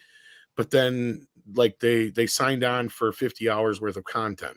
So there's my point when I was trying to get around to was there's nothing to say that as far as I know, unless we don't know about it, that season 2 couldn't be 20 fucking episodes. For all we know. No, for all we know, it could be. Like the contract is for 50 episodes, and then we don't know the details. We haven't seen the contracts here, but either way, they're going to have to do some cleaning house at Amazon, and I look forward to seeing some of these people. I don't generally hope that people lose their jobs, but in this case, Amazon Prime Video Productions is overrun by activists that Jennifer Salke installed, and they have completely run it into the ground. In this sense, this failure is very visible, it's very well deserved, and I do hope that Jeff Bezos has the same fortitude that David Zaslav did when he just completely axed Ansarnov. That's what needs to be done to Jennifer Salke and every single person she installed. It might they're going to be just like her, and they all have to go because this couldn't have happened without them. Because here's what's going to happen, and this is why a lot of those articles and stuff I think were coming out, and analysts and everything were saying that this show could kill the production side of things going into the latter part of your point here or question here, Rico. This show will continue to keep going, and they will continue to keep going, but there's going to be a dozen other shows that are going to get axed just so they can pay for this shit that didn't do anything, that probably were doing fine, but if they're costing them too much money and they can save more money and put it into Rings of Power because they have to, that's how this is going to kill the studio across the board. More so, that's probably what will happen. And I think that, you know, I know you said as far as like the contract goes, like we don't know, Payne and McKay probably are stuck in the contract no matter what. That doesn't mean they can't hire like a third party like we talked about the other day. Oh, I don't dispute that. It's like, yeah, no, but the part I was going to get to is they will Yeah. never be fired, but that doesn't mean that like Salke and some of those other people might not necessarily lose their heads is what I was going to get to. Oh yeah, I mean, so many other people yeah. around them will be terminated. But here's the thing that's going to be to the benefit of Payne and McKay is if the second season of Rings of Power is, say, phenomenal because it's been helmed by another showrunner, well, guess who's going to be taking the credit? Payne and McKay. And a lot of Hollywood's going to believe that, unfortunately. And they're going to be the next Benioff and Weiss for the next little bit until it either falters or they get another show and it bombs again. But again, these guys, if they're going to be playing the same tricks that JJ and Kirsten and to a lesser degree Akiva Goldsman play, they're going to make their deals. They're going to have a bomb, but someone else is going to come in to save it, and they're still going to collect their money and walk away. It's a very, very terrible tactic on the studio side of things and also on the fan side of things, because potentially interesting concepts are going to be executed so poorly that the studios are going to invest in them because they're interesting, and the fans are going to be curious about them because they're interesting. And then when they see it and they're like, oh, this is terrible, fans are upset, and now the studio isn't going to make the money back. And the only person that wins out of this are Payne and McKay.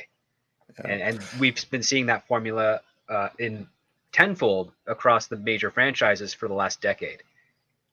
So I'm really hoping that, I mean, so far it looks like Warner Brothers has woken up to that, and Paramount to a lesser degree has woken up to that. If the rest of the studios get behind them, I mean, Apple is the next target on J.J. Abrams' list right now, and then I think after Apple, he's going to jump to Amazon because he's got 2 of his boys already in there. I submit, though, that what you just said, this is under the assumption that the new showrunners or the new showrunners behind the scenes, because they will continue, Payne and McKay will be in name only. You're assuming right now that they actually will turn things around. And I don't think they can, not with this starting point. I think this is going to be Star Trek Discovery all over again, where each subsequent season is a correction of the previous season. And it's never going to actually knock it out of the park. Oh, and it's absolutely. only carrying on because of the contract. And not only that, Andre, I think you're spot on, because I bet you we'll get a lot more characters next season that we didn't expect to see. Oh yeah, I mean, we got Spock in season 2 of Discovery. So what's the counterpart of that for Lord of the Rings? We already know we kind of got Gandalf-ish, but I bet you we'll get Gandalf and probably they might get Saruman. Saruman will probably be another one. We got Radagast and a few other characters they could probably bring in. I guarantee you we're going to have a slew of wizards and Legolas, mayhaps. How old is he? Because that's a plausibility. No, it's entirely possible. I mean, again, this is all under their intention is to try and make. We may see his birth, actually, to be honest with you. Yeah, exactly. They're going to go all out member berries. That's what I'm saying. Exactly. I think it's going to be Star Trek Discovery season 2 all over again. That guy's sneezing. And before we move on from here, Rico, sorry, I just want to say, because this is something that that I was alerted to by another member. You know, he who always makes Alex Kurtzman sit on Santa Claus's present or what have you, alerted me to that today there was a new Zorro production announced. Want to compliment all the others, and this one I believe is already in production. It's filming. It's a French series starring Jean Dujardin as Zorro. There was even a teaser picture. I sent it to you, Tom. I just thought that Rico Zorro might get a kick out of that.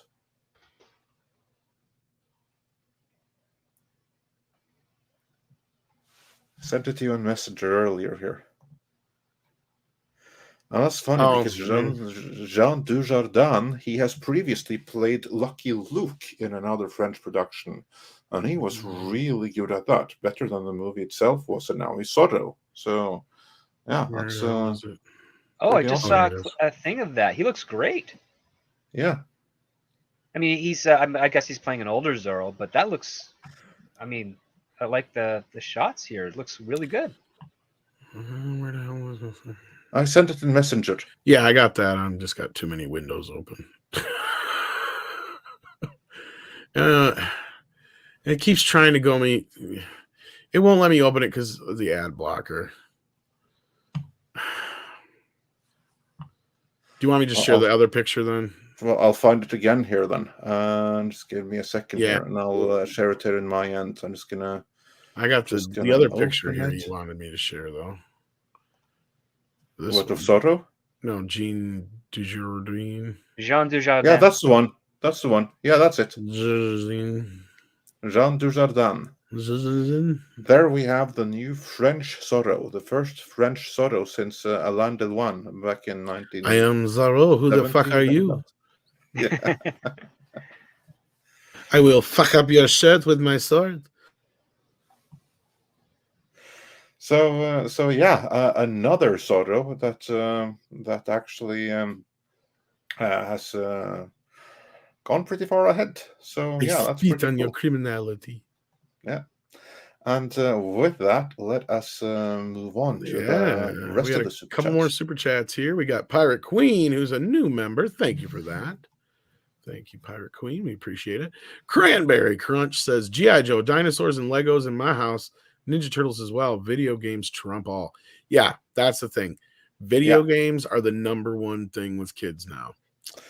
Do not underestimate the effect of the Nintendo Entertainment System in taking out He-Man and everything like that. Yes, the NES was a big thing. It's funny, you You reminded me of my grandmother for a second, Andre. She used to call the Nintendo Turtles because of the Ninja Turtles and everything. It was all synonymous to her.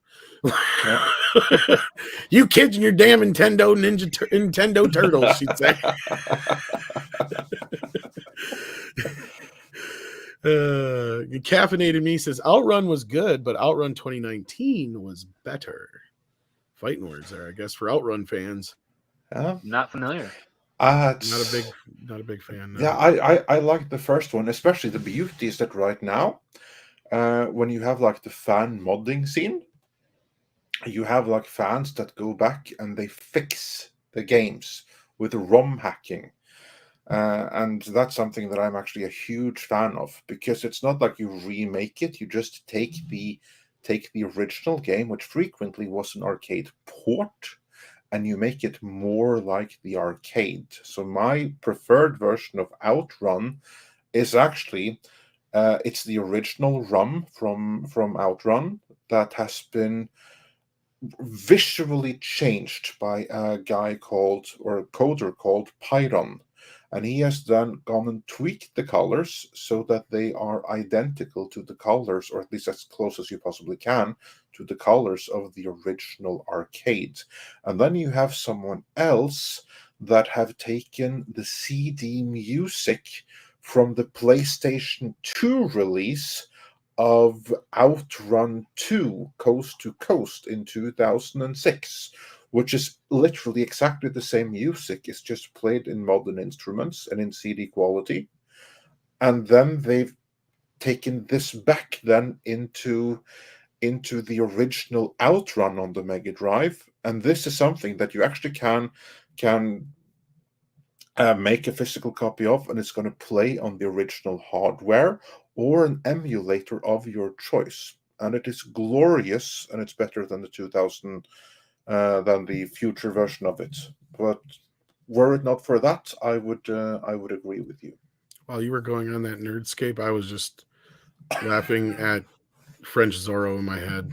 I am Zorro, fuck off. Fuck you. like that would just I for some reason I think French Zorro would be hilarious. I don't know why. Like the most lazy ass Zorro too. Eats cheese off of his sword. Yeah. I can cut cheese from here. What can you do? He slices it in Zeds. It looks like a Z. Like 3 wedges. Zorro. Oh yeah, I'm looking forward to this Zorro project, and I'm gonna play me some Outrun. That's the movie that fucking Steve Martin should have made instead of Pink Panther. He should have French Zorro. No. Listen to this. Son of Zorro the Gay Blade with Steve Martin. Now we're talking. Oh God, yes. Now you're talking. Yes. Oh shit, that'd be hilarious. They need to redo that one. That'd be hilarious. I've not seen that since I was a kid. Elf says DC announced a Batman Spawn comic book crossover.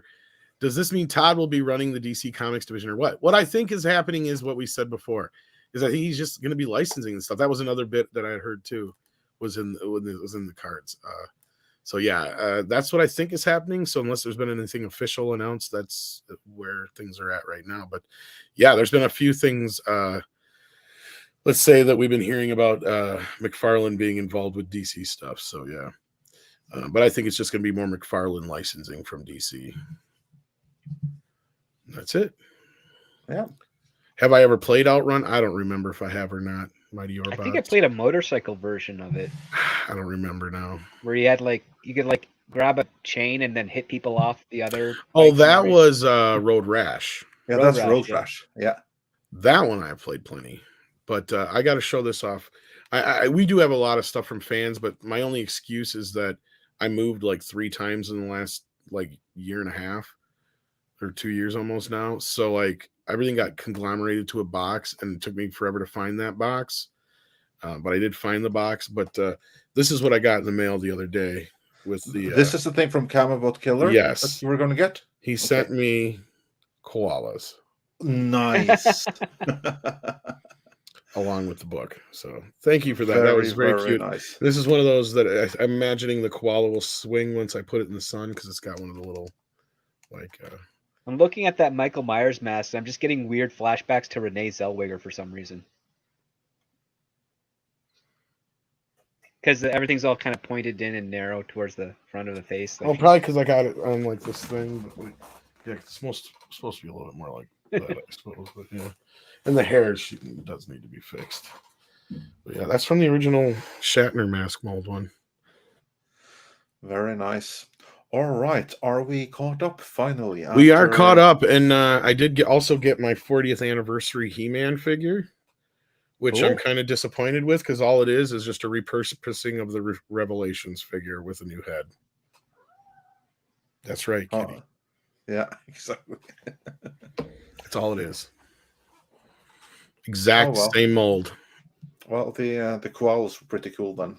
The koalas and with that, I want to say thanks to everyone joining us here today. First of all of you guys in the chat sticking with us for more than 4 hours. To Chris Gore, who joined us, to Culture Casino, who joined us, to Script Doctor, who is still there. That is awesome. So grateful. Check out everyone's links in the description. Check back for Toxic Femininity later tonight. Check out Midnight's Edge live archives for best of clips, and also look for this very stream to be available in the playlists in Midnight's Edge live archives. In addition to everyone else there, check out Midnight's Edge After Dark for more live streams, which are going to be more similar to the last 15 minutes here. And also, of course, check out Midnight's Edge Espanol for the best genre culture coverage in Spanish. Culture, I'm saying script. Is there anything that you want to cover on the way out, or plug on the way out? Not that I can think of right now. I might do a morning Diablo stream tomorrow. Depends on what happens tonight if I'm available. But yeah, so tomorrow you should do a morning outrun stream. Do what? Sorry. You should do a morning outrun stream. if I can find an emulator for it, yeah, I could. That'd be fun. But yeah, no, that's just kicking around. I've got a number of consults this week that I'm doing, so that's taking some extra time out. But yeah, just follow me on Twitter, see where I'll be, and we'll go from there. But thanks so much for having me on today. Perfect. And we got one towards the very end here. Yeah. And he says, I'm with Andre, currently looking for an Outrun Arcade 1-up for the next addition to my basement arcade. Do Arcade 1-up have an Outrun edition? News to me if that's the case. I haven't seen what their newer games are going to be, though. 19K Fox keeps up with a lot of that stuff, though. But Kitty thinks he owns the fucking desk here. Oh, that's good. Kitties are supposed to think that.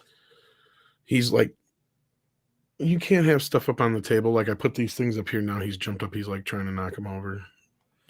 Yeah, he's like, the table is mine. It is. That's what he says. But thank you for that snake shit. I had not heard if there is one. I'm sure Andre would be interested in that, maybe. It sounds like from as much as. But speaking of that, your Sega Mega Drive version 2 is supposed to be coming pretty soon here. Yeah, I'm looking forward to it. Which is funny because it's, I think, shipping from Japan, and you can't get it where you're at, so I got to get it for you. I may be able to get the European version after all, but I'd be happy to have an American because they're only making this one. Like, it's already sold out.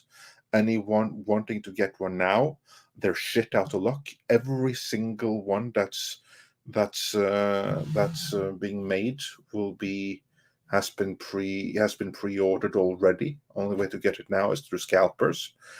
And yeah, who knows if they'll ever make another batch. I'm sure they would want to, but it's the chip shortage, which is the same reason why the PlayStation 5 is vaporware for most people. There you go. And why you can't get a Raspberry Pi or anything. Why is everybody screaming for Bat Tom? Because we got more than 1,000 likes. Oh, did somebody say I would do Bat Tom if we got? Someone said. What do you want? Jesus, I'm still trying to cure the COVID. Did we win? One Up certainly won because they apparently have Outrun. Well, there you go. We know what Andre's getting for his birthday. That we do. Have All I ever- right. I've got a ton of video games. Well, actually, I don't have any video games. I don't know what I'm talking about. Bruce Wayne, I've heard, has a lot of video games, though. He is the coolest guy ever. Bat Tom, We why can get all don't those for video today- games because he doesn't have any parents to tell him no. It's true. Hey, Bat Tom, why don't you cheer up and tell everyone what's going to happen to the koalas? But they can't see them cry because they'll be like Batman in the rain. Can't see the tears. It's sad, you know. Like that movie Blade Runner. You seen that movie Blade Runner? Yeah, it's brilliant. You won't see everything is going to disappear like tears in the rain. Like tears in the rain. Exactly. It's all poetic and shit. Koalas in the rain, koalas in the rain, no fucks given. Koalas in the rain.